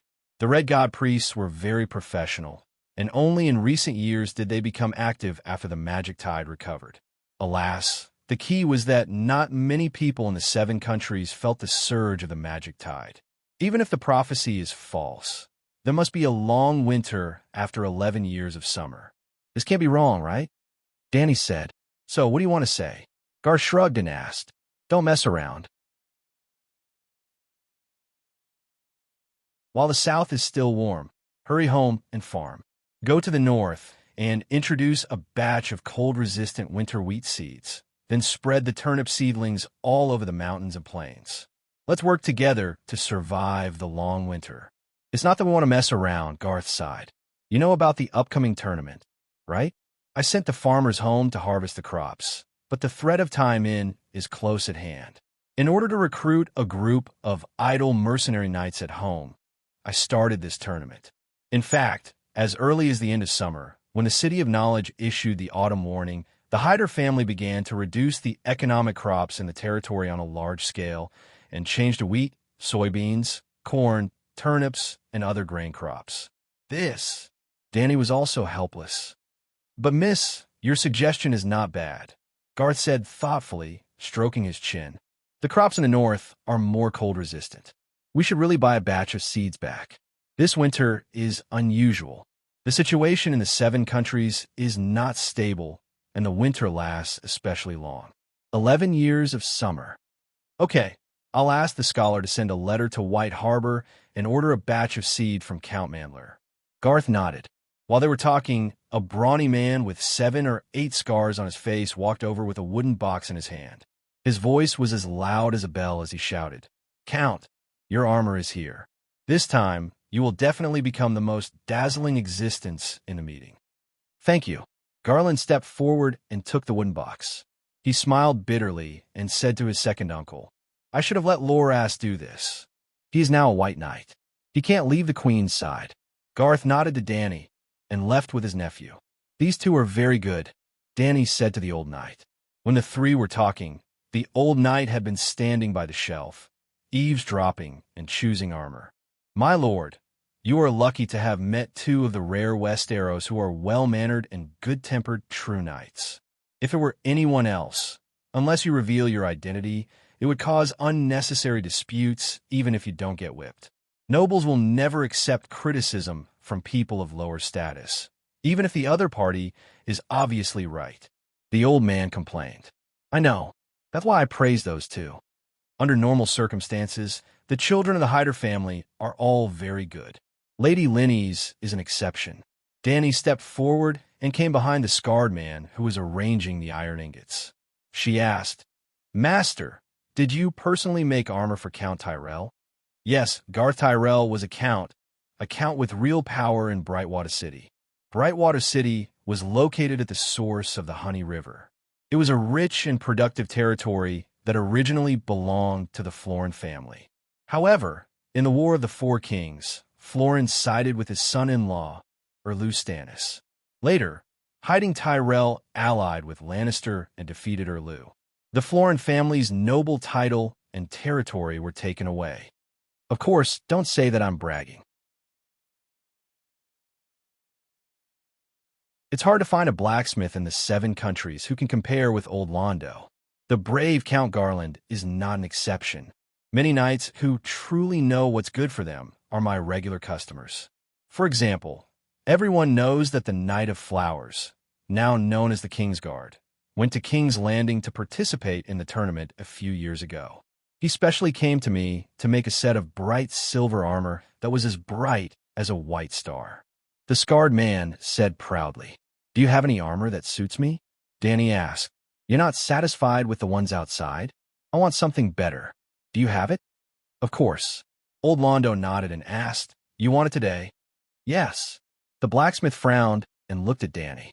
He said, "Fortunately, your figure is about the same as the slender youth. There's no need to make a special breastplate." "You damn old man, what nonsense are you talking about?" Danny glared at him and asked, "I won't buy it if it's not comfortable.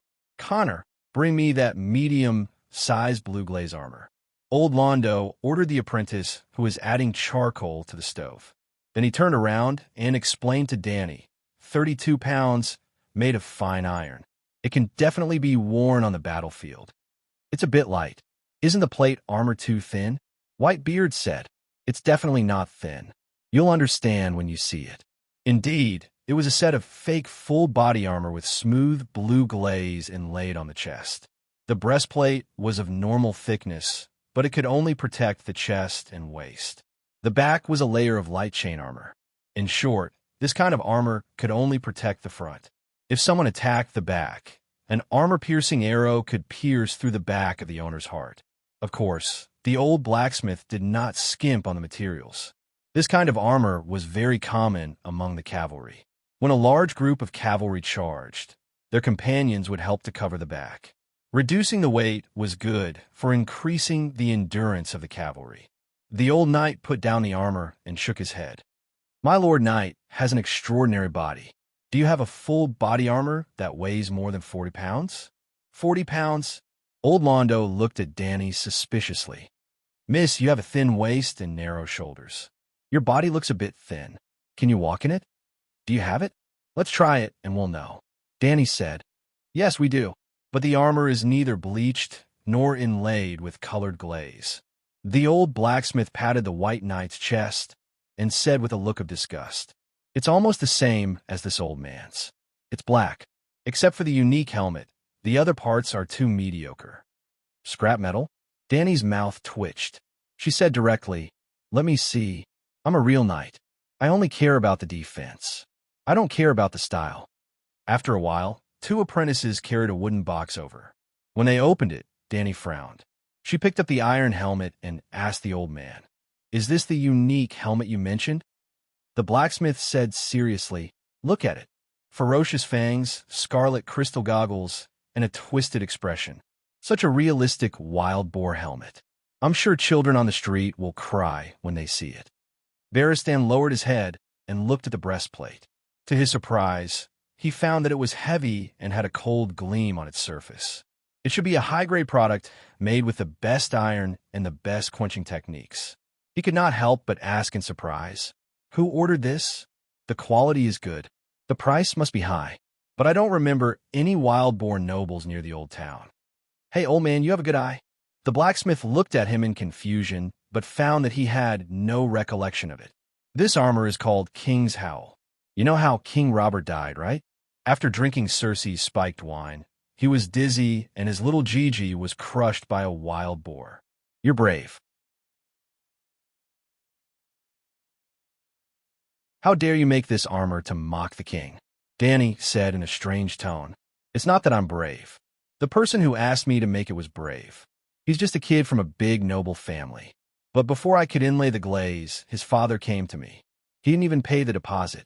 The old blacksmith sighed. With Barristan's help, Danny tried it on and found that it fit. She said, This King's Howl is good. How much is it? 2 gold royals. It's cheap. 2 gold royals were not expensive. Danny paid the money happily. After that, the two went to another blacksmith shop to sell a sturdy helmet. Danny wanted to keep a low profile. She wanted to be a mysterious knight. She did not want to scare children. Before lunch, the two returned to the quill. Danny was surprised to see 2 familiar faces.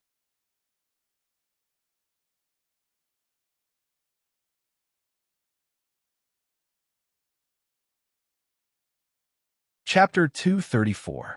Under the sunlight, 4 or 5 gray-robed apprentices from the City of Knowledge were frolicking on the wide grass field in front of the hotel.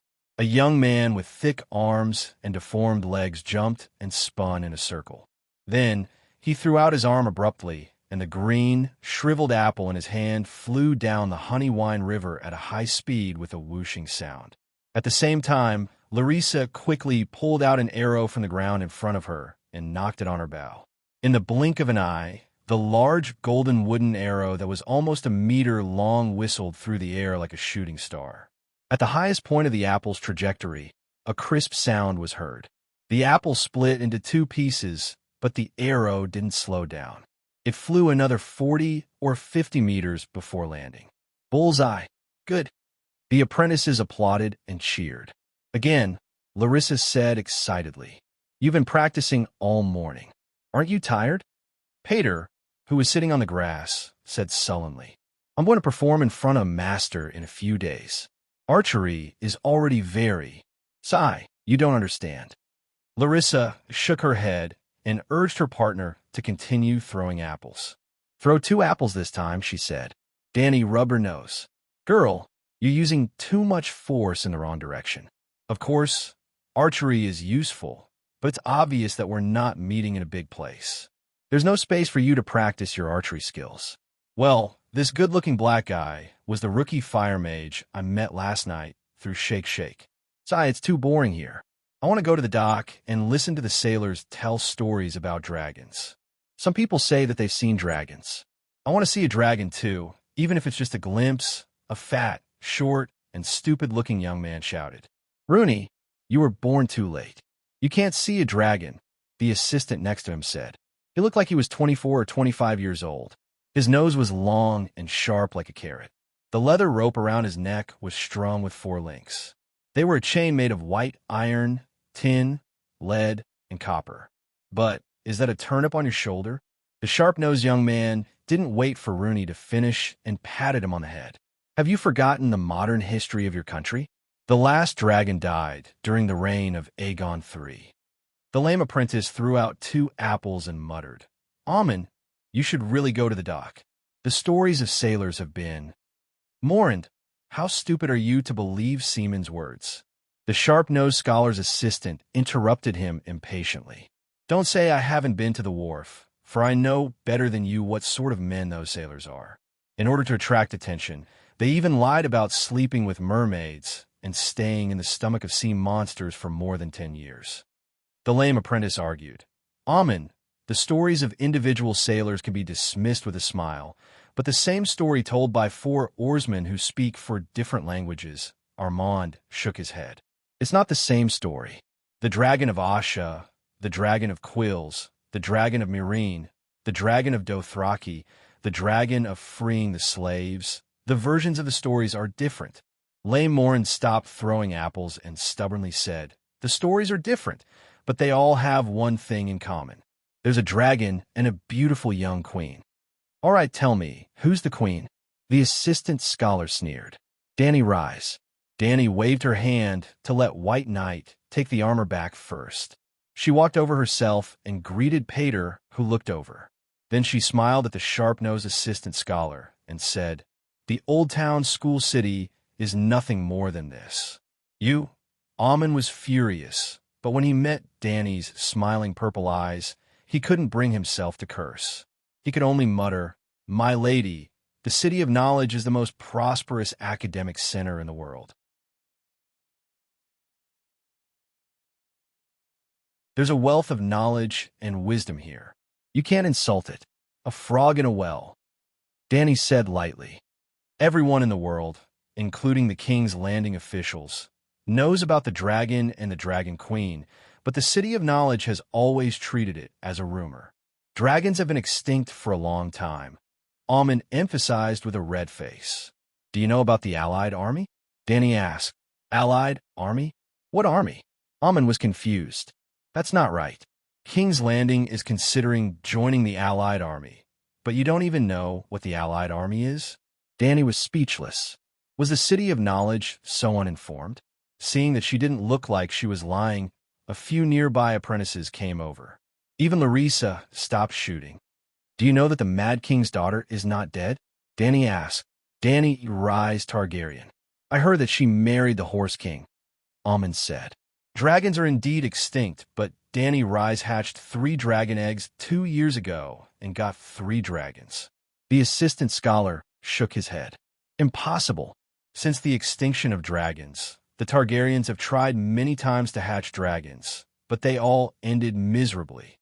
That's why I said the City of Knowledge has an undeserved reputation. Dany sighed. Why do you say that, Miss Layla? Pater asked curiously. Because no one in the City of Knowledge noticed the change in the mana tide. In fact, many mages in the world knew about the birth of dragons before they appeared. Everyone else was confused. Only Larissa's heart skipped a beat. What is the mana tide? Do you know about magic? Magic is just a trick, the sharp-nosed assistant scholar said immediately. Dany looked at him strangely and asked, What did the City of Knowledge teach you? Valeglia only existed 400 years ago. Even if you don't know about Valeglia, you should know about Valeglia's way, right? Can that thing be created without magic? Well, the assistant scholar was speechless. Danny continued the previous topic.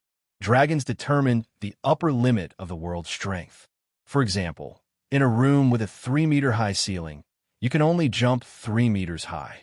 When a dragon appears, the ceiling of the world rises to 10 meters or even 100 meters. Those who have been jumping high immediately know that dragons exist in the world. Do you understand now? Occult professionals are people who jump high. Larissa understood. But the City of Knowledge also has professors who have mastered occultism. I saw the Valeglia's steel chain on their necklaces, the lame apprentice said, puzzled. Danny shrugged. So, I think the scholars of the City of Knowledge don't live up to their name. This is a common thing in the continent of Ursos. Everyone with a little bit of status knows about it. Miss, we don't understand what you're talking about. Please be kind and tell us about the story of the dragon and the dragon queen, the silly Rooney shouted. Okay, Danny Lilith hatched 3 dragons near the Dothraki Sea. After that, she was invited to Queers, burned the Wizard's Hall of Immortality, and ferried to Astapor in Slaver's Bay. She conquered the city and freed the slaves. Half a year later, she conquered Yuan-Kai and Meereen and restored all the slaves to freedom. She became the queen of Slaver's Bay. But the world's maritime trade is mostly supported by the slave trade. The Dragon Queen's actions made Queers, Volantis, Reese, Tarosai, Jade Sea, and the slavers unite to form the largest army in 1,000 years. I heard that even the Westeros received the invitation, and the King's Landing did not refuse. She concluded, look, how big of an event is this? 80% of the world's people know about it, but the City of Knowledge is not even sure if there are dragons. Even the stubborn Oman had to believe it. This was too big a matter, and lies could be easily exposed. I have to tell the professors, he said nervously. Don't go. Larissa pulled his sleeve and said solemnly, pretend you don't know anything, just like those scholars and professors. You. The sharp-nosed Oman was puzzled at first, then shocked. He said in disbelief. The scholars swore not to participate in the power. As soon as he finished, he sighed dejectedly, as if all the bones in his body had been sucked out. He sat on the grass, hugging his shoulders, and looked confused. If even the sailors knew about it, the scholars and professors must have known about it, but they looking at the group of fearful, contemplative, and confused apprentices, Danny fell into deep thought. What was going on in the City of Knowledge? Even if they went against their oath and chose to take sides in the power struggle, Danny could understand. After all, the City of Knowledge was in the Old Town, but deliberately hiding or even erasing the existence of the Dragon Queen, this was a little too impulsive. It was hard to understand. It seemed that the situation in the Westeros was far more complicated than she had imagined. It was a small country made up of 3 failed races. The struggle for power was so intense and complicated that it was even more intense than the 9 city-states of Ursos and the cities of Queers and Jade Sea combined. You want my daughter? Sure, the price is clearly marked 1 gold royal. A woman's laughter came from the window on the 3rd floor of the hotel. Then the man cursed loudly that the price was too expensive. The woman retorted that her daughter Rosie was the most beautiful and pure hostess in the hotel. Not a single gold royal, not a single copper coin less. Then there was the sound of heavy breathing. In broad daylight, the adulterous couple actually. No, Rosie Danny could not help but look at the stupid apprentice Pater. His girlfriend with cute dimples. Wasn't she called Rosie?